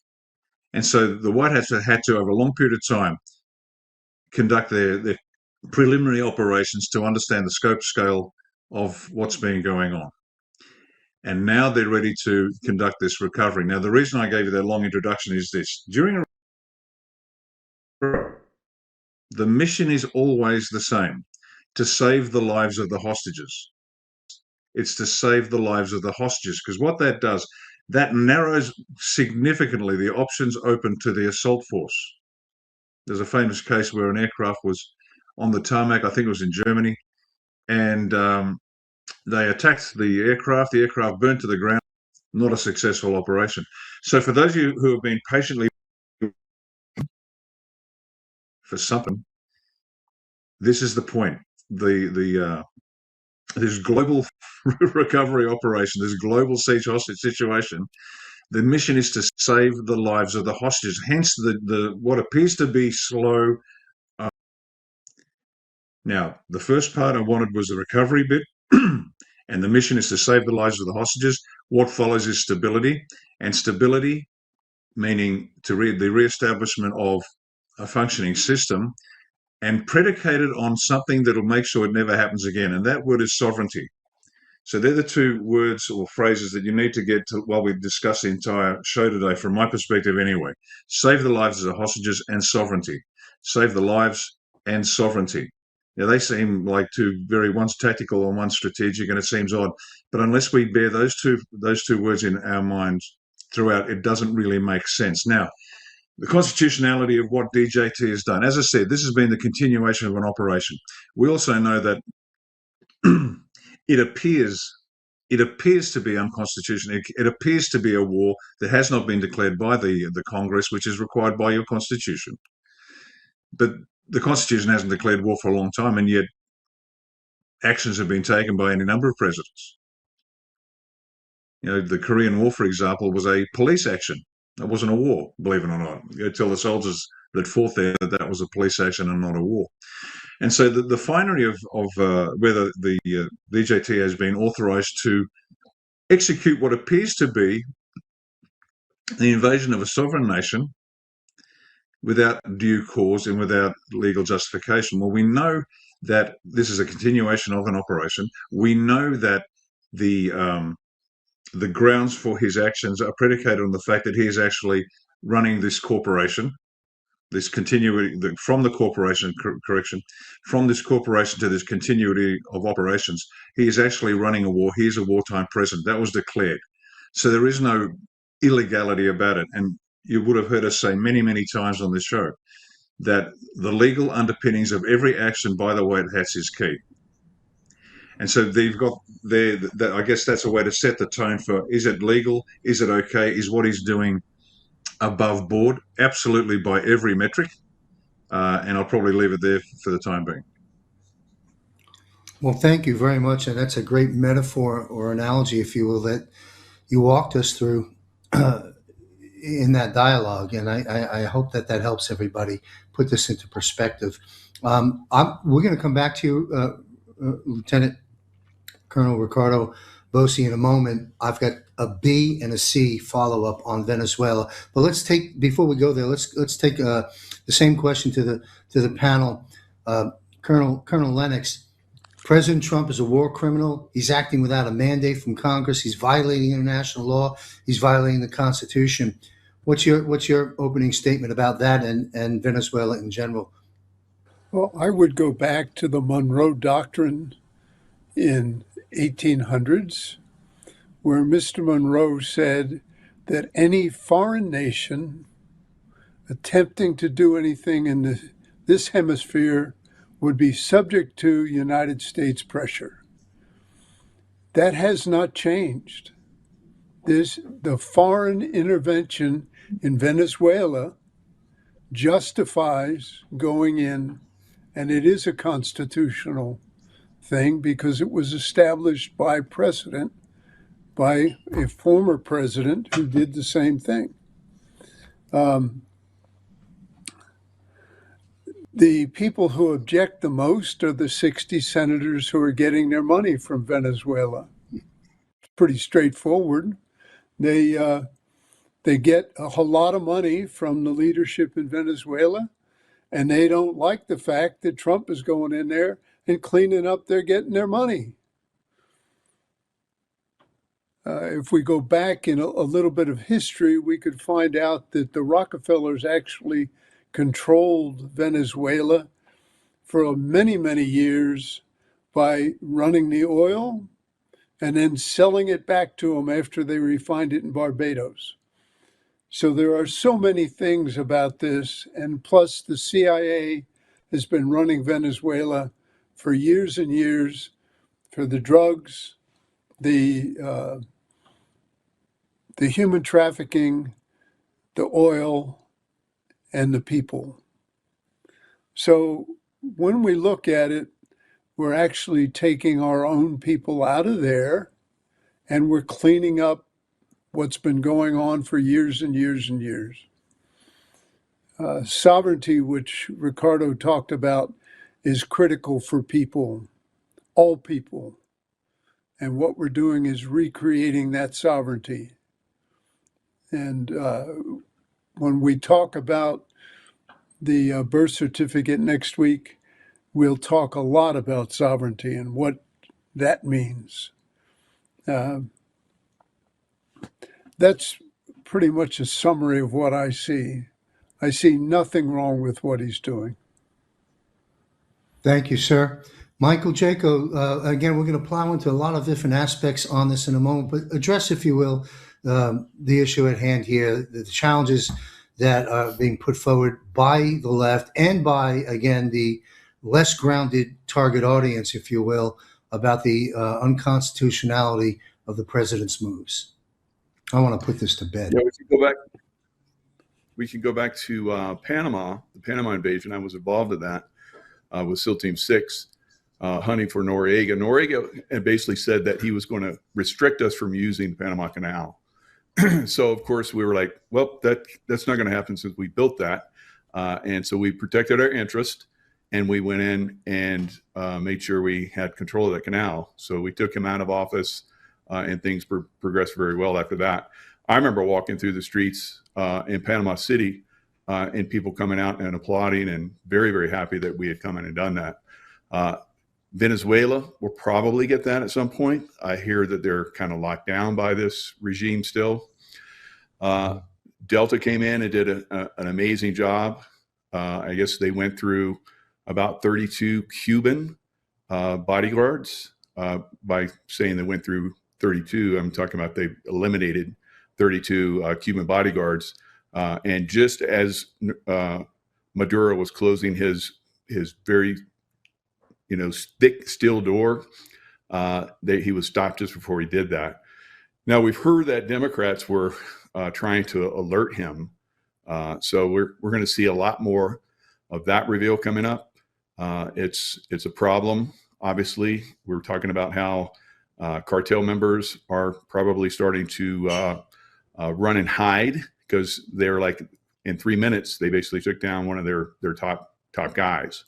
And that's going to happen probably 4 more going forward. So the Chinese are down in South America in a big way.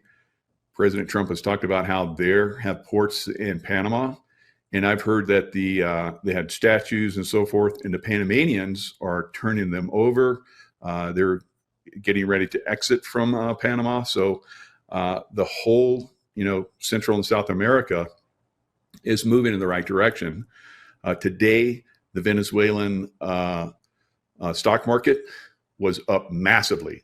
So it's a lot of people are happy about this. Now, President Trump has said Cuba is going to be going soon. I hear that the Cubans are celebrating as well because of that. Colombia will also be at issue because their president, like Noriega, like, come and get me. Maduro, come and get me. And now we have the president of Colombia say, come and get me. I think he's going to be not very long for that office. So this is President Trump. When he makes a promise, he keeps it. He is a man of his word. And we're going to see Central and South America cleaned up. And even going to Iran, we're going to see that get cleaned up as well. So it's a worldwide event that's happening. That all of us are seeing. It's very clear to us. So very, very positive time. You bet. Thank you. And we're going to jump into some of the countries you mentioned and some others in a moment. Take the same question to Derek Johnson, the illegality of President Trump's moves. What would you like to say to your target audience? The one time that I should have been ranked higher than these guys, but it didn't work out that way. I could have teed them up big time. But President Trump always says, be careful what you wish for. And it's applicable to every situation. Follow the money. All right, so they followed the money. Maduro was put there by whom? Obama. All right, that was 2013. Dominion system, all this ties into the image you had up, the 13848 executive order. President Trump, as soon as they took Maduro, President Trump started posting all on True Social about the voting. Georgia, Wisconsin, different places. And then people got to remember, we put sanctions on Venezuela. So a sanction would be like putting a judgment on someone in a court, right? Well, then you get to collect from that. So that's what we're doing. We're collecting that oil. And there's a quote that President Trump said, I cannot remember when, but there was a time that he said specifically last year where he said specifically, why didn't we take the oil? And he was talking about Iraq. Well, to the average listener, right, whether you're a Democrat or Republican, but especially a Democrat, they would say that, oh, it was all about oil. You listen to what President Trump said. He doesn't make mistakes. He's very keen on terminology. Why didn't we take the oil? He was talking about we, meaning like past tense. So nothing to do with him, nothing to do with present or future tense. He's talking about past tense with Iraq. Why didn't we take the oil? The United States of America. Wow. That is a big allusion to whom? Obama, right? The Bidens, Bushes, etc., all the way back. So he's telling you that all these wars in the past were not about taking the oil. He said, if we're going to go in there, why don't you take the oil from them? Because that's one of the key things that keeps them functioning in these nations, how they operate. Money. Money rules the world, right? All right, then go back to 2017 to 2021. The capitulations. Every single one of these operations are operations. They're not wars. You know, and a lot of people out there saying about a war criminal. Well, it actually has to be a war to be anything in that sort. These are strikes, strategic strikes, and strategic operations. And what these people are lacking are the executive orders. Well, guess what? Every single one of these strikes, Iran, Yemen, Venezuela, Ukraine, those are all executive orders from Obama all the way back to Carter. All right, so they're all carrying a national emergency. It's not a national emergency anymore after it's 40 plus years old. The oldest national emergency right now is 1979, which, not going to make everybody feel old here, is older than me. All right, so it's not a national emergency anymore. All right, so all of these operations. Last spring, no one was yelling about Yemen. We were just as much involved, our military, with Yemen. You didn't hear any of these people out there. So they're showing their colors that they only react to what they're told to react to.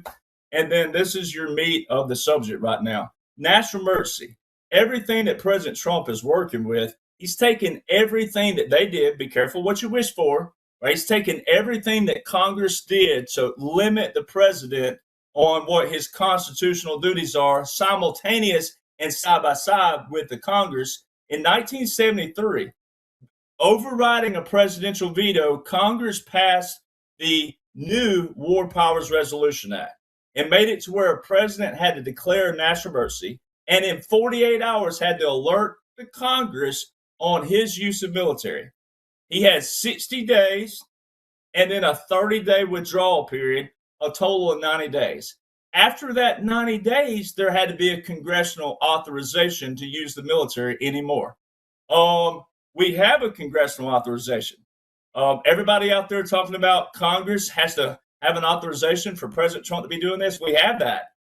Title 50, Chapter 33, which is your War Powers Resolution Act, Chapter 33, Section 1550. It was put there December the 20th, 2019 by a Democratic-controlled House of Representatives where Nancy Pelosi was the Speaker of the House and a Republican-controlled Senate. It was part of the National Defense Authorization Act. All right. Then President Trump played all these people for fools again. He got them out there chanting no kings and all this thing. We went 77 days from no kings to they're taken up for a dictator. And he got them all out there chanting that law enforcement should be involved with this. Well, what did it say? What did his official post say? That Maduro is in the hands of whom? Law enforcement?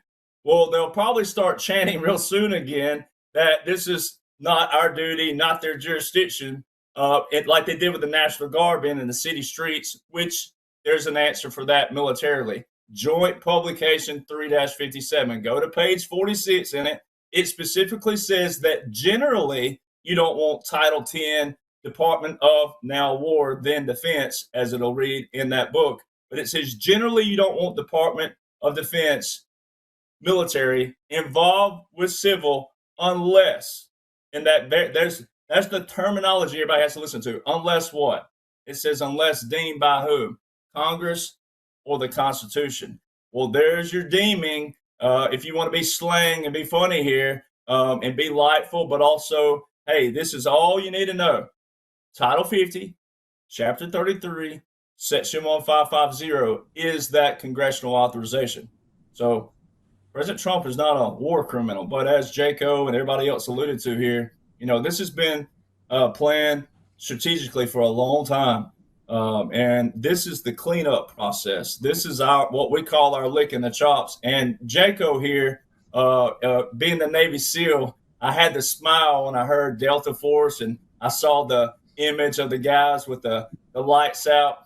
When the lights go out, baby, it's game over. Right. So all this, that's your visual that all this had been taken care of. So when the lights go out, it's night for the bad guys.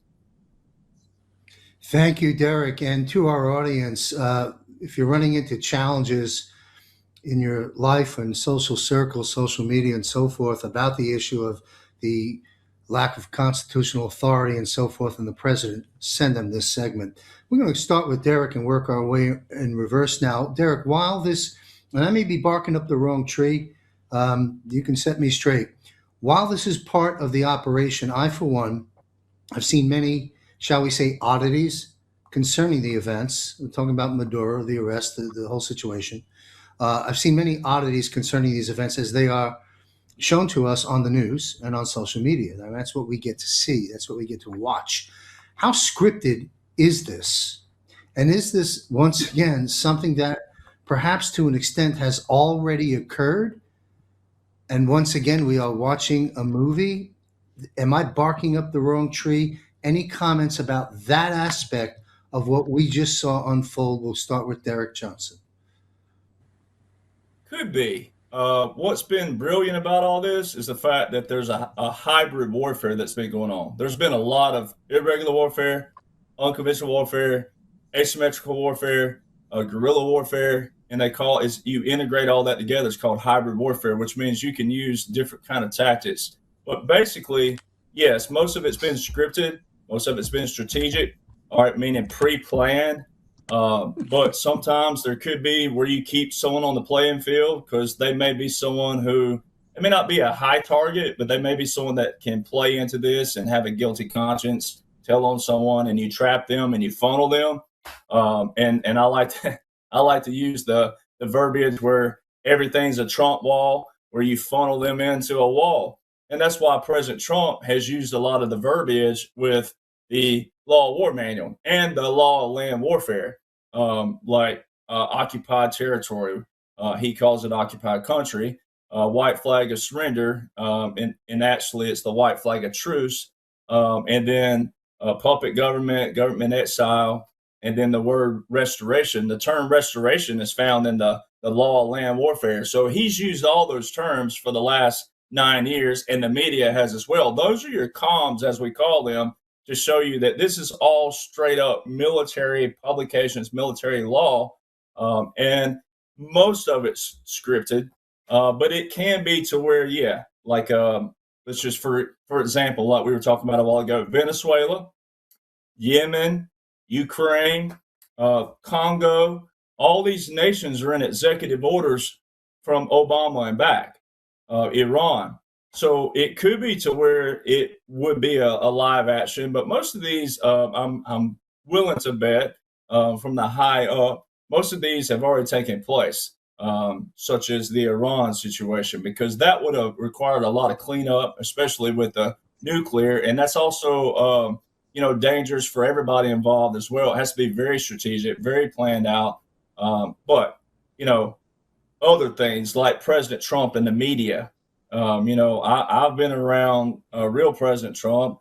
I know the people that know real President Trump, and the people that people think that the man that everybody thinks they're seeing, is a double. But that's just using, and Jaco can allude to this depending on how much he can and could. But that's just the CIA. They've been using this for years, and it's just basically using tactics that are there. It's kind of like guerrilla warfare. JFK said this in 1962. He said that our military needed to be dominant in guerrilla warfare because our enemy would be. And if we're not dominant, then the enemy will be. So guerrilla warfare, a lot of civilians hear that and they automatically think bad. And a lot of our warfare, it can be good when it's good, but it's worse when it's bad. It's never bad when it's bad. It's worse when it's bad. But our enemy dominates with that. So some of this is scripted. Some of it's live, but like the Congress, they're all still under a partial continuity government. But it's still, you have to see who's going to do what as we move forward. You have to see who can be compromised.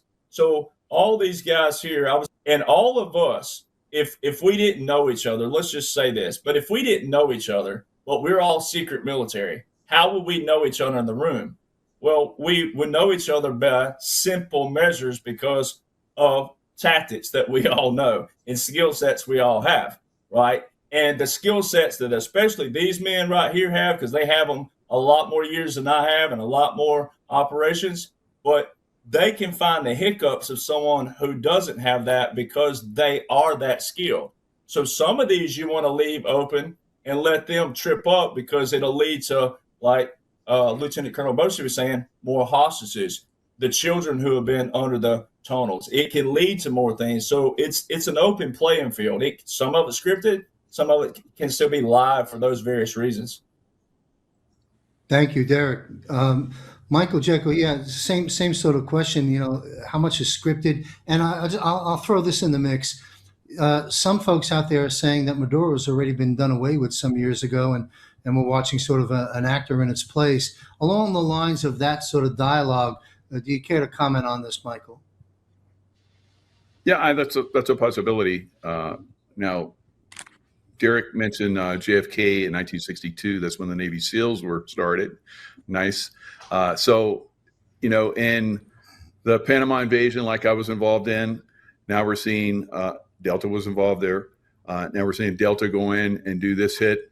Delta's gone in and done a lot of stuff that no one knows about. Right. So, you know, from my training and from my, view, I can see a lot of these things happening.